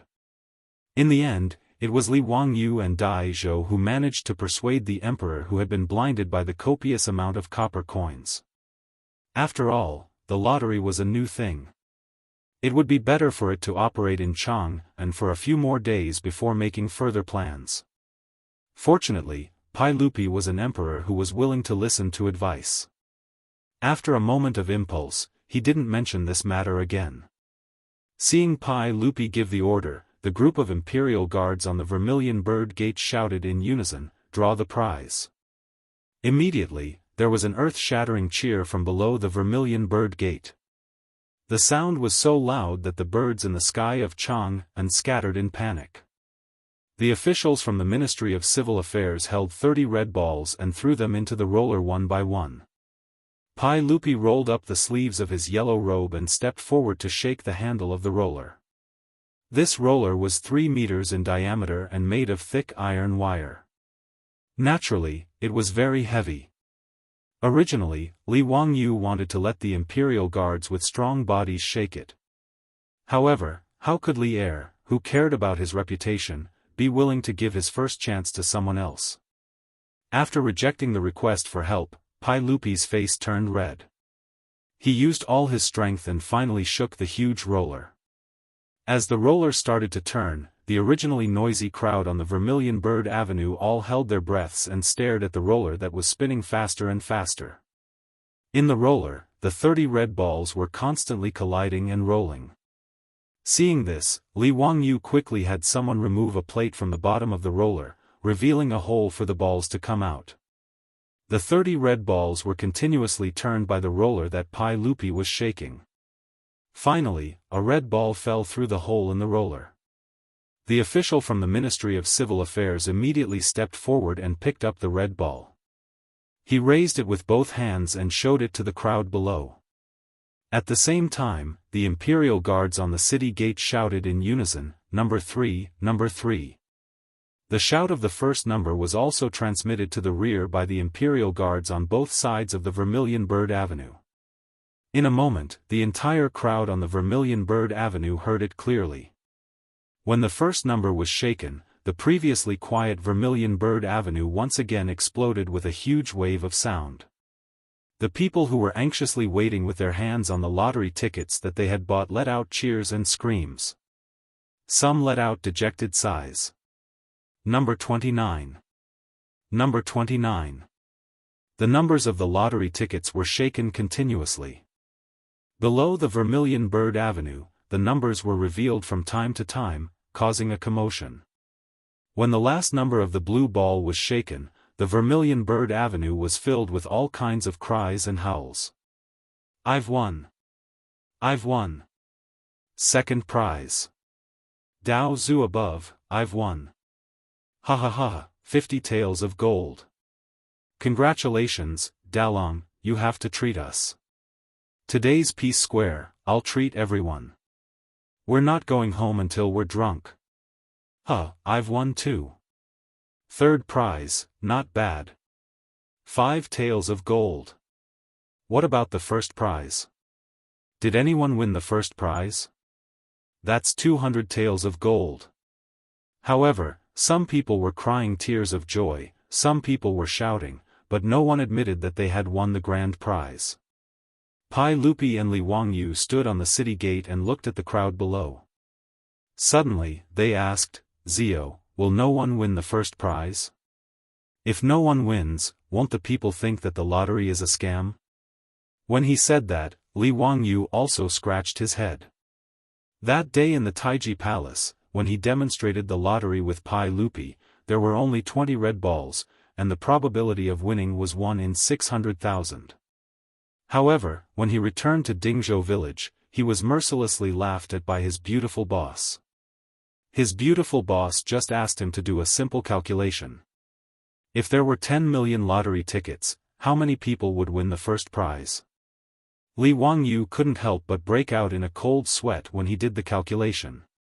According to his original idea, if there were only 20 red ball numbers, he would have lost so much that he wouldn't even have his underwear left. He would really become a child of wealth. Therefore, when the lottery tickets were officially released, Li Wangyu changed the 20 red ball numbers into 30 red ball numbers from 1 to 30. As a result, the probability of winning the first prize changed from 1 in 640,000 to 1 in 9.5 million. He replied uncertainly, "Uncle, it shouldn't be that bad, right? The lottery tickets sold a total of 14 million tickets, and the probability of winning is 1 in 9 million. Logically speaking, at least 1 or 2 people should have won the grand prize. What if no one wins the grand prize?" Pai Lupi calculated in his heart and still felt that it was very likely that no one would win the prize. Li Wangyu chuckled, that, "Hee, uncle, I've already asked Minister Dai to prepare a lottery ticket. The number is the number you just rolled. What if?"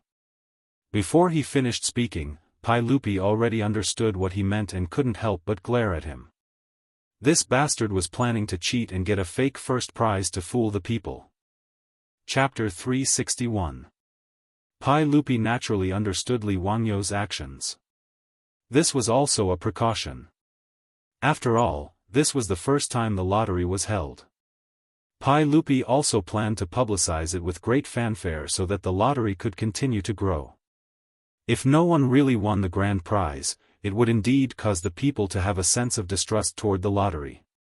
Therefore, Li Wangyu's actions could not be considered cheating. It could only be considered false advertising. Li Wangyu set the rules for the lottery in the Tang dynasty.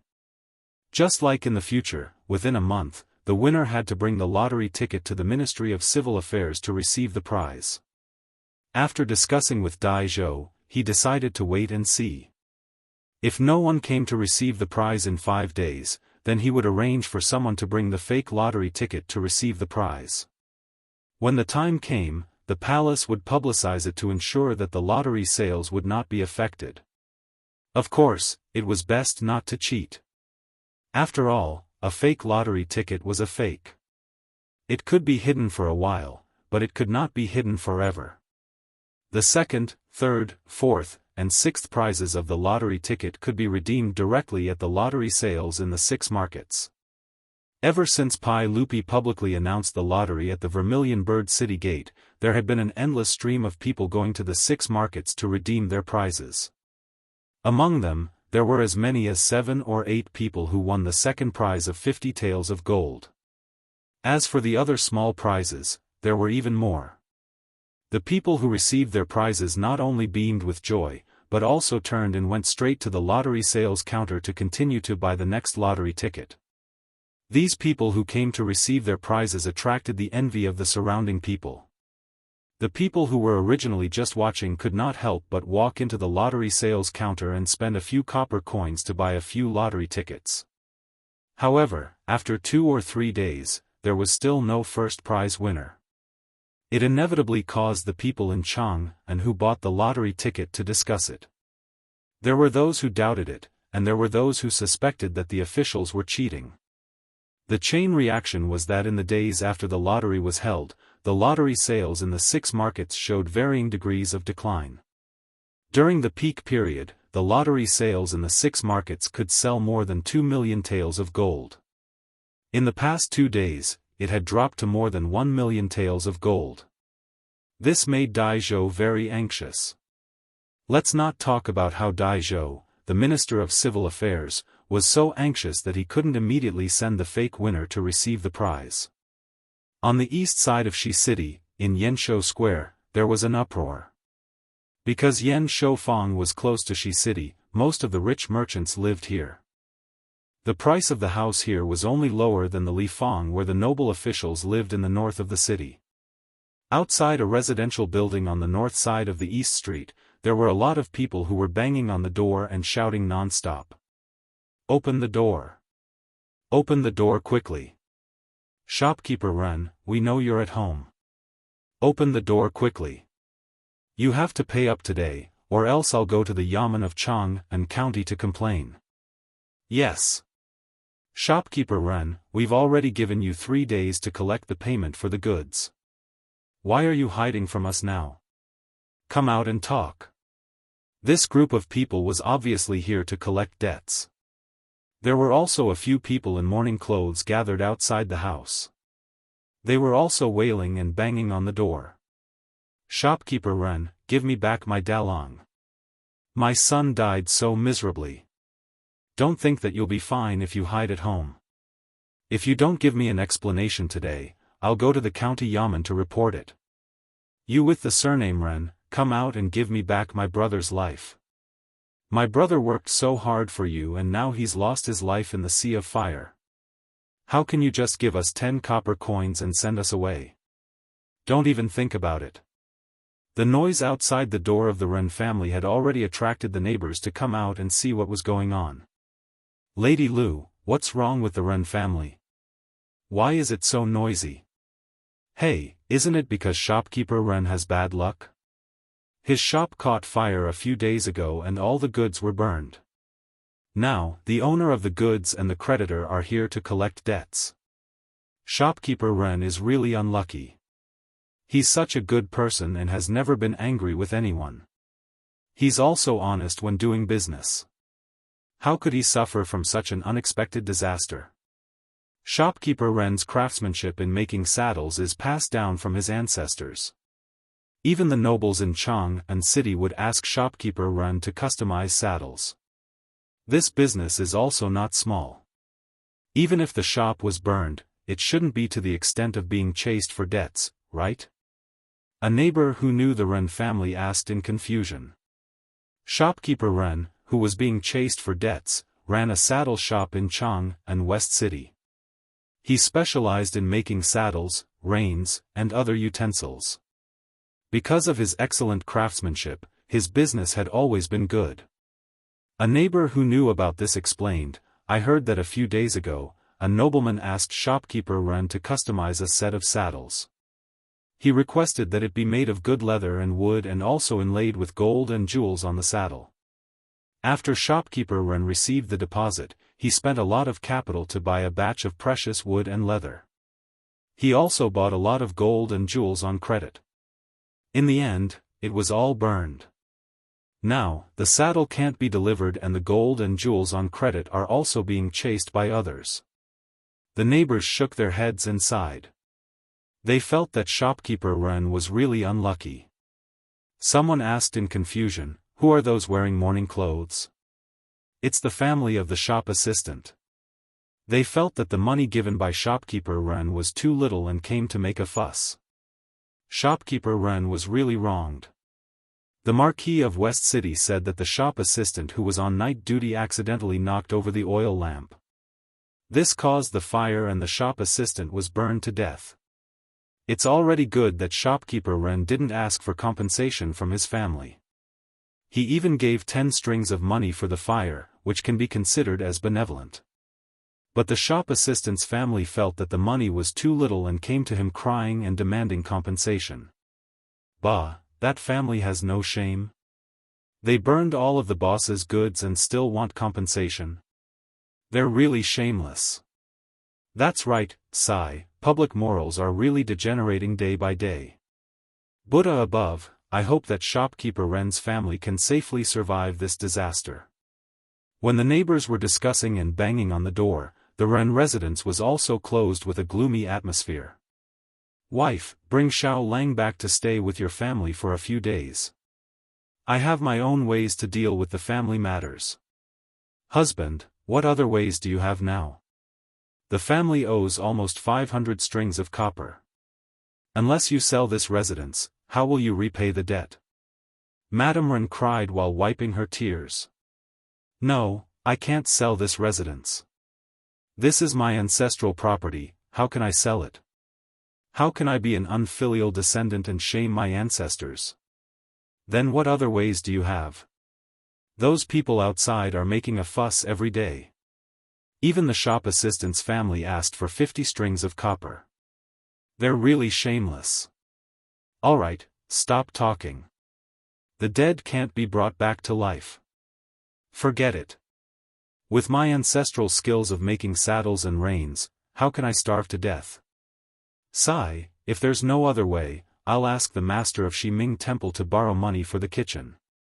Shopkeeper Ren's words made his wife suddenly stand up and grab his robe tightly. Husband, you can't borrow money for the kitchen. Those monks eat people without spitting out the bones. Wife, what can I do if I don't borrow money for the kitchen? I've asked the county government of Chang'an County. It's not that easy to borrow money. Sai, you don't have to say any more. I know what to do. Although the profits from the kitchen are high, as long as we get through this crisis and rebuild the store, I'll definitely be able to repay the kitchen. But... Chapter 362. The fragrant kitchen mentioned by the Ren couple was referring to the temple's loan. The fragrant kitchen was the temple's kitchen and had close contact with the people. Over time, the fragrant kitchen became the temple's name for loan sharks among the people. Even though the temple was lending money, the interest was not low at all. It was still okay to borrow for food, and the interest was 50%. However, if one borrowed for copper coins, the interest was 10% a month and 120% of the principal for a year. In other words, if one borrowed 100 strings of cash from the temple, they would have to return 10 strings of cash each month as interest, and return 100 strings of cash a year later. The 120% annual interest rate of the fragrant kitchen made many borrowers unable to repay and went bankrupt. Now that the Ren family owed 500 strings of cash, if they wanted to rebuild the saddle shop, they would need at least 100 to 200 strings of cash.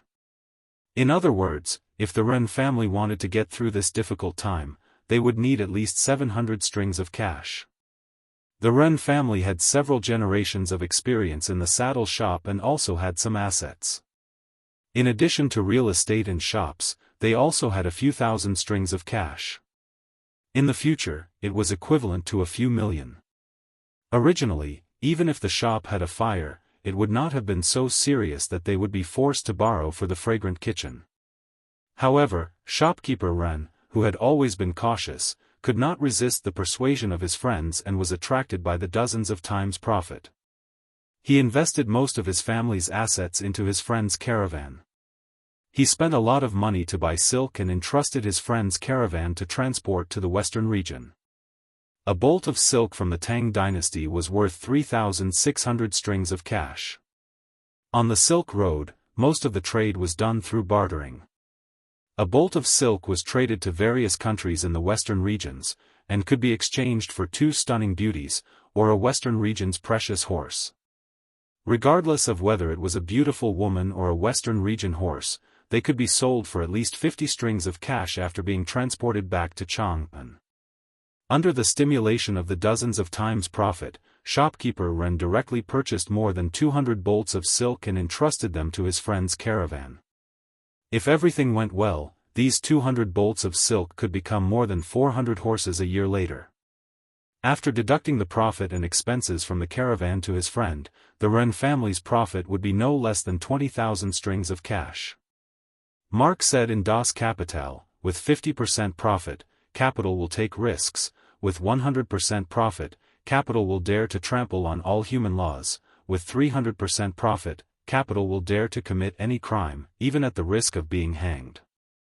Although shopkeeper Ren didn't dare to trample on the law, he still took a risk because of the high profits and invested all of his family's savings into it.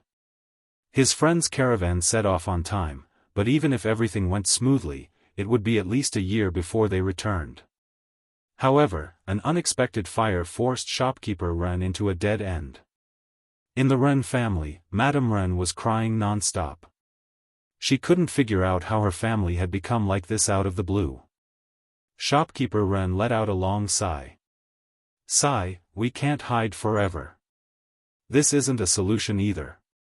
Today, I will go to Shiming Temple and pay off my debt first. Let's talk about other things later. Husband, is there really no other way? Shopkeeper Ren laughed bitterly. Could it be that copper coins can still fall from the sky? Sigh, it's all because your husband was greedy and invested all our savings into the caravan. Madame Ren wiped her tears and suddenly thought of something. She hurriedly ran back to the backyard and took out a piece of paper. Husband, a few days ago, I also bought a lottery ticket from that county's son. If I win, won't I have money? It's 200 taels of gold. Shopkeeper Ren's face became even more bitter. Wife, you don't understand mathematics and don't understand the mystery of this lottery ticket. Your husband has roughly calculated before. Although I didn't calculate the probability of winning the lottery, I know that it's really a daydream to expect to win the lottery. I don't know about probability, but you can win the lottery as long as you guess 7 numbers, right? Who knows, maybe this concubine will win the lottery. Husband, I heard that a few days ago, the sage had already won the lottery at the Vermilion Bird Gate. Because something happened at home, I didn't go to see the winning number. Why don't you go and take a look? What if you really win the lottery? Wife, you're really turning to any doctor in a desperate situation. Don't mess around. Your husband won't talk to you anymore. I will go and send away the creditors outside and then go to Shiming Temple to borrow money. Shopkeeper Ren turned to leave, but Madame Ren stuffed the lottery ticket into his hand. Husband, go and take a look. What if you win the lottery? Shopkeeper Ren shook his head and smiled bitterly. He couldn't persuade his wife, so he could only put the lottery ticket into his sleeve and turn to walk out of the door. As soon as he opened the door, the crowd outside the door surrounded Shopkeeper Ren and clamored for him to return the money. Shopkeeper Lin, Shopkeeper Ma, I will go to Shiming Temple to borrow the fragrance of the kitchen now. Tomorrow, I will definitely return the debt tomorrow. Is that okay? We have been partners for many years. Can you give me face and extend the deadline for 1 day? Shopkeeper Ren repeatedly bowed with his hands clasped in front of him. His words made the few shopkeepers around him hesitate for a moment. Shopkeeper Ren, it's not that we are forcing you, but we are also a small business and can't afford to default. Sigh, since you have said so, then tomorrow. We will come again tomorrow. You must not avoid us. Yes, please rest assured. I will go to borrow the fragrance of the kitchen today and will definitely pay the debt tomorrow. I have been running the saddle and rein shop in Jianghu for many years. When have you seen me not keeping my promise? Hearing Shopkeeper Ren's words, the shopkeepers who were anxious to collect the debt couldn't say anything more. They could only agree to come again tomorrow. As for the waiter's family, they began to cry and make a fuss again. Shopkeeper Ren had a headache. In the end, he could only promise to give them 30 strings of copper coins tomorrow to settle the matter. Only then did he send these people away. After the crowd dispersed, shopkeeper Ren smiled bitterly. He cupped his hands to the surrounding neighbors and walked out of the shop. Sigh, if the Ren family borrows the fragrance of the kitchen, how will they live in the future? What a good family. They also take care of the neighbors in the shop. Isn't this something that can't be helped? Sigh, everyone, let's go back. I hope shopkeeper Ren is a good man and can get through this difficulty. The neighbors shook their heads and returned to their homes. Since the Ren family owed so much money, the neighbors couldn't help even if they wanted to. Shopkeeper Ren walked out of the shop and let out a long sigh.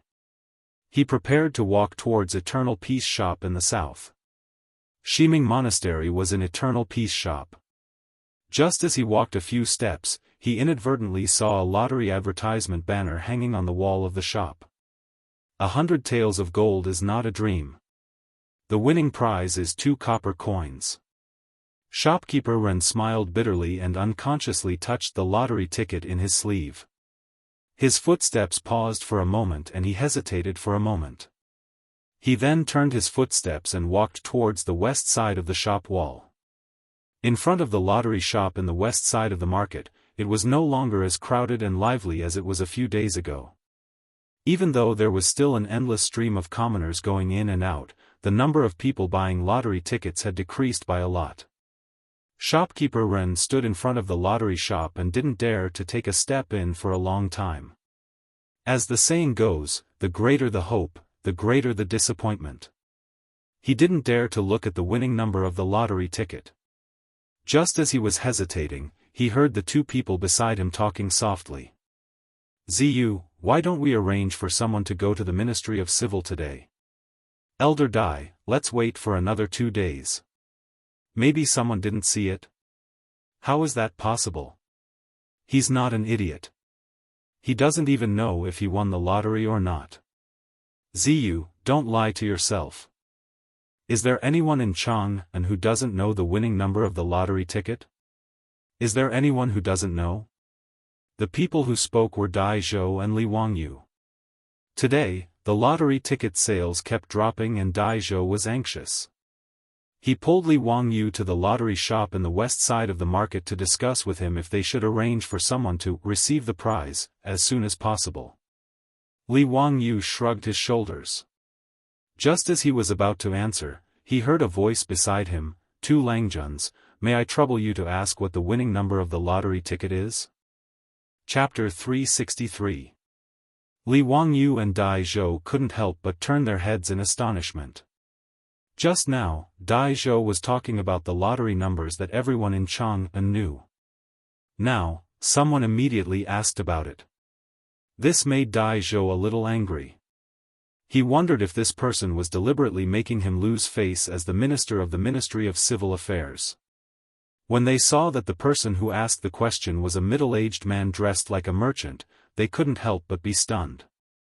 My 2 Langjuns, may I ask what the lottery numbers are? It was shopkeeper Ren who asked the question. He didn't dare to step into the lottery sales place. He happened to see a young man and an old man in front of him talking about the lottery numbers, so he couldn't help but ask. Dai Zhou saw that he didn't know the middle-aged merchant in front of him and knew that he had wronged him. The angry expression on his face eased. My Langjun, do you really not know the lottery numbers? Dai Zhou asked curiously. Shopkeeper Ren cupped his hands and replied, yes, yes. Something happened at home a few days ago, so I didn't have time to check. This lottery ticket was bought by my wife. I want to see if I've won. The lottery numbers were shaken out by the sage at the Vermilion Bird Gate 3 days ago. I remember very clearly that they are 3, 7, 11, 17, 20. Dai Zhou smiled and stroked his beard. He naturally didn't think that the middle-aged man in front of him could win the lottery. However, as the minister of the Ministry of Civil Affairs, he felt very close to the people who bought the lottery tickets. Naturally, he didn't refuse and reported the lottery numbers. Shopkeeper Ren didn't care at first, but when he heard the 3 sets of numbers, his heart couldn't help but beat faster. His wife was the one who bought the lottery ticket. She even used the birthday of his wife, and his eldest son. His birthday was on the 17th day of the 3rd lunar month. His wife's birthday was on the 20th day of the 7th lunar month. His son's birthday was on the 29th day of the 11th lunar month.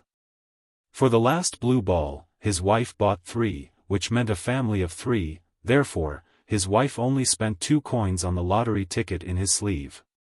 The numbers were 3, 7, 11, 17, 20, 29, and 3. Dai Zhou continued to report the winning numbers. 20, 29, and the last blue ball was 3. Hee, how was it? Did you win a prize, Lang Jun? His words were like spring thunder, exploding in shopkeeper Ren's ears. Lang Jun, you didn't lie to me, did you? Is this really a winning number? Shopkeeper Ren couldn't even speak clearly as he was tongue-tied. Of course. This old man has nothing better to do, so why would I lie to you? If you don't believe me, the lottery sales store will post the winning numbers. You'll know when you take a look. Dai Zhou snorted with some dissatisfaction. Shopkeeper Ren didn't care about etiquette anymore. He lifted his robe and rushed into the lottery shop. Because he was running too fast, he even bumped into a commoner who had just bought a lottery ticket and was coming out. He almost tripped. He didn't care if he bumped into someone. Like a headless fly, he stumbled into the lottery sales shop. Li Wangyu and Dai Zhou looked at each other. Suddenly, both of them had a guess. Grandpa Dai, this person, Zio, did he win the lottery? Both of them were stunned after they finished speaking. It couldn't be that coincidental, right? Were the two of them so coincidental that they met the person who had won the lottery today? Let's go in and take a look. Dai Zhou was anxious. He grabbed Li Wangyu's arm and ran toward the lottery sales store. At this time, in the lottery sales store, there was a piece of paper pasted on the wall. The winning numbers were written in large characters. Shopkeeper Ren ran to the bottom of the winning numbers and looked up at the numbers one by one. The more he looked, the faster his heart beat. His excitement was like a pot of boiling water in his chest that was about to overflow. I won, I won, I won. At this time, there was only this sentence in Shopkeeper Ren's heart. His hands trembled as he took out the lottery ticket from his sleeve. He carefully checked the numbers on it word by word. 3, 7, 11, 3.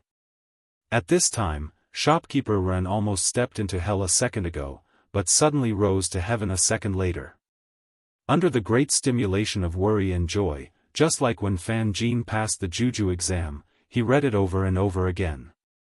Then he clapped his hands and laughed loudly, saying, "Oh! I won! I won!" As he spoke, he fell backward. He clenched his teeth and fainted. His shout attracted the attention of everyone in the lottery sales store. Whether it was the clerk of the Ministry of Civil Affairs or the people who came to buy the lottery ticket, they all heard his words. Just as they were wondering, they saw the person suddenly faint. Everyone was shocked. When Shopkeeper Ren fainted, he happened to fall into the eyes of Dai Zhou and Li Wangyu, who had just rushed in. The two of them were also shocked. They hurriedly called the clerk of the Ministry of Civil Affairs to fetch water and quickly woke the middle-aged merchant. Dai Zhou gently pried open the man's fingers and picked up the lottery ticket that he was holding tightly in his hand. "Oh, Zio, this person actually won. I was worried that no one would win, but I didn't expect to see such a scene." Dai Zhou looked at the number of the lottery ticket and couldn't help but clap his hands and laugh. Li Wangyu also took the lottery ticket and carefully checked the various anti-counterfeiting measures on the lottery ticket. He was sure that this was a real lottery ticket. It was the first prize-winning lottery ticket. Grandpa Dai, you see, I said that maybe people didn't know that they won the lottery. It's true, right? Dai Zhou shook his head helplessly. I didn't expect such a thing to happen. You were right. In the sales store, everyone was busy. Finally, shopkeeper Ren, who had fainted due to excessive excitement, woke up. His eyelids trembled a few times and he slowly woke up. What's wrong? Yes, I won. Where did my lottery ticket go? My lottery ticket. Seeing that he was about to get excited again, Li Wangyu hurriedly went forward and handed the lottery ticket back to him. Don't worry, your lottery ticket is here. Congratulations, you really won the lottery. The first prize is 200 taels of gold. Shopkeeper Ren hurriedly took the lottery ticket that he now regarded as a treasure. Thank you, Mr. Xiao Lang. Thank you, Mr. Xiao Lang. He turned his head to look at the clerk of the Ministry of Civil Affairs in the sales store and asked, Excuse me, can I exchange this lottery ticket now? Where can I get the gold? Congratulations, you need to bring the public examination and the lottery ticket to the Ministry of Civil Affairs to get the prize money. Ministry of Civil Affairs? Shopkeeper Ren was a little hesitant. The Ministry of Civil Affairs official was in the Imperial City. As a businessman, when had he ever entered the Imperial City? Li Wangyu suddenly said, Grandpa Dai, why don't you make an exception and give the prize money to this Lang Jun here? The people can also see it with their own eyes. What do you think, Grandpa Dai? Okay.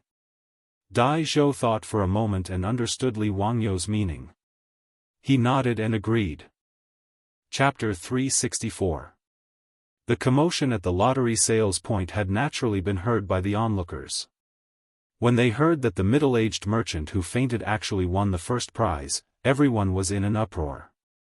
All kinds of exclamations could be heard. He won, this person won the first prize. Buddha, is there really someone who won the first prize? That's 200 taels of gold. Damn it, it's the first prize. Why didn't I win the prize? It would be great if I won the prize. I must go to Shi City first and buy a Huji to bring home. You wastrel, stop dreaming. TSK, this person is really lucky. More and more people heard that someone had won the grand prize and gathered around. This made shopkeeper Ren very nervous. He held his lottery ticket tightly in his hand, afraid that it would be snatched away. When Li Wangyu saw this, he hurriedly called the Imperial Army of the Golden Guards who were guarding the lottery shop to separate the crowd. Only then did shopkeeper Ren feel slightly relieved. There were even more people who had bought their lottery tickets and were about to leave. However, they turned back to the counter and took out copper coins from their money bags to buy their lottery tickets again. Obviously, they were stimulated by shopkeeper Ren winning the prize. Lang Jun, did you bring your lottery ticket for the public examination? When the official from the Ministry of Civil Affairs saw that Dai Zhou nodded and agreed to immediately redeem the prize, he went forward and asked. Yes, I did bring it. Shopkeeper Ren nodded repeatedly and reached out to take out his ticket for the public examination. He was originally prepared to go to Shiming Temple to borrow the fragrance accumulation kitchen. Naturally, he had to bring his identification. The official from the Ministry of Civil Affairs checked his ticket and asked someone to double-check his lottery ticket. Only then did he take out a brush, ink, paper, and inkstone and let shopkeeper Ren register and receive his prize. Duke Ren, do you want gold or copper coins? 200 taels of gold and 1200 strings of copper coins. Can I have half gold and half copper coins? Shopkeeper Ren thought that it was inconvenient for him to have more than 500 strings of copper coins to pay for the compensation. The official from the Ministry of Civil Affairs smiled and nodded. No problem, Duke Ren, don't be impatient. I will immediately arrange for the treasury to send the gold and copper coins. Shopkeeper Ren gratefully bowed again and again. At this time, he remembered that he had not thanked Li Wangyu and Dai Zhou. He hurriedly walked in front of the two and bowed. I would like to thank both of you for your help just now. Please forgive me for offending you just now. Dai Zhou twirled his beard and said with a smile, It's all right. It's understandable that you're overjoyed when you hit the jackpot. But don't be so agitated in the future. It's not worth it to hurt your body. Shopkeeper Ren replied, yes, you're right. I was too agitated just now. The main reason was that something had happened to his family, and he really needed this bonus. I won't hide it from the two of you. Just now I was prepared to go to Shiming Temple to cook.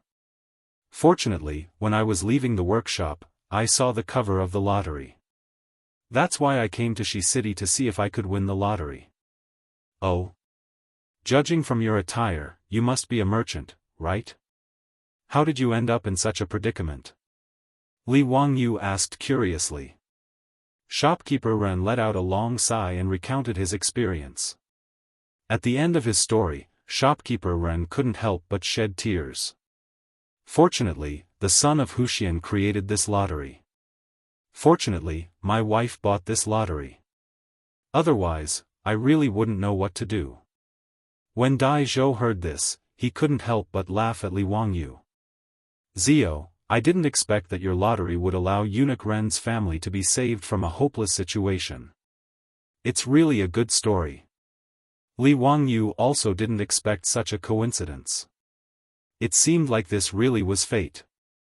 Dai Zhou's words stunned Shopkeeper Ren. He looked at Li Wangyu in disbelief. Langjun, are you the son of Huxian? Li Wangyu smiled and nodded at him. I am the son of Huxian, Li Wangyu. He had just finished speaking when Shopkeeper Ren knelt down in front of him and kowtowed a few times. Li Wangyu was shocked. Eunuch Ren, what are you doing? Quickly get up and speak. Son of Huxian, I thank you on behalf of my entire family. Thank you for creating this lottery ticket and saving me from disaster. Everyone in Chang'an City is now saying that you are the reincarnation of the god of fortune. It's true. Shopkeeper Ren's words stunned Li Wangyu. He didn't create this lottery ticket to become some god of fortune. His initial idea was very simple. He just wanted to divert the attention of the people by relying on the huge attraction of the lottery since he was at the cusp of the gossip in Chang'an. It was a very selfish idea, but Shopkeeper Ren was thanking him so profusely. This made him feel a little embarrassed. Shopkeeper Ren's shout was heard clearly by the surrounding commoners. When they saw that the young man in front of them was the legendary son of Huxian, many of the people immediately kowtowed. It's son of Huxian. Son of Huxian, you really are the god of fortune. Please accept this bow from this slave. Son of Huxian, please bless us to also win this lottery ticket. Thanks to son of Huxian, I won the second prize. Son of Huxian, I will kowtow to you. Li Wangyu couldn't help but feel speechless at the reactions of the surrounding people. *CK, have I become a clay statue in a temple? Why don't you just light some incense for me? He didn't know that many of the people who bought the lottery ticket had placed a memorial tablet with his name on it at home and burned incense and kowtowed to it every day. If Li Wangyu knew about this, he would probably want to kill someone. What are you saying, Shopkeeper Ren? Quickly get up. This lottery ticket was created only because of the wisdom of the saint and the support of Minister Dai. I am not some god of fortune, but this lottery ticket is indeed a good tool to benefit the country and the people. Li Wangyu helped Shopkeeper Ren up and gestured at the surrounding commoners to get them to stand up. Everyone, the saint and the imperial court set up this lottery ticket not only to make the winners wealthy, but also to fill the national treasury. Moreover, 20% of the money will be used to protect the people. Therefore, by buying the lottery ticket, not only can you enrich yourselves, but you can also be compassionate to the young, old, and poor. This is a matter of great merit. If you want to thank me, why don't you buy a few more lottery tickets? Buying lottery tickets is accumulating virtue, huh? Li Wangyu's words made the surrounding people applaud and cheer. Shopkeeper Ren, who had just won a big prize, couldn't help but run to the counter and take out a lot of copper coins from his money bag to buy a few more lottery tickets. Not long after, the Ministry of Civil Affairs took the gold and copper coins from the treasury and were escorted by the Imperial Army of the Golden Guards. They were sent in a four-wheeled carriage to the Shi City lottery shop. 100 taels of gold wasn't conspicuous and was just a small bag. but 600 copper coins was a large pile that weighed 3 tons. Looking at the cart full of copper coins, the surrounding people gasped and gasped. Envy and jealousy filled the air. Flaunting wealth, this was simply blatant flaunting wealth. This cart of copper coins was no different from a cart full of RMB in the future. Many people had never seen such wealth in their lives. Li Wangyu and Dai Zhou obtained shopkeeper Ren's consent and simply let the imperial army of the Golden Guards escort the coins. The officials of the Ministry of Civil Affairs beat the gongs and drums and directly sent the copper coins to the Ren family in Longevity Extension Square. Along the way, it attracted the attention of many people and made the lottery a living advertisement in Chang'an City. Chapter 365.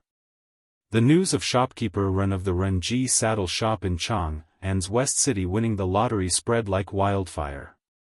Within a few days, the news had spread to all the shops in Chang'an. On that day, shopkeeper Ren, in front of the neighbors of Yanshou Square, continuously took down the shiny and heavy copper coins from the four-wheeled carriage of the Ministry of Civil Affairs and handed them over to the creditors. The scene of them clearing their debts was also spread everywhere along with the mouths of the people. There were those who were envious and those who were jealous. As a result, the lottery outlets in the 6 markets were once again filled with people buying lottery tickets.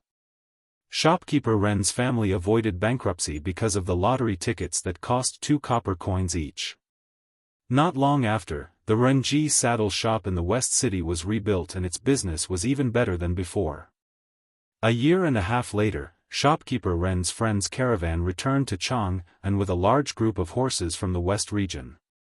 The Ren family once again earned more than 20,000 coins and became a famous wealthy merchant in Chang'an.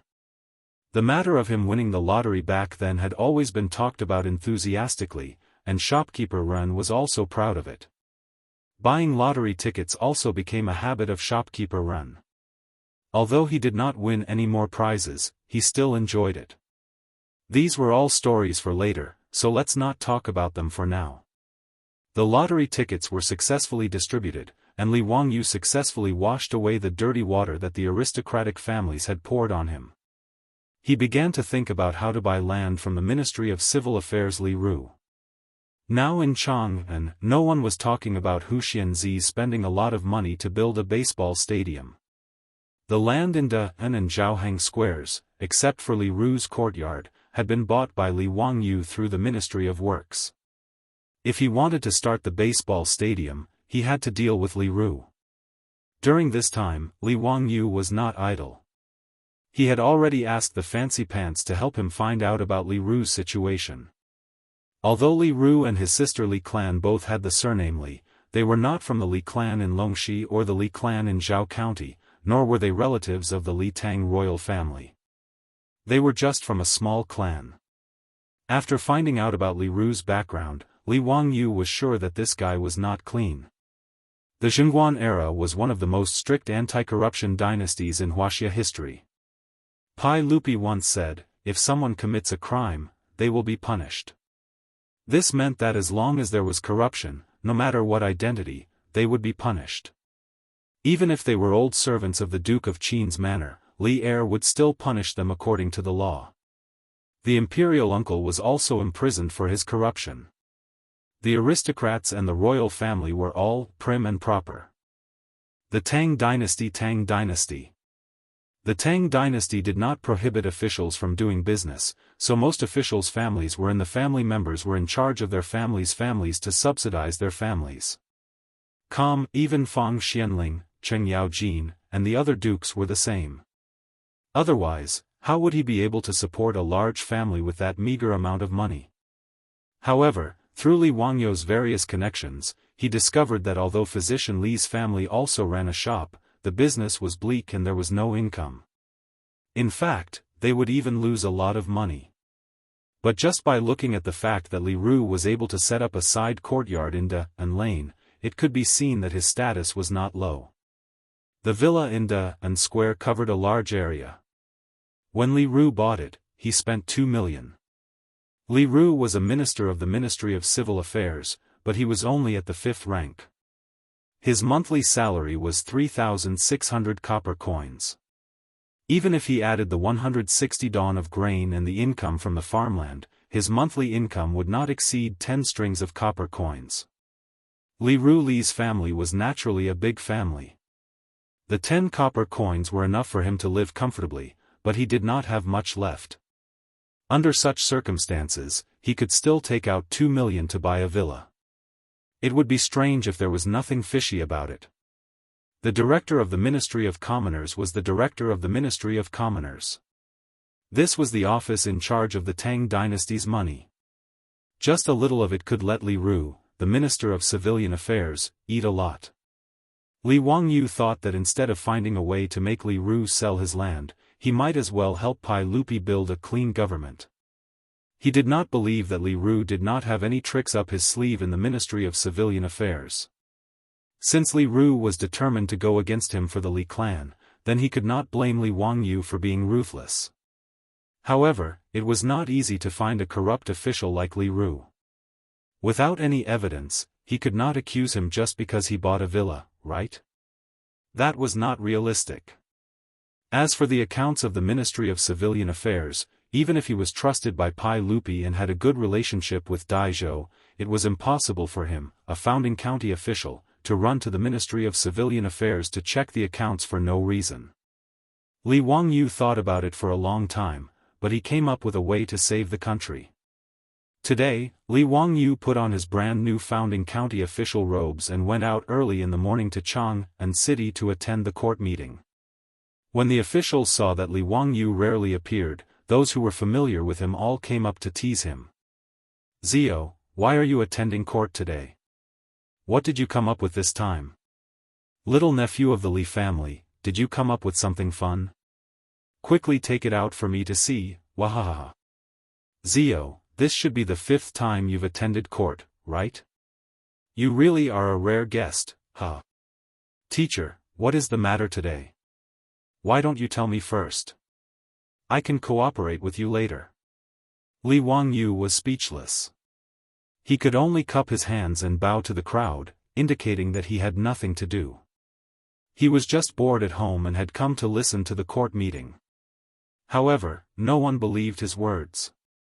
They all smiled, waiting to see what this guy was up to.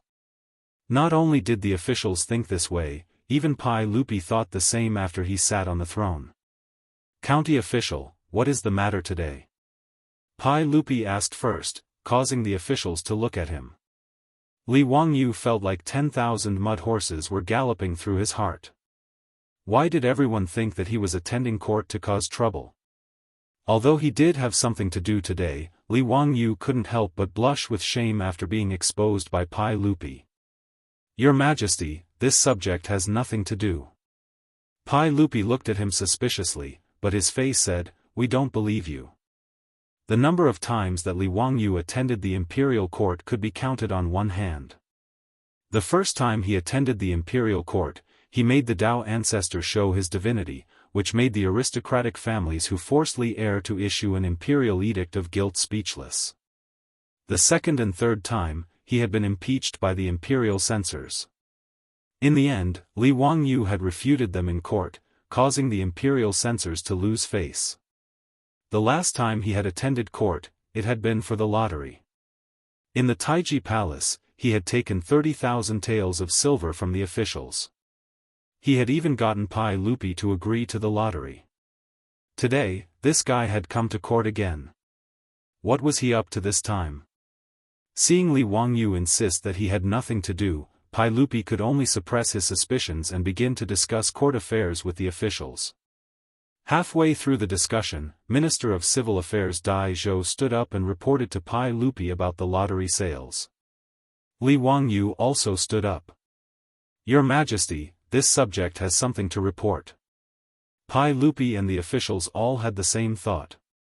This guy was here again. Chapter 366. Li Wangyu's shout attracted the attention of all the officials in the hall. Even Daizhou stopped talking and looked at Li Wangyu with a smile. Pai Lupi raised his arm at him speechlessly, indicating that he should speak quickly. Being stared at like this, Li Wangyu blushed with shame. He could only clear his throat and raise his hands apologetically to Dai Zhou before continuing, Your Majesty, I just heard Minister Dai say that the Ministry of Civil Affairs was calculating the amount of lottery sales and suddenly remembered something. The Ministry of Civil Affairs of the Tang dynasty is in charge of land, money, and grain. However, the officials in the Ministry of Civil Affairs are not good at mathematics and their calculation efficiency is too low. Before he could finish, Dai Zhou couldn't help but interrupt him. As the Minister of Civil Affairs, although Dai Zhou had a good relationship with Li Wangyu, he couldn't help but frown. County Magistrate Hu, all the officials in the Ministry of Civil Affairs are proficient in mathematics. Although there may not be anyone as knowledgeable as you, I dare say that there is no one in the world who is better than you in mathematics. Dai Zhou was also a bit angry and his tone was unavoidably tough. As the head of the Ministry of Civil Affairs, he naturally couldn't bear to hear Li Wangyu criticize the Ministry of Civil Affairs for its poor calculation ability. Li Wangyu saw that the old man was angry and quickly bowed deeply. Minister Dai, if what I said is wrong, please don't blame me. However, the Ministry of Civil Affairs calculation method is indeed backward. I am only thinking for the Ministry of Civil Affairs, which is why I brought this up. In truth, if Li Wangyu had communicated with Dai Zhou privately, Dai Zhou definitely wouldn't feel any disgust. Instead, he would be grateful to Li Wangyu. However, to say that the Ministry of Civil Affairs calculation ability was bad in front of all the officials, wasn't this slapping Dai Zhou's face? It was no wonder that the old man was angry. However, Li Wangyu had other intentions, so he couldn't care less about offending Dai Zhou. In any case, he believed that as long as what he said was true, Dai Zhou would be grateful to him. Humph. Today, this old man would like to ask for advice. Let's see how brilliant County Magistrate's arithmetic is. Dai Zhou flung his robe angrily, no longer giving Li Wangyu any face. Li Wangyu had been waiting for him to say this. He quickly climbed up the pole and said, Your Majesty, since Minister Dai doesn't believe me, I would like to have a competition in this hall today to prove that what I said is true. Is that okay? Pai Lupi rubbed his temples and thought to himself, this guy is really here to cause trouble. However, he could not remain indifferent to Li Wangyu's words. After all, if what he said was true, it would be a good thing for the Ministry of Civil Affairs to increase their efficiency. Huxianzi, how do you want to compete? Pai Lupi asked. It's simple. Minister Dai, please find 10 officials from the Ministry of Civil Affairs who are proficient in calculation. Let them compete with my 2 disciples in calculation speed in this hall and see if what I said is false. As soon as Li Wangyu finished speaking, the officials all looked at Ma Zhou and Yan Liben in the hall. The 2 of them were also confused. They stood up in disbelief, looked at Li Wangyu, and then pointed at themselves. Are you sure, teacher? Although the 2 of them had studied with Li Wangyu, they had very little contact with mathematics. Wasn't it a joke to have them compete with officials from the Ministry of Civil Affairs in calculation? Li Wangyu hurriedly waved his hand and said, King Bin, Liben, I'm not talking about you. He then cupped his hands towards Pai Lupi and said, Your Majesty, I'm talking about His Highness the Crown Prince and His Highness the King of you. As soon as Li Wangyu said this, Dai Zhou's face darkened. The officials from the Ministry of Civil Affairs who were qualified to attend court also had ugly expressions. The officials were in an uproar. They all looked as if they had seen a ghost. Some even rubbed their ears, wondering if they were hearing things. The Crown Prince and His Highness the King of you. Li Qingxian was only 9 years old and Li Tai was only 8 years old. Although the 2 of them had noble statuses, they were still just 2 young children. Did County Master Huxian just say that he wanted these 2 young children to compete with 10 officials from the Ministry of Civil Affairs who were proficient in calculation? This was truly the greatest joke in the world. Pai Lupi was also speechless. Although Li Qingxian and Li Tai were his precious sons, Li Wangyu shouldn't be messing around like this. Wasn't this just blatantly humiliating Dai Zhou and the others? If one were to say that Li Wangyou's calculation ability was better than the officials from the Ministry of Civil Affairs, both Pai Lupi and Dai Zhou believed this. Back in Zhang Liang's residence, Li Wangyu had already displayed his calculation ability. But now, he was shamelessly boasting that two young children who had only studied with him for a little more than a month were better than the officials from the Ministry of Civil Affairs. No one would believe such words. County Master Huxian, don't joke around. Pai Lupi's face stiffened. Hurry and apologize to Grandpa Dai. How could you say such a joke so casually? Pai Lupi's words were to give Dai Zhou a way out and also to protect Li Wangyu. By saying that Dai Zhou's words were a joke, everyone laughed it off. Unexpectedly, Li Wangyu didn't appreciate this at all. Shaking his head, he said, "Your Majesty, this subject is not joking. This matter cannot be faked. Your Majesty will know once you try. If this subject speaks the slightest falsehood, I am willing to accept your Majesty's punishment." Seeing Li Wangyu so insistent, Pai Lupi was somewhat hesitant. He couldn't help but look at Dai Zhou, wanting to see what he would say. At this time, Dai Zhou was truly angry. Seeing that Li Wangyu was so unforgiving and wanted to slap the face of the Ministry of Civil Affairs, he couldn't care less about the little bit of friendship he had with Li Wangyu. The old man huffed and puffed. He straightened his neck and said, "Your Majesty, since County Master Huxian is so certain, this subject is willing to accept this competition. According to County Master Huxian's words, this subject requests your Majesty's permission. If this subject loses, this subject will give up my position as Minister of the Ministry of Civil Affairs." Dai Zhou's words gave Li Wangyu a fright. He didn't want to offend Dai Zhou to the point of death. Li Wangyu hurriedly bowed to Dai Zhou. "Minister Dai, why do you say such a thing? If my words just now have offended you, I ask Minister Dai to forgive me. I had good intentions. Seeing that the Ministry of Civil Affairs calculation method is indeed a bit behind, I anxiously brought up this matter. I truly didn't mean to humiliate the Ministry of Civil Affairs. I ask Minister Dai to investigate this matter thoroughly." Only after hearing these words did Dai Zhou's expression become slightly better. However, since both sides had already spoken to this point, Pai Lupi couldn't pretend that he hadn't heard anything. After thinking for a moment, he nodded in agreement. He also wanted to see what kind of medicine Li Wangyu was selling in his gourd. Could it be that his two sons were really calculative geniuses? Although Pai Lupi was the emperor of the Tang dynasty, he was no different from a normal parent in that he wanted his children to succeed. Otherwise, after seeing Li Wangyou's talent, he wouldn't have forced his eldest son and second son to become Li Wangyou's disciples. Although calculus was a small path, if his two young children could surpass the officials of the Ministry of Civil Affairs, it would be something worthy of Pai Lupi's pride. "County Master Huxian, how do you plan to have Qingqian and Qingke compete with the officials of the Ministry of Civil Affairs?" Pai Lupi's face was filled with anticipation. "Your Majesty, Minister Dai, why don't we compete like this? Minister Dai, please order people to bring over the Ministry of Civil Affairs' financial and grain accounts for this year.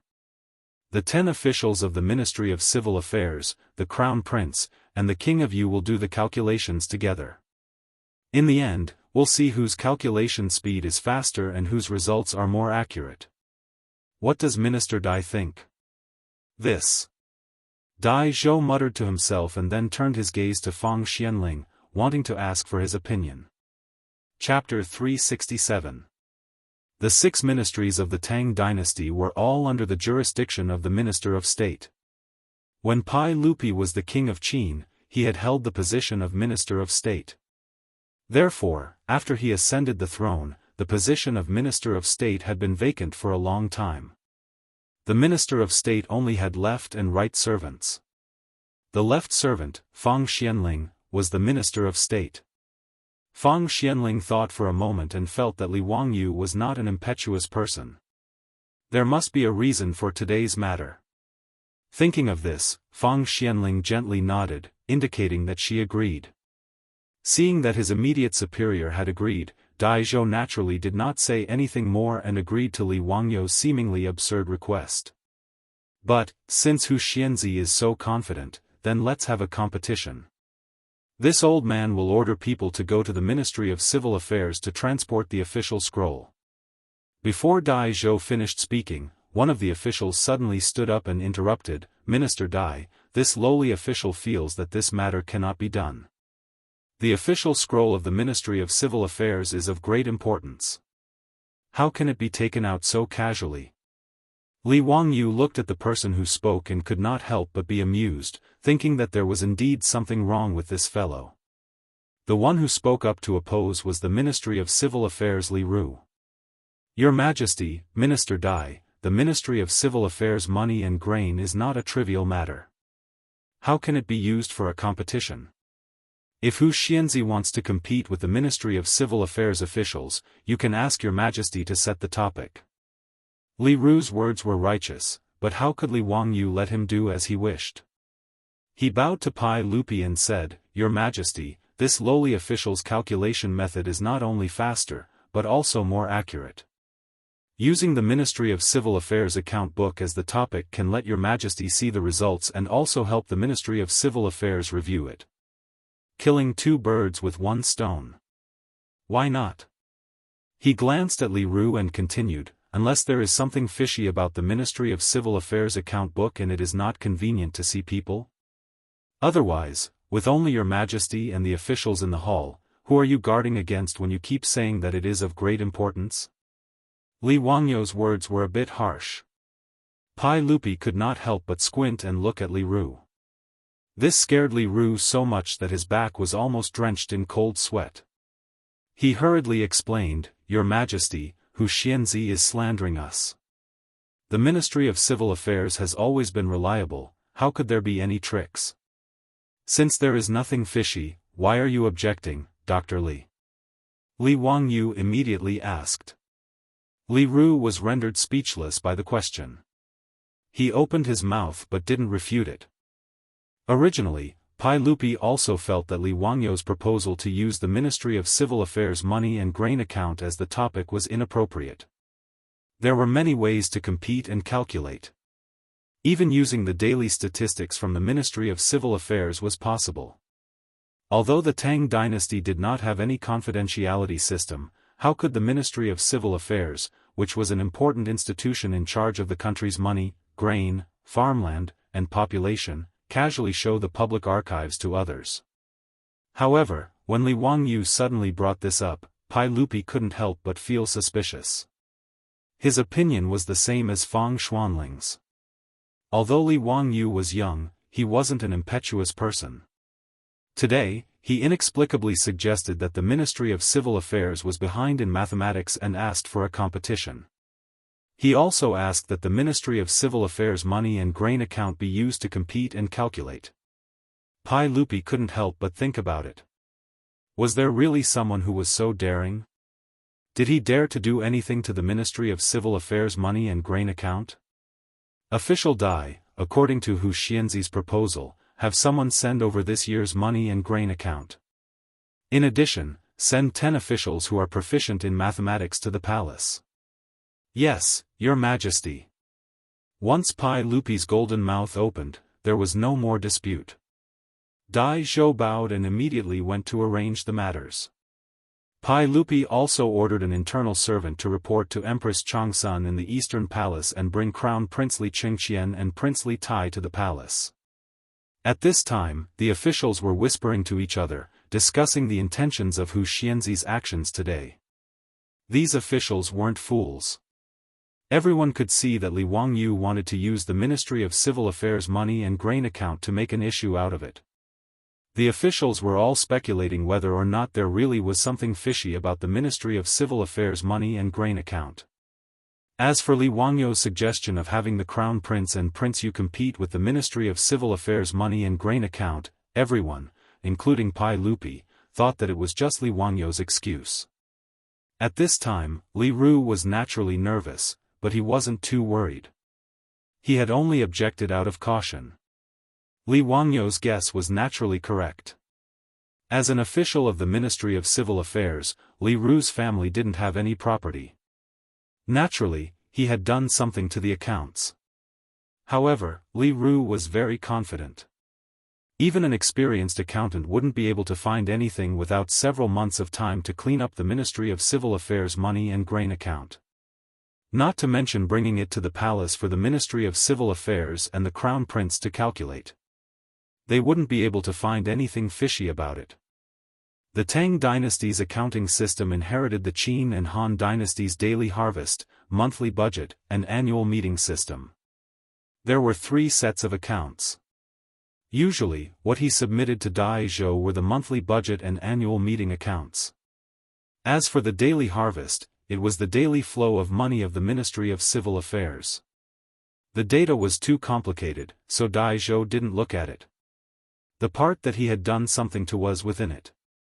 The Ministry of Civil Affairs financial report had to be made in duplicate. It would be reviewed by the Pai Lupi and sent to the Ministry of Official Affairs. As for the other reports, they would be sent to the comparison department to be audited and the results would be reported to the Pai Lupi. The comparison department was one of the 4 divisions under the Ministry of Justice and was in charge of auditing the books. Even the comparison department, a professional organization, couldn't find anything wrong with the accounts, so why would Li Ru be worried that Li Wangyu would find anything? He also regretted that he had been too nervous and lost his composure. The county head of the Ministry of Civil Affairs was within the imperial city and wasn't far away.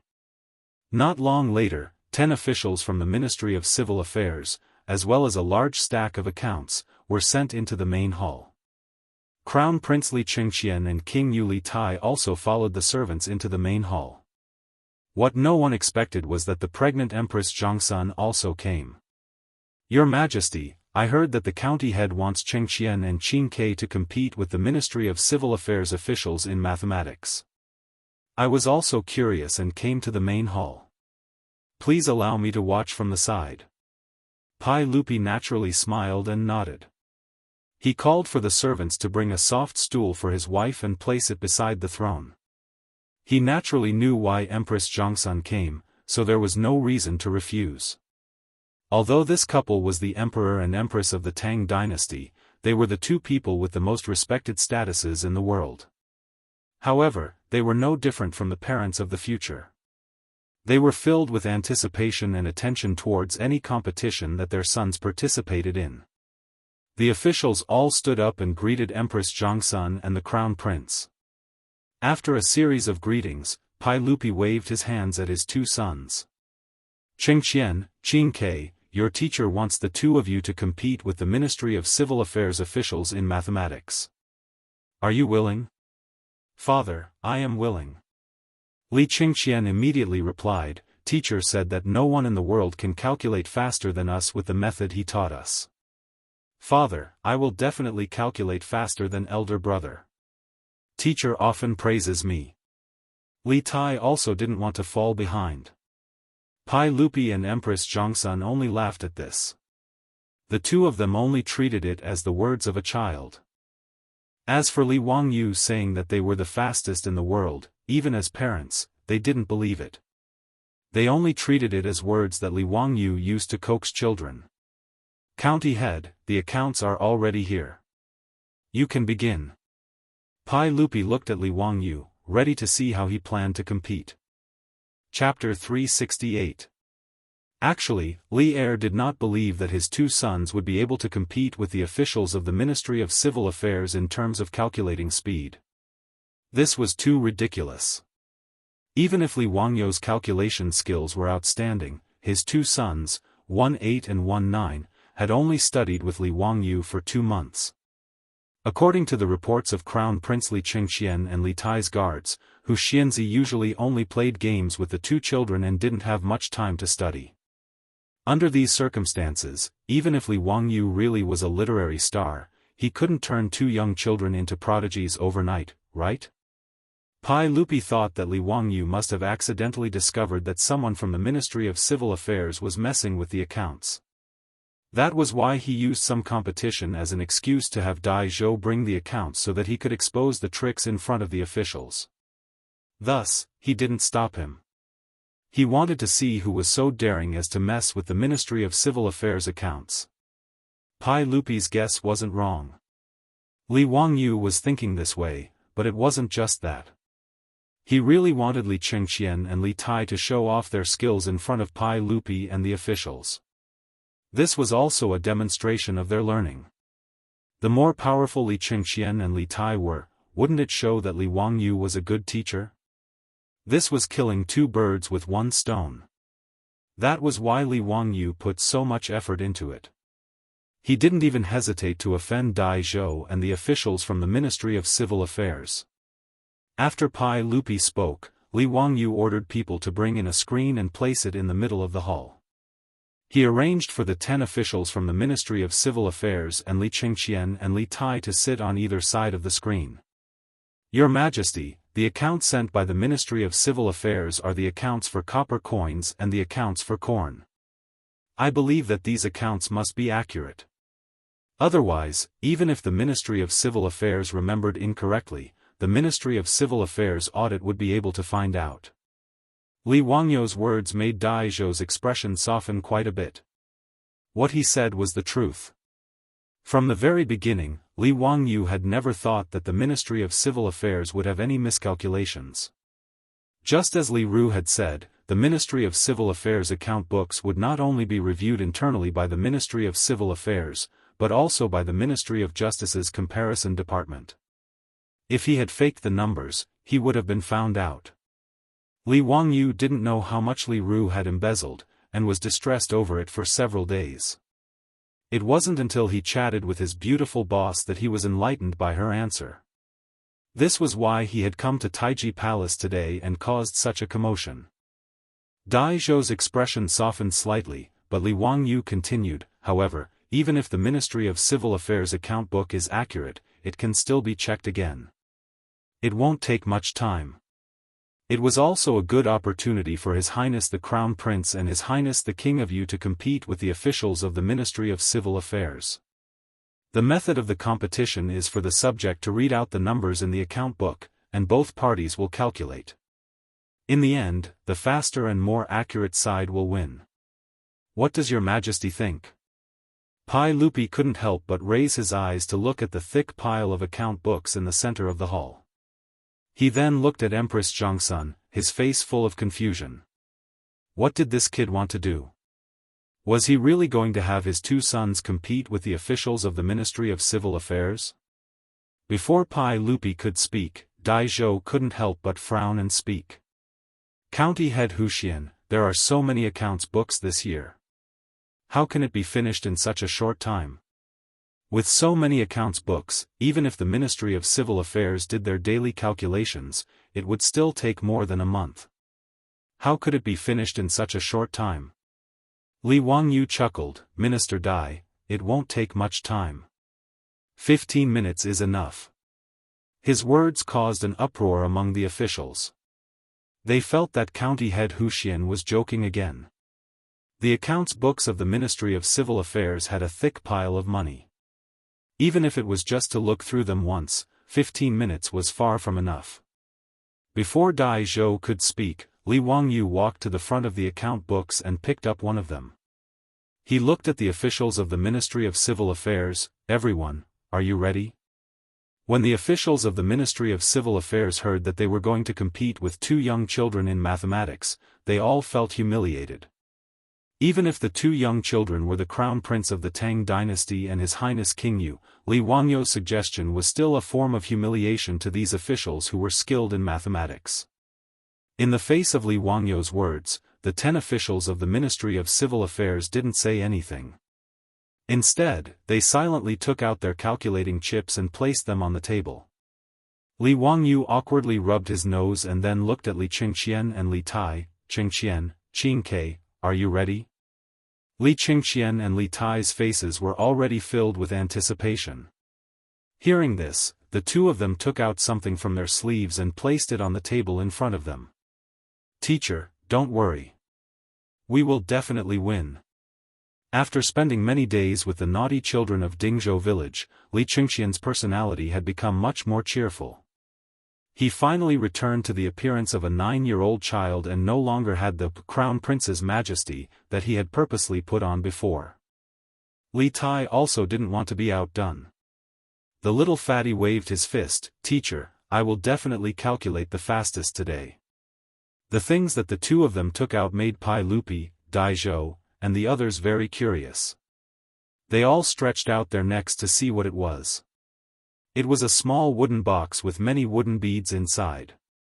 If there were any of the officials in the hall who had traveled through time, they would definitely be able to recognize this item at a glance. An abacus. Li Wangyu taught the two children mathematics, but he didn't expect Li Qingqian and Li Tai to be so smart. They were even more familiar with the numerals than he was.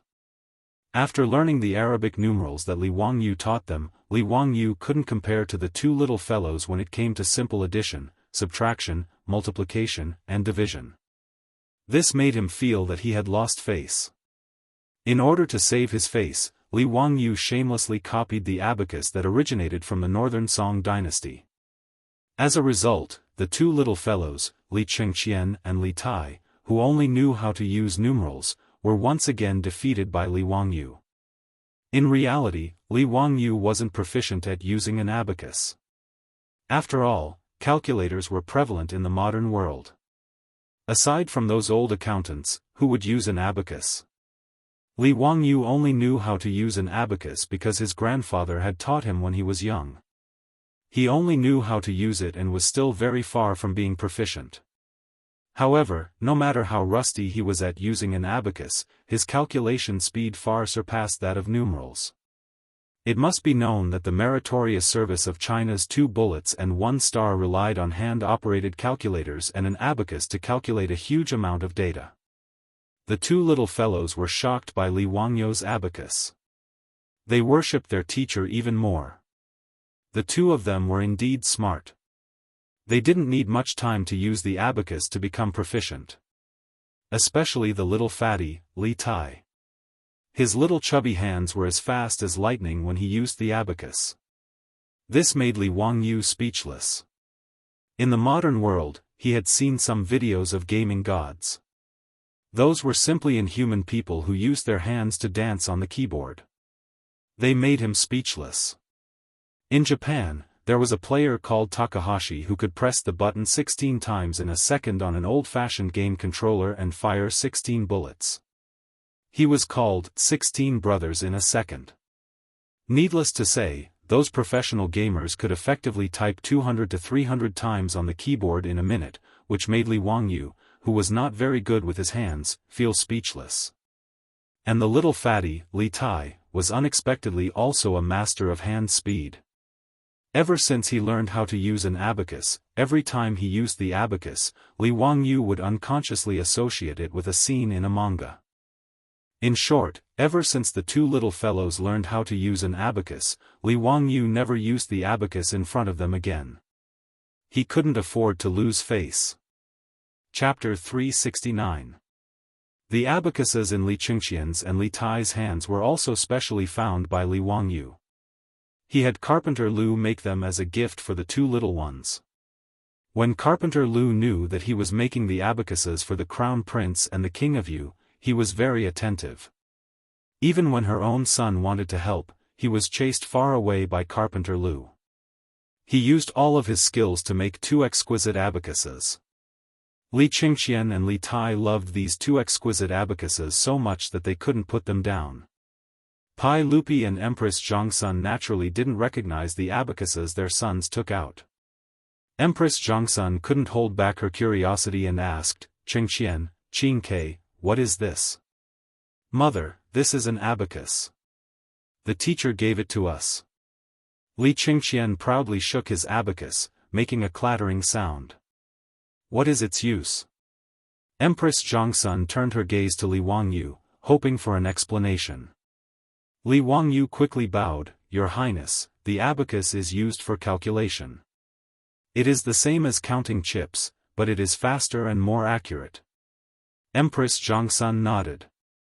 This county often made these strange things, but she didn't know how much faster this abacus was than counting chips. Could it really let her two sons win the competition? She didn't care about the problems with the Ministry of Civil Affairs accounts. That was something her husband needed to worry about. As a mother, Empress Zhongsun cared more about her son. Could it really be, as Li Wangyu said, that he could calculate faster than 10 officials from the Ministry of Civil Affairs? Li Tai couldn't help but yell, "Mother, the teacher said that in terms of calculating speed, my abacus is the best in the world. No one can be faster than me." His words made Empress Zhongsun cover her mouth and laugh. She felt that her silly son believed everything. This was most likely Li Wangyu teasing them. They actually took it seriously. Okay, mother knows. Qingke, work hard in a bit. Empress Zhongsun smiled. However, even Li Tai, this little brat, could hear her half-hearted tone. Seeing that his mother did not believe him, Li Wangyu was so anxious that his chubby face turned red. He reached out and tugged at Li Wangyu's sleeve. "Commander, mother doesn't believe me." Li Wangyu smiled and comforted her. "Hehe, Qingke, then prove it to Empress Zhongsun. I believe that your calculation speed is the fastest in the world. No one can compare to you." Their voices were not soft, and their words were heard by all the officials in the hall. Many of them laughed. Most people thought that Li Wangyu was coaxing the child again, so they laughed kindly. However, there were quite a few people who burst into laughter. The mockery in their words was too strong. Previously, Li Ru felt that he was too nervous and had lost some face. Moreover, he was unhappy with Li Wangyu, so he couldn't help but stand up again. Hu Xianxia sure talks big. Do you really think that the officials of the Ministry of Civil Affairs are all good-for-nothings? His words were clever. He directly placed Li Wangyu on the opposite side of the officials of the Ministry of Civil Affairs, causing all the officials in the hall to glare angrily at Li Wangyu. Li Wangyu glanced at Li Ru. "Physician Li, Mo Fei doesn't believe me? That's simple. If you think I'm talking nonsense, why don't we make a bet? Let's make a bet. What do you want to bet?" "Hehe, let's bet on your villa in Daoist Lane. If the officials of the Ministry of Civil win, I will offer you 1,000 taels of gold. If the Crown Prince and King you win, I don't want anything else. You just have to give me your residence in Daoist Lane. How about it? Physician Li, do you dare to make the bet?" Since Hu Xianxia wants to give me money, how can I refuse?" When Li Ru heard the offer of 1,000 taels of gold, his eyes widened. Afraid that Li Wangyu would go back on his word, he immediately laughed and nodded.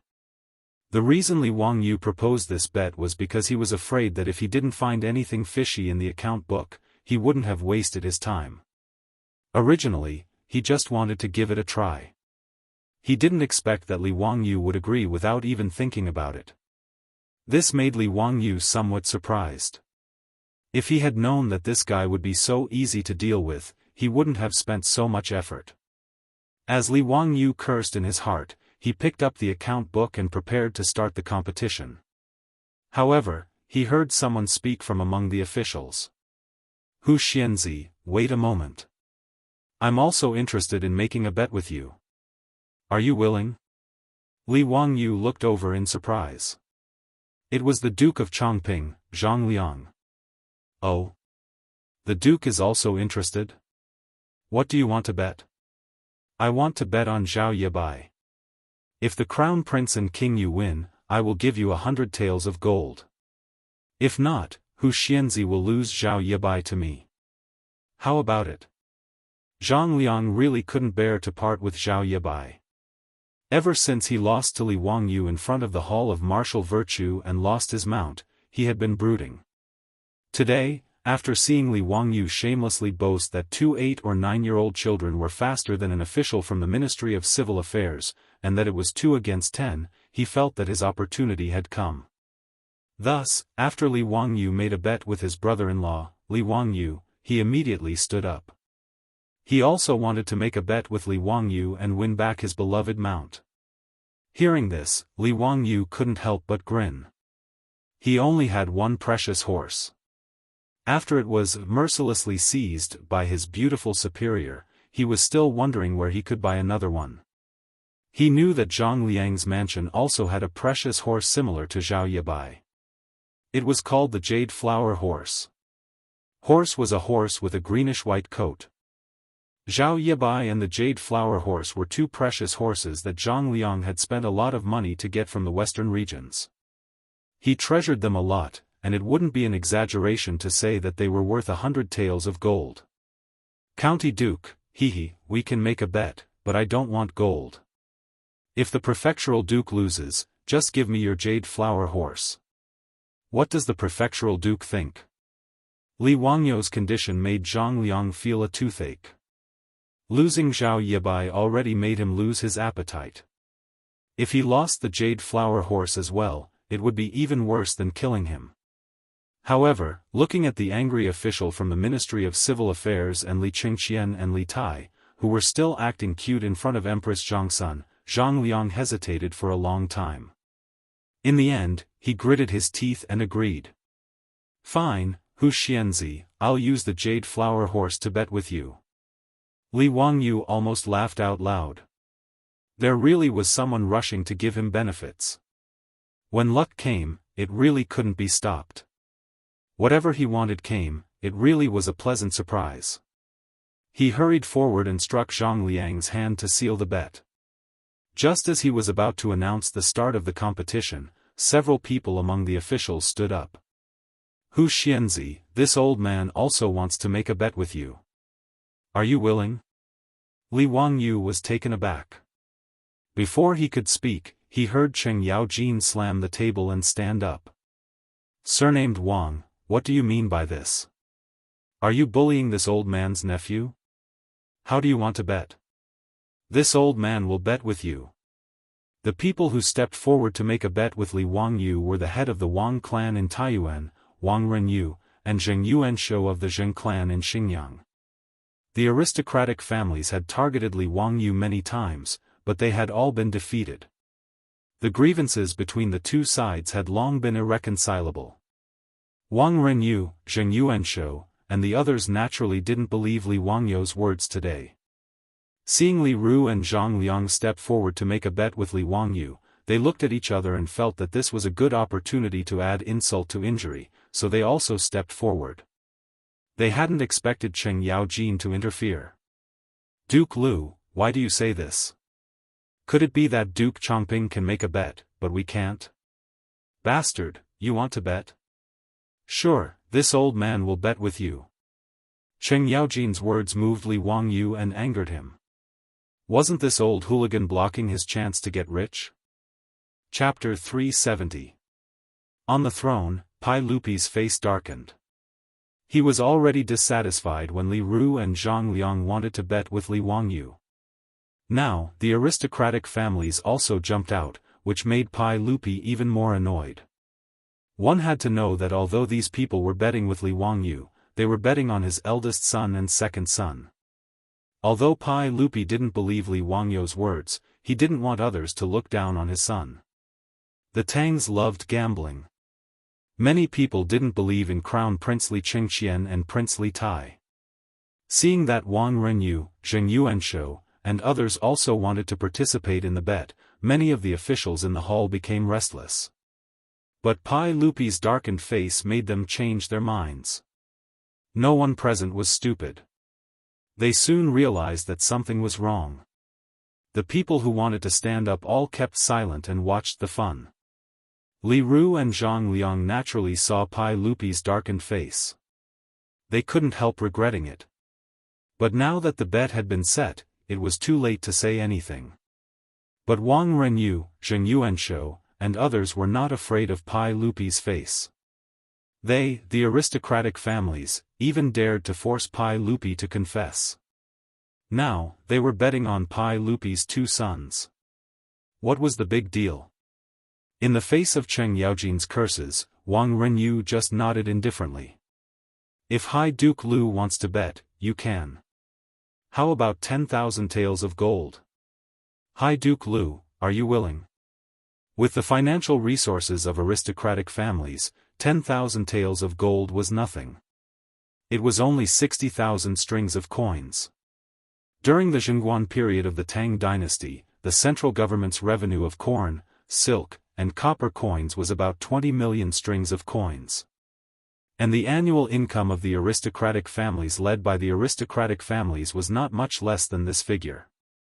The 1,000-year-old aristocratic families, the top aristocratic families of the Tang dynasty, were like huge icebergs. The huge ice hidden under the sea was terrifying.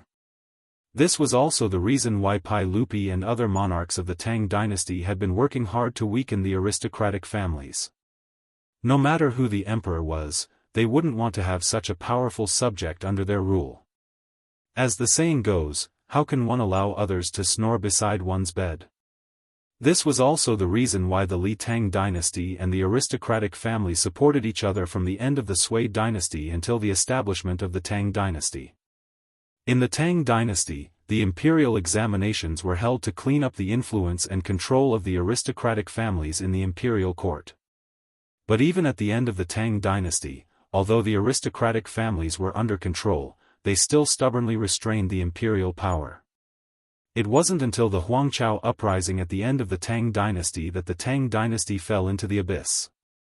The aristocratic families also declined rapidly, following the decline and fall of the Tang dynasty, disappearing from the stage of history.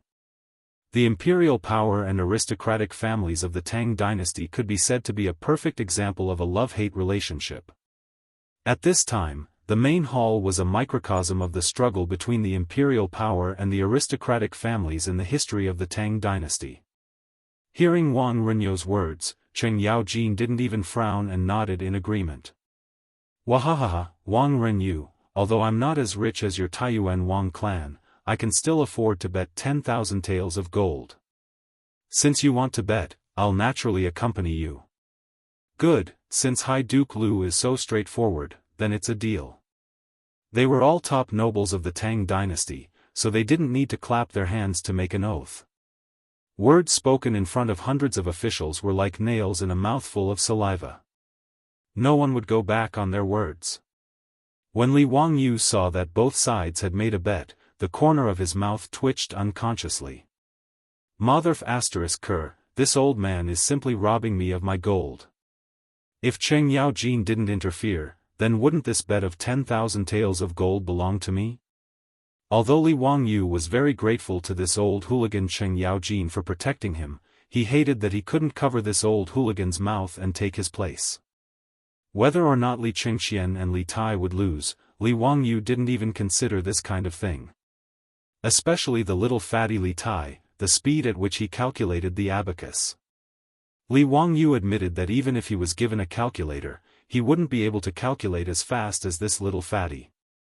This little fatty was really heaven-defying. Not to mention the 10 officials of the Ministry of Civil Affairs, even if all the officials of the Ministry of Civil Affairs attacked together, they still wouldn't be the little fatty Li Tai's opponent. Hanging and beating, Li Wangyu could only think of this word to describe the gap between the two sides. Therefore, when Cheng Yaojin stepped forward to accept the bet with the aristocratic family, in Li Wangyu's eyes, he was robbing him of his gold. Now that Li Wangyu was very rich, who would complain about having too much gold?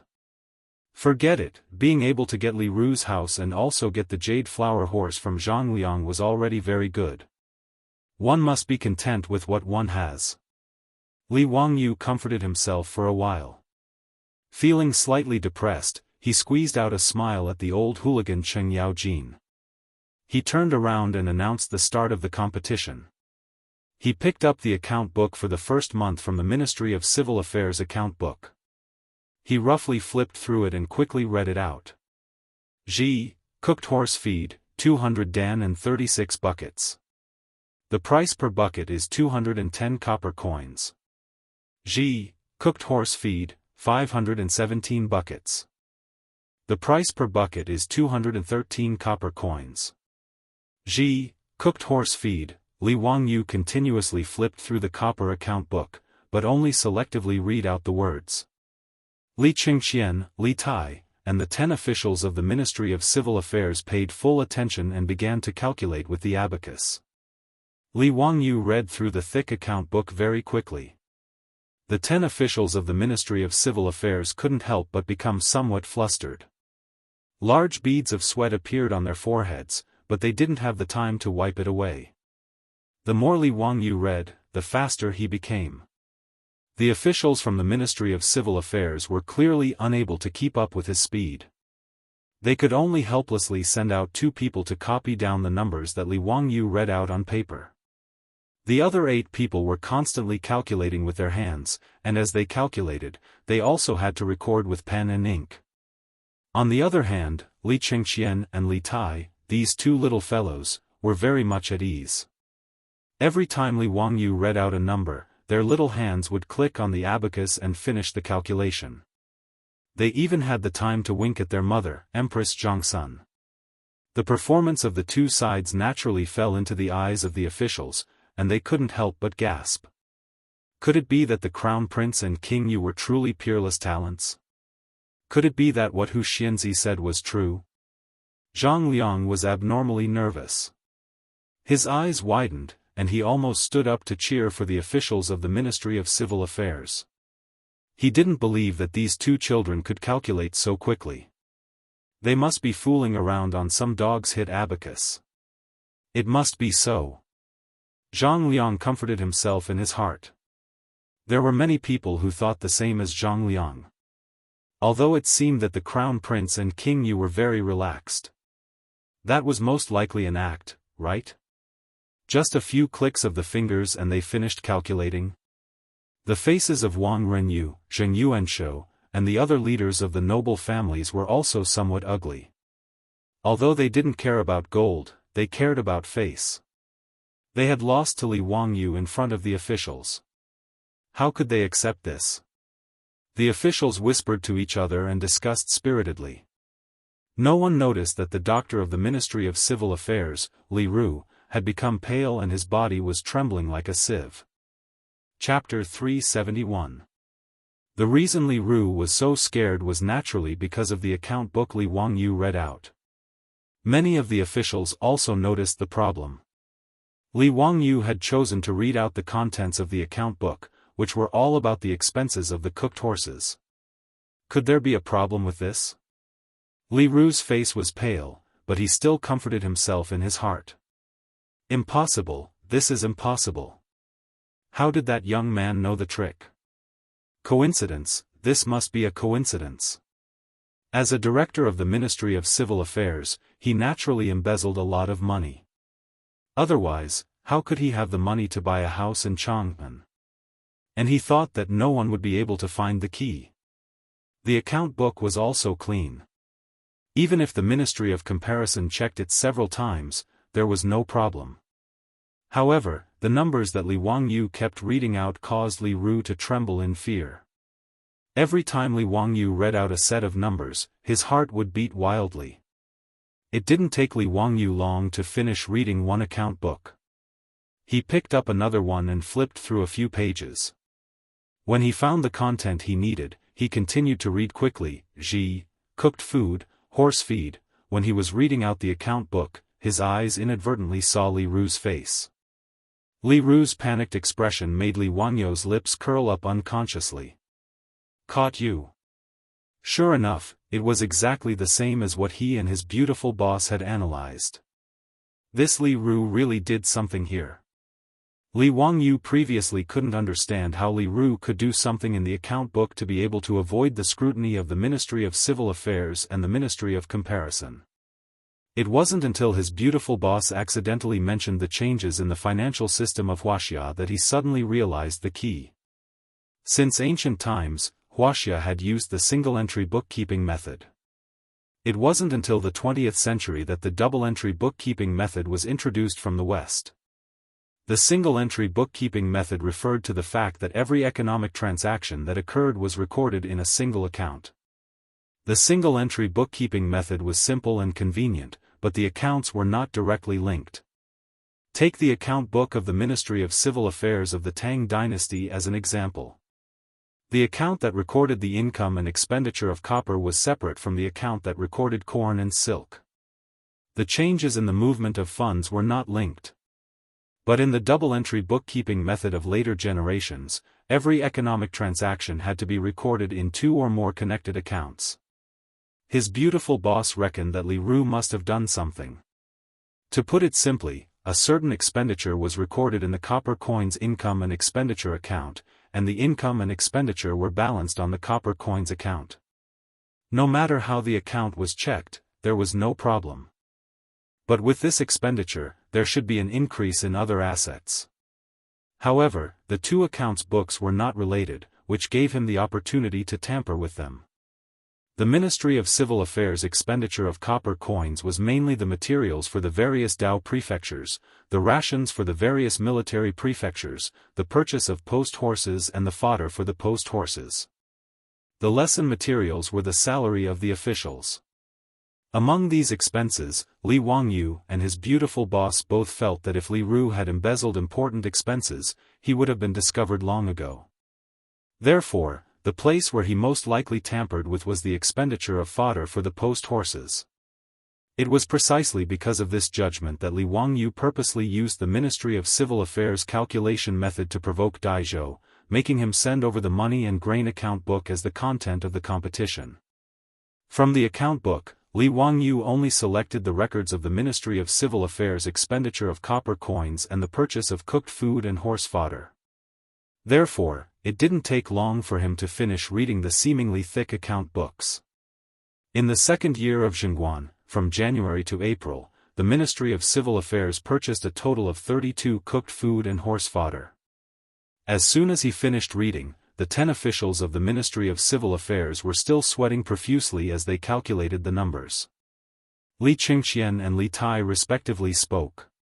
"Commander, the total expenditure is 370,000 strings of copper coins and 765 coins.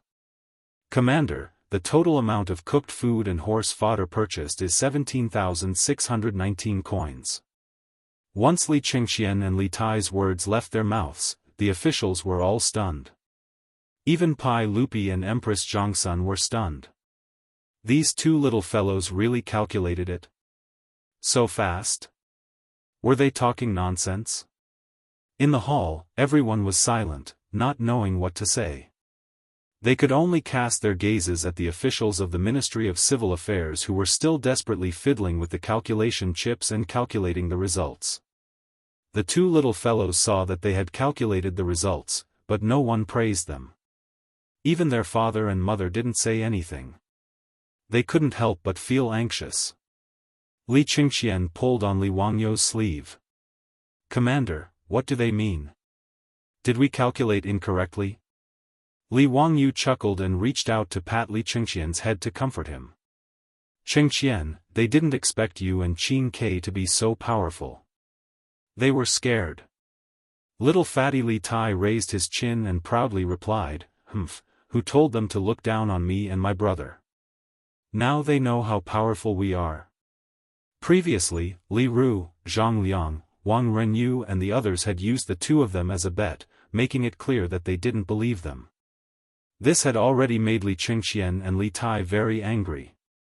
If it weren't for the presence of Pai Lupi and Empress Zhongsun, the 2 little fellows probably would have made a scene on the spot. Now that they had easily beaten the officials of the Ministry of Civil Affairs, the 2 little fellows were very proud. Under the gazes of the officials in the hall, Pai Lupi and Empress Zhongsun, the 10 most skilled officials of the Ministry of Civil Affairs finally calculated the results. "Your Majesty, Huxianzi spent a total of 370,000 strings of copper and 765 silver coins to buy 17,619 dan of cooked horse feed." Li Wangyu lightly clapped his hands a few times. "Not bad. Everyone, His Highness the Crown Prince and His Highness the King of you have calculated correctly. It is exactly the same as what was recorded in the Ministry of Civil Affairs."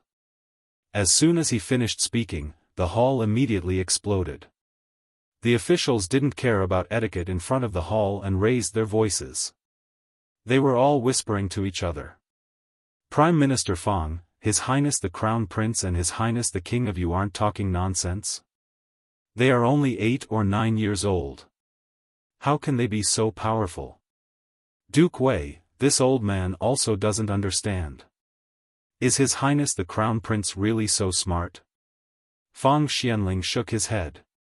He felt that today's events were too unbelievable. I think Hu Xianzi taught him well.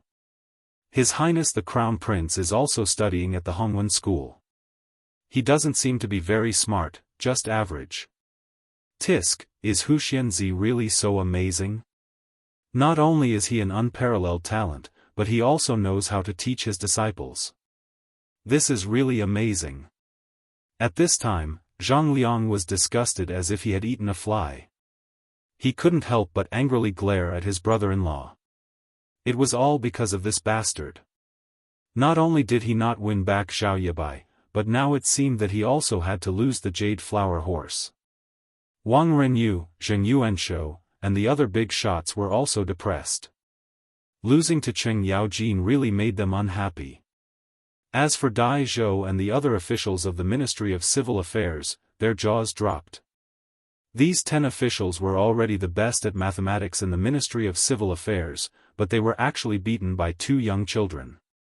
It was really unbelievable. Pai Lupi and Empress Zhangsun were naturally pleasantly surprised. Pai Lupi still wanted to maintain a straight face to protect his dignity as an emperor, but the corner of his mouth couldn't help but curl up. As for Empress Zhangsun, if it weren't for the attention of the officials in the hall, she probably would have rushed down the stairs and hugged her 2 precious sons. After the surprise of Pai Lupi, he looked at the abacus in front of his son and waved to Li Qingqian, indicating that he should bring the abacus over.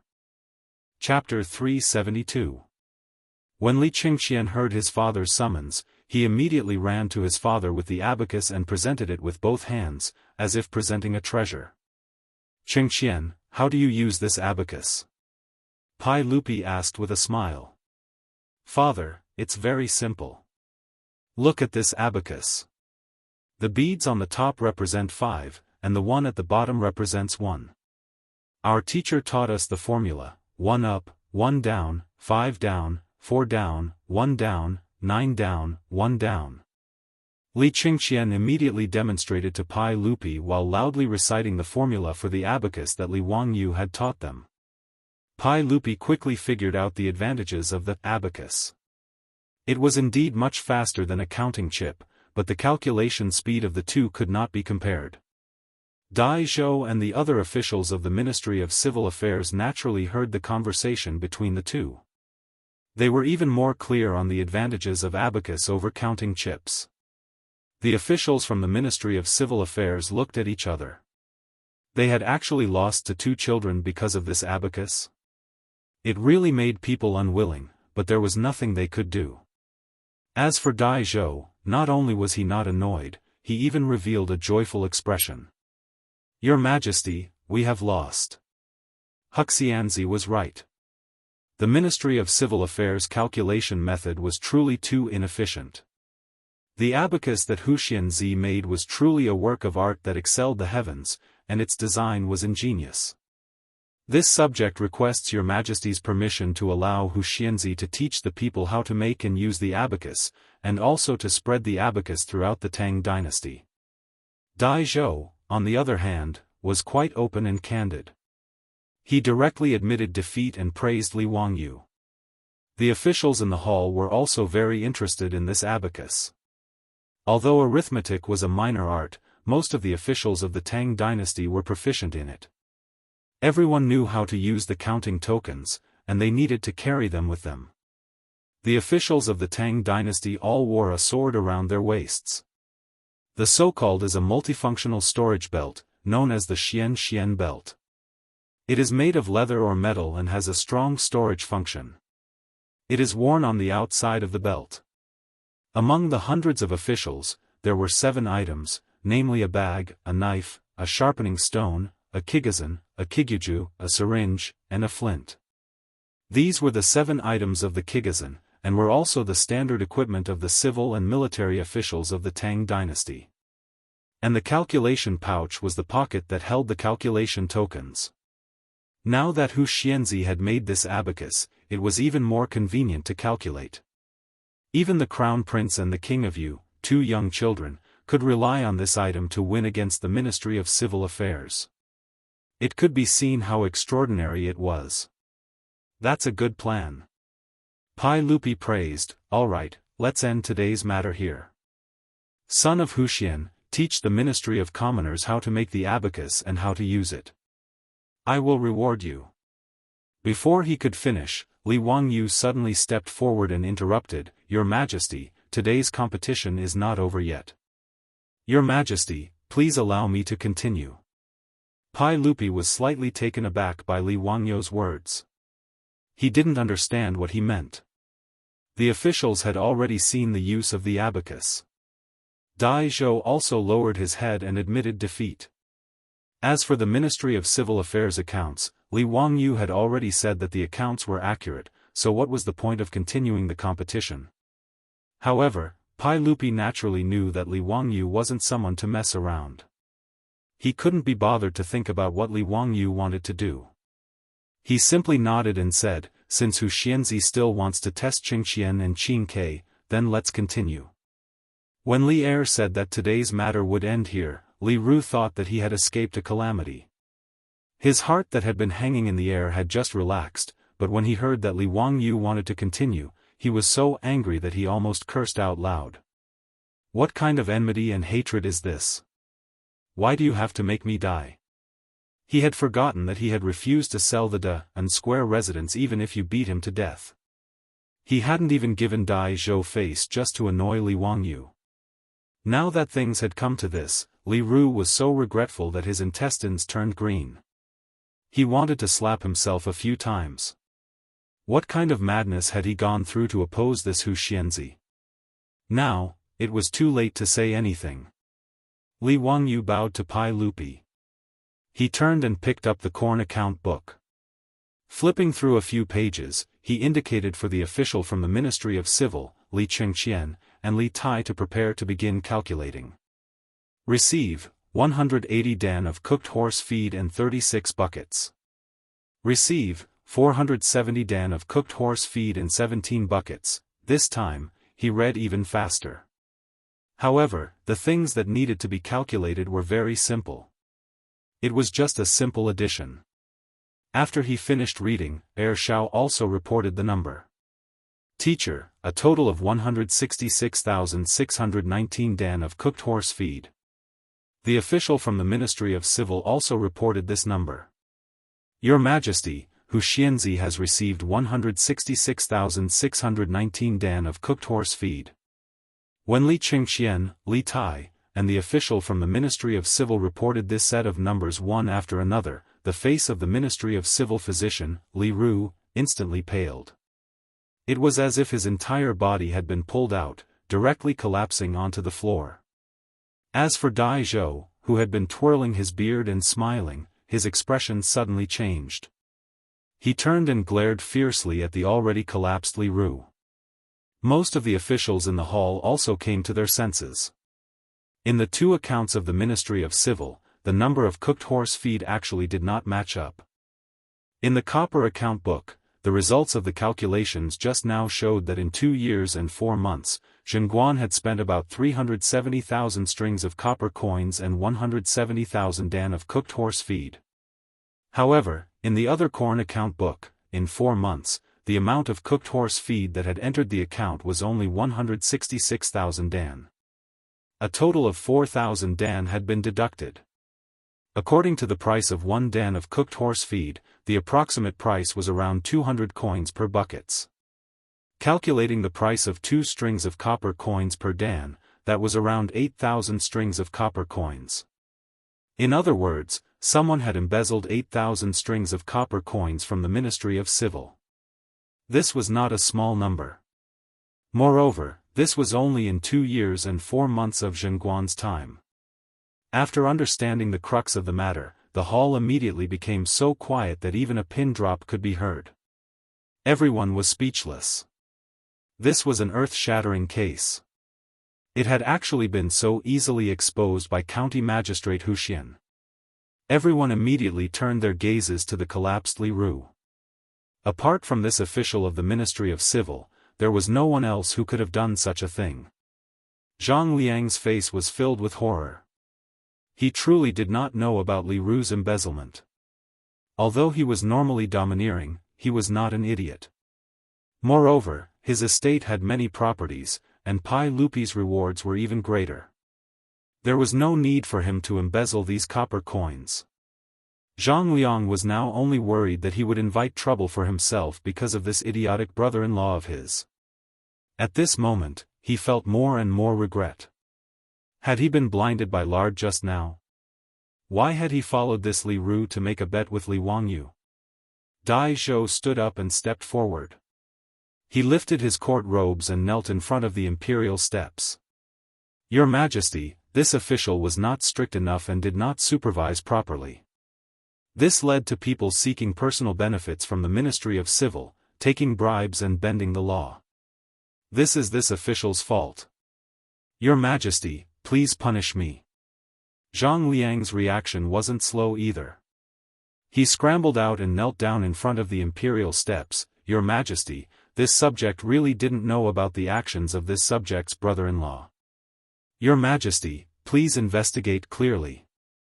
This kind of person who takes bribes and bends the law is guilty of the most heinous crimes. This official is ashamed to be associated with such a person. His words were beautiful, but they made the officials secretly shake their heads. No matter what was said, Li Ru was still Zhang Liang's brother-in-law. His breadth of mind could be seen from his clean-cut actions. On the imperial steps, Pai Lupi's face turned ashen. Chapter 373.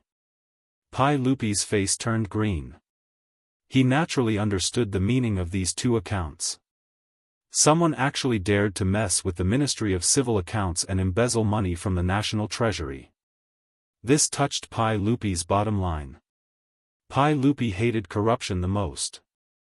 In the first year of Zhengguan, the newly ascended Pai Lupi ordered changes to the laws.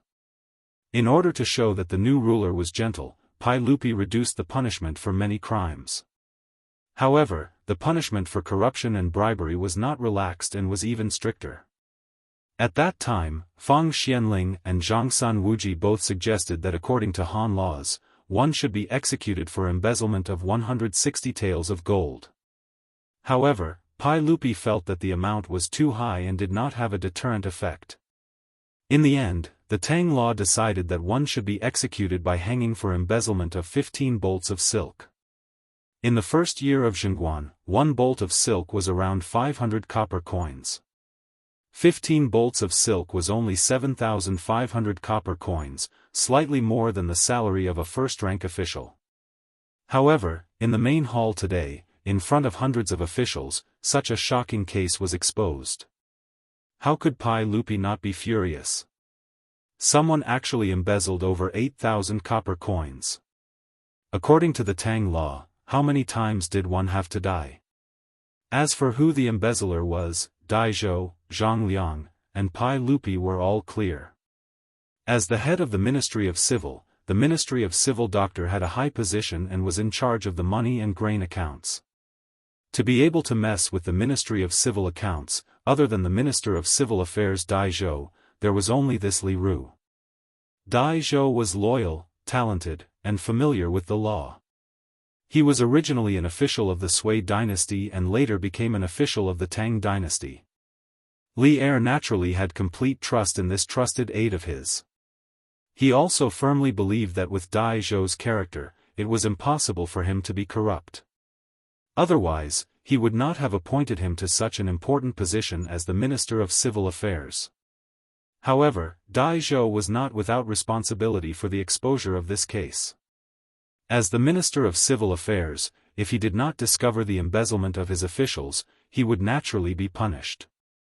As for Zhang Liang, Pai Lupi was too lazy to bother with him. Li Qing, do you have anything to say? Pai Lupi glared at Li Ru. His emperor's aura was filled with anger, making Li Ru unable to speak. He could only kneel there and kowtow. Your Majesty, spare my life. Your Majesty, spare my life, Pai Lupi stood up and ignored Li Ru. He looked around at the officials in the hall and said in a clear voice, "Feeding for personal gain and corruption is not only a violation of public law and harming the people. Even if there is no news of this, how can the central government not be afraid? There is a lot of fear, and some die because of it. How could a real man covet riches and harm his own life? So that none of your descendants will feel ashamed? If the Lord is greedy, his country will be ruined. If the subject is greedy, his body will be destroyed." The officials were terrified, and they all bowed and kowtowed. "We have learned from your teachings. Dai Qing, you're not strict enough with your subordinates. You'll be punished with 20 jin of copper. Li Daozong, you will be fined 20 jin of copper." Li Daozong was a famous general of the early Tang dynasty. He was Li Yuan's nephew and Pai Lupi's cousin. He was the Minister of Justice. The Ministry of Justice was in charge of the Comparison Department, which was in charge of auditing the accounts of the Ministry of Civil Affairs. Therefore, if there was a problem with the accounts of the Ministry of Civil Affairs, he, as the Minister of Justice, naturally had to take responsibility. 20 jin of copper was actually not much. It was just a few copper coins. It was just a small punishment. But to Dai Zhou and Li Daozong, these big shots of the imperial court, losing face was much more important than the copper coins. As for Pai Lupi's punishment, the two of them had nothing to say. They lowered their heads and accepted their punishment. "Where is Minister Wei?" "Here." Wei Zheng stepped out. "Take Li Ru from the Ministry of Civil Affairs and order the Imperial Censorate, the Supreme Court, and the Ministry of Justice to investigate how much Li Ru has embezzled and whether he has any accomplices. Punish him severely. Arrest his family and take them from the prison. Confiscate their family's records and return them to the National Treasury." Li Ru had taken the position of the Ministry of Civil Affairs in the 9th year of Wu De. It had been 3 years since then. In just 4 months, he had embezzled more than 8,000 copper coins. It was unknown how much Li Ru had embezzled before. After Pai Lupi angrily gave out the verbal order, the palace guards came forward and dragged Li Ru, who was already limp like a dead dog, out of the palace. His ending was self-evident. After being found guilty of embezzlement, other than being hanged, there was no other possibility. As for his family, they didn't end up any better. The women were thrown into the Yeting Palace to work, and the men were enslaved. Their descendants could never become officials. Although Li Ru and his family's ending was tragic, Li Wangyu did not sympathize with them. In the future, he was a loser.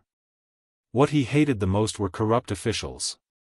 In his eyes, these people deserved to die.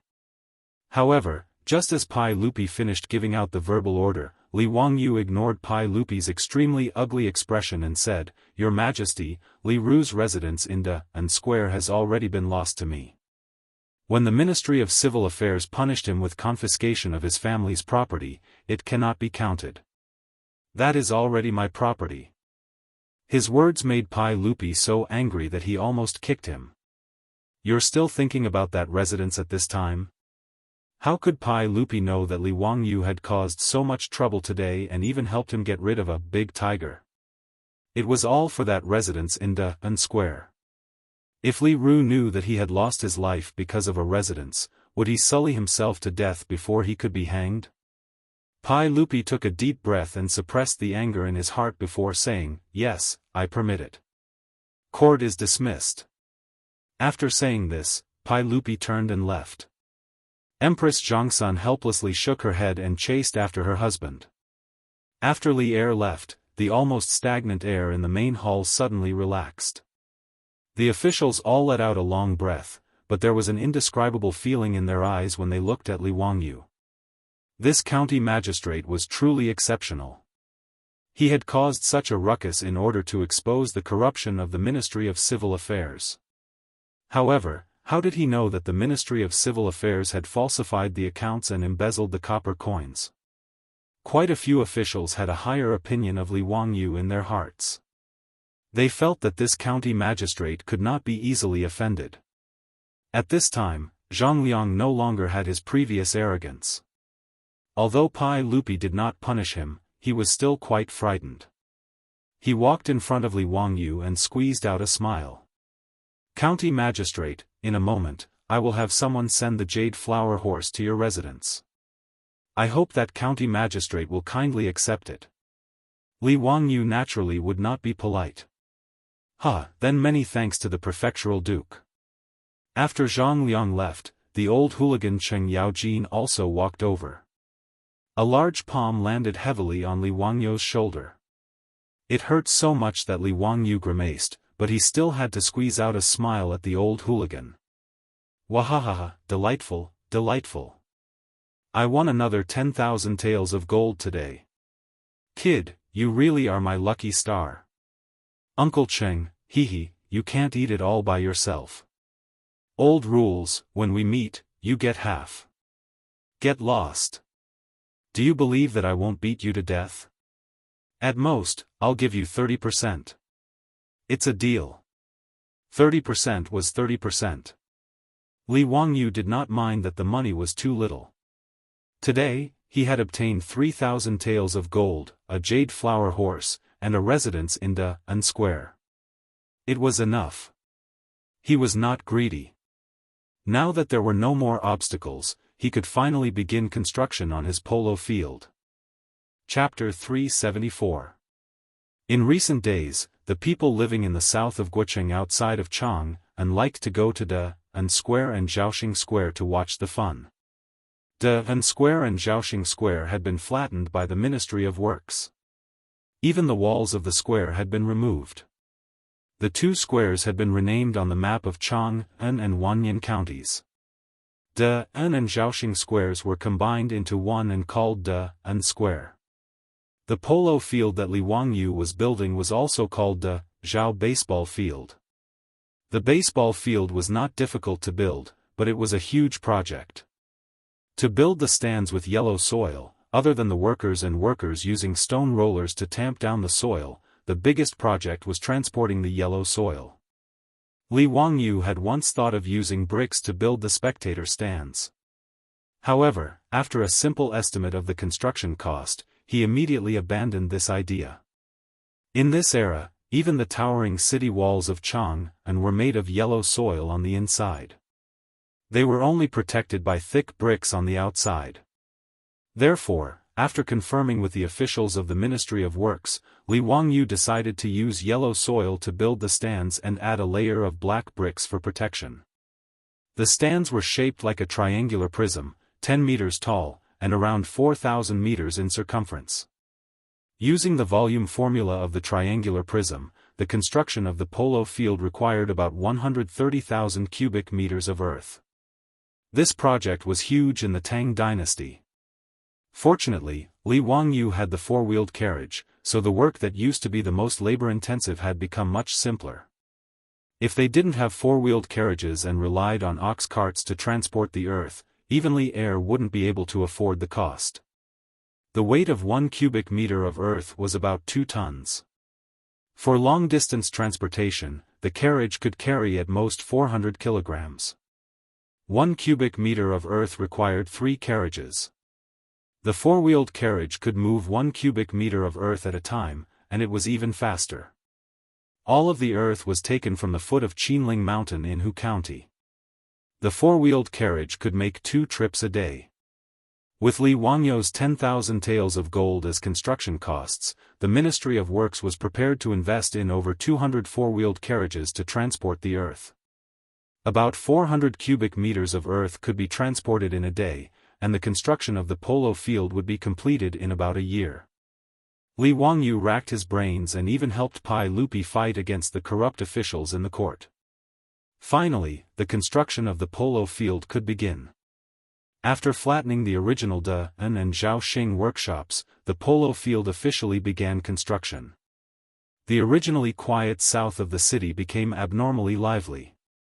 Every day, there was an endless stream of carriages transporting earth from Anhuimen to the construction site of Dazhao Square. As the terracotta stands continued to rise, more and more people came to watch. Everyone was curious about what the Dazhao baseball stadium would look like after it was completed. Li Wangyu was not willing to let go of this opportunity for publicity. He actually had people draw a huge rendering of the completed polo field outside the construction site of Dazifang. It attracted the people who saw this picture and they were all amazed. However, there was still a year before the completion of the polo field. In fact, this was quite fast for the Tang dynasty. After Li Wangyu started work again, he ran to the construction site a few times and no longer had any interest in being a supervisor. He threw all the work to the officials of the Ministry of Works and ran back to Dingzhou village to be a carefree, hands-off shopkeeper. In a flash, it was June, but the weather was getting hotter. Fortunately, with the saltpeter ice method, there was no shortage of ice in Li Wangyu's mansion. This made Li Wangyu and his beautiful boss, who experienced summer without air conditioning and electric fans, feel a little better. But even so, because the buildings of the Tang dynasty were all made of wood or yellow mud, they lacked insulation. Under the summer sun, the room was still uncomfortably hot. With the weather so hot, Li Wangyu was even more lazy to go out. He almost did not want to move except when the sun set and he went out for a walk. Chongqing, remember to remind me to go back and tell the officials of the Ministry of Works that they must build a swimming pool in the manor. This damn weather is really too hot. Li Wangyu desperately waved the folding fan in his hand. He raised his head and drank a mouthful of ice water, but he was still sweating from the heat. The beautiful boss rolled her eyes at him and was too lazy to speak. She was also sweating and constantly waving the fan in her hand. Zio, why is the Tang dynasty so hot? I think it's even hotter than the future. I also traveled to Xi'an in the summer. How could it be so hot? It's almost 40 degrees Celsius, right? Li Wangyu weakly replied, I think so too. Now that you mention it, I remember something. I seem to have read in a book that during the Sui, Tang, and Song dynasties, China's climate seemed to have entered a warm period. The temperature rose and the average temperature was higher than that of the future. In the Tang dynasty, there were 19 years of winters, but because the temperature was too high, there was no snow. The beautiful boss listened to his words and became even more dispirited. She lay on the table and said weakly, Oh my God, I really want an air conditioner. Even an electric fan would be fine. Li Wangyu couldn't help but laugh. In your dreams. An air conditioner? Don't even think about an electric fan. Here, the hand-cranked generator in the courtyard has electricity. Go and build an electric motor, then you can use an electric fan. The beautiful boss raised her head and glared at him fiercely to express her dissatisfaction. Li Wangyu chuckled. When he was about to continue speaking, he suddenly thought of something and sat up abruptly. Zio, what are you doing? Why are you so surprised? The beautiful boss asked in a bad mood. Chongqing, I think I know how to build an air conditioner. Are you crazy? You majored in e-commerce. You can't even build an electric motor for an electric fan, and you want to build an air conditioner? Li Wangyu carefully recalled the memory in his mind. After confirming that there was no mistake, he couldn't help but laugh. Huh, you don't say. I really do know how to build an air conditioner. It's very simple. Humph, I don't believe your words. Hee hee, then do you want to make a bet? What if I build an air conditioner for you? Seeing Li Wangyu mention a bet again, the beautiful boss couldn't help but blush. She remembered the bet from last time. Bah, stinking rogue. The beautiful boss didn't answer Li Wangyu's question, but she also didn't believe what he said. Forget it, this lord is magnanimous. I won't lower myself to your level. You wait, I'll go and build an air conditioner. Li Wangyu stood up and shouted outside the courtyard. Li Heng, prepare a horse for me. I want to go to the county seat of Hu County. Lang Jun, it's a hot day. If there's anything you need, you can ask the old slave or the Niu brothers to do it. No, you won't be able to explain it clearly. I can only go by myself. Go prepare a horse. Li Heng, the old butler, was helpless. He could only ask Niu Wu to accompany Li Wangyu to the county seat of Hu County. Seeing that Li Wangyu was actually going to build an air conditioner, the beautiful boss couldn't help but be curious. Could it be that in the Tang dynasty, there was no electricity, no mechanical industry, no freon? Could Li Wangyu make an air conditioner out of thin air? Chapter 375. Li Wangyu didn't care about the hot weather. He braved the scorching sun and made a trip to Huxian County, then went to the porcelain kiln in Huxian. This old man greets county head Huxian. The manager of the kiln hurriedly came out to greet him. Li Wangyu's reputation resounded like thunder in Chang'an, and there was no one in Huxian County who didn't know of him. Even if they didn't recognize Li Wangyu, just by looking at his precious horse and the blind Niu Wu behind him, they knew that this young man was the famous founder of Huxian County, Li Wangyu of Dingzhou Village. Thank you, manager. I want to make a batch of porcelain. This is the pattern. Li Wangyu was too lazy to be polite. He was already sweating from running all the way here. He fanned himself with all his might and handed the pattern to the manager. The manager hurriedly took it with both hands. When he opened it, he couldn't help but be stunned. County head Huxian, you really want to burn this? How do you use it? I only have a use for it. Help me make it as soon as possible. You won't be short of money. His request was always so strange in the eyes of the Tang people. The manager of the kiln confirmed with him again and again, and after receiving a large deposit, he braced himself and agreed to deliver the finished goods to Dingzhou Village in a few days. After customizing a batch of goods from the kiln, he returned to the village to find Carpenter Lu and have him make a few items for him. His beautiful superior was even more curious as she watched him busying himself. But no matter how much she asked, Li Wangyu didn't answer.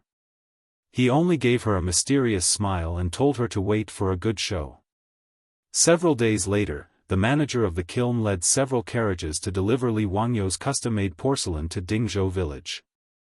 Ever since those beggars from Chang'an had come to Dingzhou Village to cause trouble, there were young men patrolling the village's entrance day and night. Seeing a carriage arrive, someone naturally went up to ask for its purpose and led it to the entrance of the Li family's old residence. Li Heng opened the door and asked the manager why he had come. Thank you, sir. I'm here to deliver porcelain to Huxian Zi. These carriages of porcelain were all custom-made by Huxian Zi. Li Heng recalled that a few days ago, his Lang Jun had gone to the county seat of Huxian County. From that, he understood what was going on with these delivery carriages.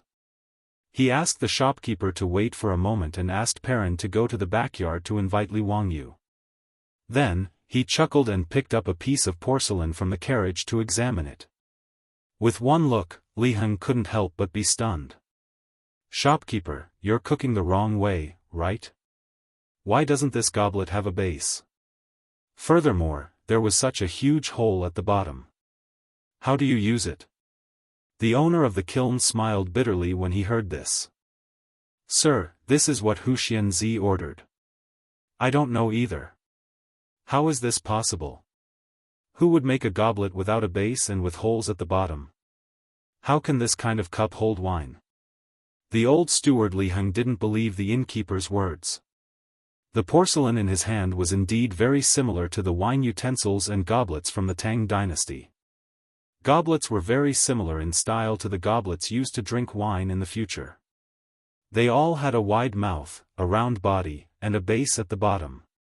However, the batch of porcelain that the innkeeper sent over only had a wide top and no base at the bottom. Furthermore, there was a round hole at the bottom of the goblet. How could Li Heng believe the innkeeper's words?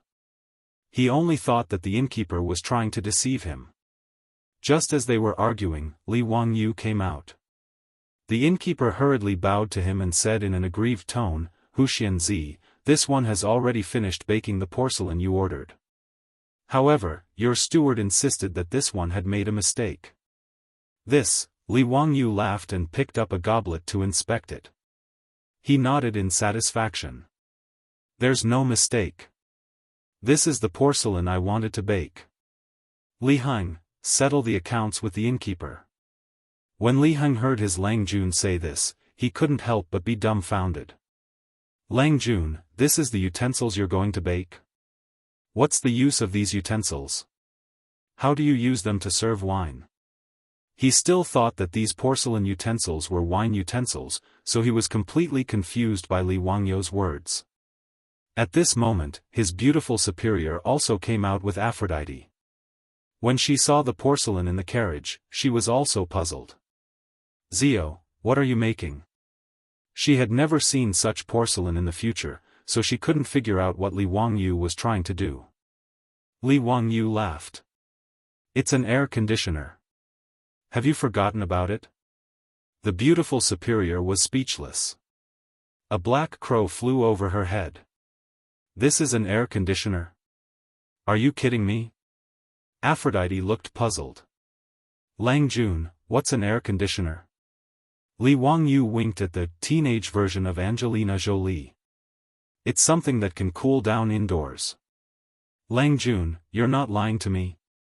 These things can really cool down indoors? Aphrodite didn't believe it either. Li Wangyou didn't explain. He just asked Li Heng to collect the goods and ordered someone to inform Carpenter Lu that he could bring the goods over. Not long after, Carpenter Lu brought his 3 sons to the Li family's old mansion with a cart full of goods. The beautiful superior and the old butler Li Heng couldn't understand what they brought. The thin wooden planks that looked like windows and doors were full of holes. The beautiful superior couldn't be bothered to ask further.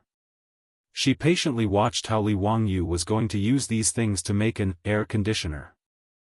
Li Wangyou instructed Carpenter Lu's family to carefully install the exposed goblets on the wooden planks one by one. The holes on the wooden planks that Carpenter Lu brought were the same size as the holes on the bottom of the goblets. After inserting the goblets on the wooden planks, they covered the joints with cement and glued the two together tightly. Soon, the wooden planks filled with rows of goblets were completed. It was a very simple process. Li Wangyou smiled and asked Carpenter Lu to remove the windows in the central room in the front yard and install the wooden planks. He then covered the central room that didn't have a door with the wooden planks. Okay, it's done. Zio, that's it? And then? The beautiful superior was speechless. What kind of air conditioner was this? And then? Then we just have to wait for the room to cool down, Li Wangyou said matter-of-factly. The beautiful superior was completely confused. That's it? Changing the doors and windows with these strange things could cool down the room? Li Wangyou smirked. It's scary how uncultured you are. This is an ecological air conditioner. It can lower the room's temperature by several degrees. The beautiful superior didn't even bother to roll her eyes. She wouldn't believe Li Wangyou even if she was beaten to death. He was purely fooling a fool. But something surprising happened. When the beautiful superior entered the central room again, she was shocked to find that the central room, which was originally as hot as a steamer, was now slightly cooler. The temperature inside and outside the room was just as Li Wangyou said. There was an obvious difference, at least a few degrees. The beautiful superior couldn't help but be curious. Just as she was about to ask Li Wangyou for an explanation, she saw him instructing Carpenter Lu's family to start working in the courtyard again. Chapter 376. What Li Wangyou came up with really gave his beautiful superior a pleasant surprise. Although she didn't understand why, she could clearly sense that the temperature in the room had dropped. Meanwhile, Li Wangyou got busy again as he instructed Carpenter Lu's family to use bamboo tubes to draw water from the backyard. Ever since Carpenter Lu had helped him renovate his house, the Li family's old house had always had clear spring water flowing into it through bamboo tubes all year round. Originally, the spring water was just connected to the water storage jar in the backyard to serve as tap water. At this time, Li Wangyou asked them to continue grafting the bamboo pipes, guiding the cool mountain spring water through the bamboo pipes to the roofs of every house in the old mansion. When Li Zhou was still alive, he had renovated the old house and replaced all the roofs with tiles. The spring water that was drawn to the roofs of every house by the bamboo tubes flowed down from the roofs. And Li Wangyu had already asked Carpenter Lu to renovate the eaves of every house in the old house.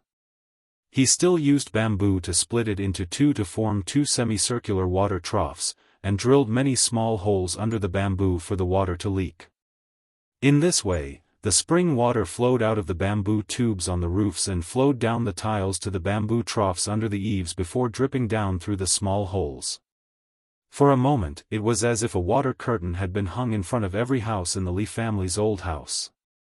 His beautiful superior's eyes lit up when she saw this. Naturally, she understood the simple physics of using the principle of evaporation to lower the temperature. The actual effect was the same.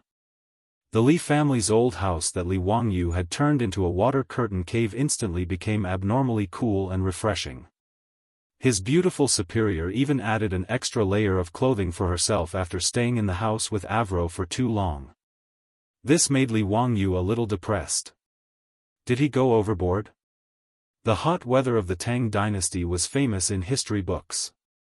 Li Bai once described the summer of the Tang dynasty in a poem: "When the Wu buffaloes are panting for the moon, why bother towing boats?" It meant that the water buffaloes of Wu were so unbearably hot that they regarded the moon as the sun at night. Even the water buffaloes were so hot, not to mention the boat trackers.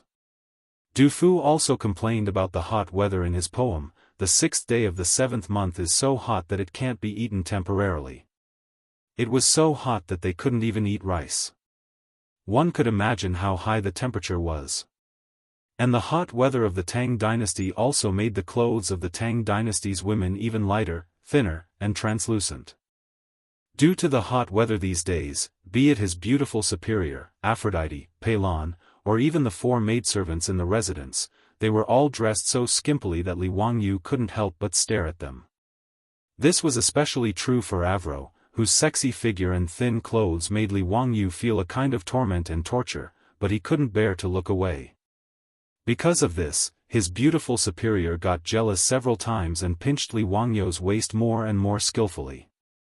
After Li Wangyu's renovation, the Li family's old house was indeed cooler, but the scenery of the mountains was much less beautiful, which made him feel very regretful. Staying in the cool room, his beautiful superior regained her composure and was in the mood to boil water in the red peat stove and brew a cup of fragrant tea to taste. While brewing the tea, she asked Li Wangyu curiously, "Wangyu, how did you manage to cool down the temperature with those weird ceramics you made? It's really amazing." "Huh, it's your fault for not reading the news online." Li Wangyu said proudly, "I saw it in the news that because the weather in Bangladesh was hot, the locals couldn't afford to buy air conditioners. So someone invented this kind of ecological air conditioner. Now that you mention it, I seem to have some impression of it. They made it out of beverage bottles, right?" "That's right, it was cut out of beverage bottles and inserted into thick cardboard. But the Tang dynasty didn't have plastic bottles for me to use, so I went to the kiln to custom make these ceramics." Li Wangyu's explanation made the beautiful boss suddenly come to a realization. She had also seen such news in the future, but she just looked at it as an interesting anecdote and didn't pay much attention to it. So when Li Wangyu came up with this thing, she didn't think of it. Li Wangyu's so-called air conditioner was indeed made by a company in Bangladesh in the future. After using this kind of ecological air conditioner, the temperature in the room could quickly drop by about 5 degrees. The principle was also quite simple, which was that pressure would cool the air. When one opened their mouth, the air they exhaled would be hot, but when one pouted, the air they exhaled would be cold. This was the principle. When the hot air entered through the wide bottle and was blown out through the narrow mouth of the bottle, the temperature of the air would drop due to the pressure. It was a very simple physical principle, but it was quite effective in an era without electricity and air conditioning. The ecological air conditioner and the continuous water curtain from the roof made the summer in the Li family's old house extremely refreshing. Li Wangyu didn't only care about himself. He custom-made a lot of porcelain bottles with 2 transparent ends at the kiln. After confirming that the ecological air conditioner was really effective, he asked Carpenter Lu to replace all the houses in the village with this kind of thing. This kind of ecological air conditioner, that used physical principles to lower the temperature, was terrifyingly cheap. Even if those porcelain bottles were specially made by Li Wangyu at the kiln, it only cost 100 copper coins to make the ecological air conditioner needed by a family. This small amount of money was not even a drop in the ocean for Li Wangyu, so he naturally wouldn't be stingy. However, although he didn't spend a lot of money, the effect was unusually significant. The old houses in Dingzhou village were mostly made of yellow mud and had thatched roofs. This kind of house didn't have any insulation, and it was as hot as a sauna in the summer. When Carpenter Lu brought his 3 sons over to change their windows and doors, the villagers were all baffled. They didn't understand what the county magistrate was doing. What were those porcelain bottles inserted into the wooden boards for? Carpenter Lu didn't explain, only saying that it was Hu Xian's orders. With Li Wangyu's current prestige in Dingzhou village, let alone changing their strange windows and doors, even if he wanted to tear down their houses, the villagers wouldn't have any objections. They might even help tear down the houses. However, when these ecological air conditioners were changed, everyone immediately noticed a difference. The originally stuffy and hot houses were actually much cooler. This discovery made the villagers go wild with joy, but they didn't understand why. Just by changing a strange window and door panel, such a miraculous thing could happen? The ancient people of the Tang dynasty naturally didn't have the concept of air conditioners. Therefore, the villagers who originally stubbornly believed that Li Wangyu was a literary star who had descended to the mortal world were now even more certain. If it wasn't an immortal item that could change the temperature, then what could it be? This was clearly the work of an immortal. It must be that Hu Xian's son couldn't bear to see us suffer from this heat, so he borrowed the immortal power of the heavens to send us this immortal item, to make the house so cool. Therefore, the villagers of Dingzhou village, who were already patrolling every day, became even more nervous about their treasured, immortal item, fearing that it would be stolen by thieves. Under the arrangement of the old village chief, more villagers patrolled the entrance of Dingzhou village and all over the village. Chapter 377. Let's not talk about the old villager and the others. They are racking their brains to protect their treasures. After Li Wangyu solved the problem of the summer heat, there is a new problem in front of Li Wangyu. That is, there are too many mosquitoes. Speaking of which, the Tangs had all sorts of ways to drive mosquitoes away, the most direct being through smoke. Weave wormwood and mugwort into straw ropes, dry them in the sun, and set them on fire. The unique smell of the ropes could drive away mosquitoes. While the mosquitoes could be driven away, Li Wangyu felt like he was about to be suffocated by the smell. The smell of wormwood and mugwort was really unpleasant, and the smoke was too strong.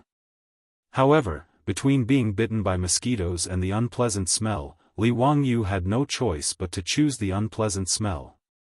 Although the smell could drive away the mosquitoes indoors, he still couldn't avoid being bitten by mosquitoes when he went out, which was very distressing. In particular, Li Wangyu and Avro were particularly popular with mosquitoes. Li Wangyu wasn't used to wearing a perfume pouch. He always felt that it was too girly for a man to carry a perfume pouch around all the time. Every time he saw that old hooligan Cheng Yaojin also wearing a perfume pouch and emitting a fragrant scent, Li Wangyu would be speechless. This bearded, dark-faced man also used a perfume pouch. It was really hard to look at him straight in the eye. Apart from being used for incense, the perfume pouches of the Tang dynasty also had the effect of repelling mosquitoes. However, for some reason, mosquitoes still liked to bite Avro, this European beauty, even when she wore a perfume pouch. "Husband, it's so annoying. Why do these mosquitoes keep biting me?" Avro pouted in annoyance as she gently scratched her arm where the mosquitoes had bitten her. "Heh heh, that means mosquitoes like beauties just like me." Li Wangyu flirted with this little beauty of his. His words elicited a smile from Avro's beautiful eyes. Her sexy and seductive body trembled with laughter while her voluptuous breast stood proudly in front of Li Wangyu's eyes. Li Wangyu was so aroused that he almost wanted to leap onto the roof and howl at the moon. The beautiful boss naturally saw his pig brother appearance and snorted discontentedly, "Humph, blood-sucking mosquitoes are female mosquitoes, are you also a female?" Li Wangyu choked on her words and couldn't say anything for a long time. After the beautiful boss rebuked him, she proudly stood up and walked out of the house, twisting her slender waist. When she passed by Li Wangyu suddenly stretched out his hand and slapped his beautiful superior's butt. "Ah!" Suddenly being attacked, the beautiful boss exclaimed and reached out to cover her plump buttocks. Her pretty face suddenly turned crimson, and her eyes were full of shyness. The goddess that Li Wangyu was used to seeing was completely gone, and was replaced by shyness. You. Cough cough, that. Li Wangyu was also shocked and stuttered as he swallowed his saliva for a long time, feeling extremely embarrassed. Who am I? Where am I? What did I do? Li Wangyu hadn't retracted his evil hand yet, and it was raised in the air awkwardly. He didn't know why he was so bold just now, to actually have the guts to slap his beautiful superior's butt. Would he be directly KO'd by his furious beautiful superior? Damn it, what should I do now? I'm very anxious, waiting online for an answer. The beautiful boss didn't expect Li Wangyu to be so bold, and her face turned red, but she didn't say anything for a long time. The two of them stared at each other for a long time, before the beautiful boss let out a soft moan and turned to run out of the door. Avro, on the other hand, covered her sexy red lips and snickered. It was rare to see Sister Chongqing like this. As for her Lang Jun, she didn't expect him to be so bold either. After a long time, Li Wangyu retracted his hand in the air in embarrassment. Yes, he had to admit that it felt really good to the touch just now. That elasticity made Li Wangyu's nose start to itch again.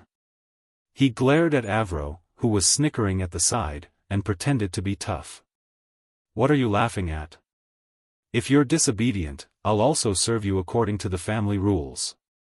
However, Avro wasn't moved by his behavior. Instead, she propped her hands on the table and leaned over to Li Wangyu. She stared at Li Wangyu with a pair of beautiful and pure blue eyes and said coquettishly, "Lang Jun, was I disobedient just now?" When she leaned over, her full breasts were exposed, and Li Wangyu's soul was almost hooked. At this moment, Li Wangyu's mind was filled with the slogan of Wang Wang milk in the future, look again, and I'll eat you up. This little vixen, I can't afford to offend her. Li Wangyu also got up and fled. He was afraid that if he stayed any longer, he would really turn into a beast. This teenage version of Angelina Jolie wasn't even 16 years old yet. She was just an underage loli, yet she dared to provoke him like this. How embarrassing. Li Wangyu's heart was beating very fast. He couldn't help but look up and let out a long howl. He ran to the bathroom to take a cold shower to calm himself down. Seeing her husband in such a sorry state, Aphrodite couldn't help but laugh. After Li Wangyu left, she smiled sweetly. Ever since Li Wangyu brought her back from the barbarian tavern, Avro's heart had long been tied to him. In particular, that night in the barbarian tavern, Avro was honest with Li Wangyu when he was drunk and had long regarded herself as Li Wangyu's woman. She was thousands of miles away from her hometown and probably wouldn't be able to return in this lifetime. Avro had long regarded Li Wangyu as her everything. Li Wangyu's escape didn't make Avro sad at all. Instead, after Li Wangyu left, she became shy and her eyes were filled with love and shyness. She didn't mind sharing her Langjuan's love with other women as long as he didn't let her down. After taking a cold shower, Li Wangyu finally suppressed the lust in his heart. However, the annoying buzzing of mosquitoes flew past his ears again. Damn mosquitoes! Li Wangyu muttered and reached out to chase away the mosquitoes a few times. However, he suddenly slapped his thigh. How could he have forgotten about something as good as toilet water?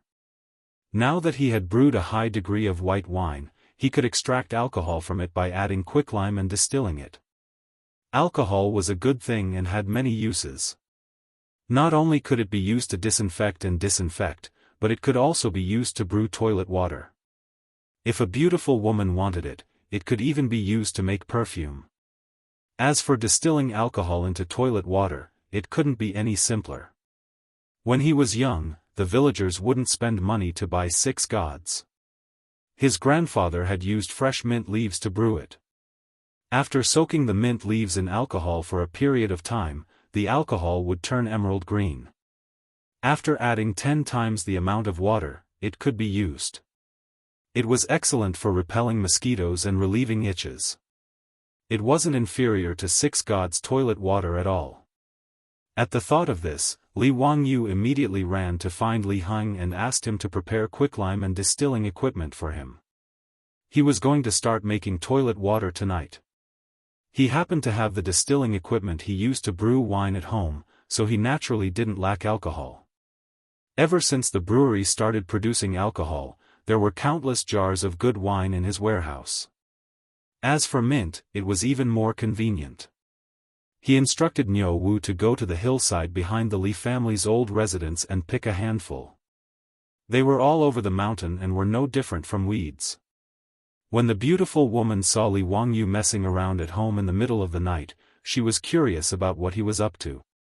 When she came over and asked, she found out that he was going to make toilet water. Toilet water was good stuff.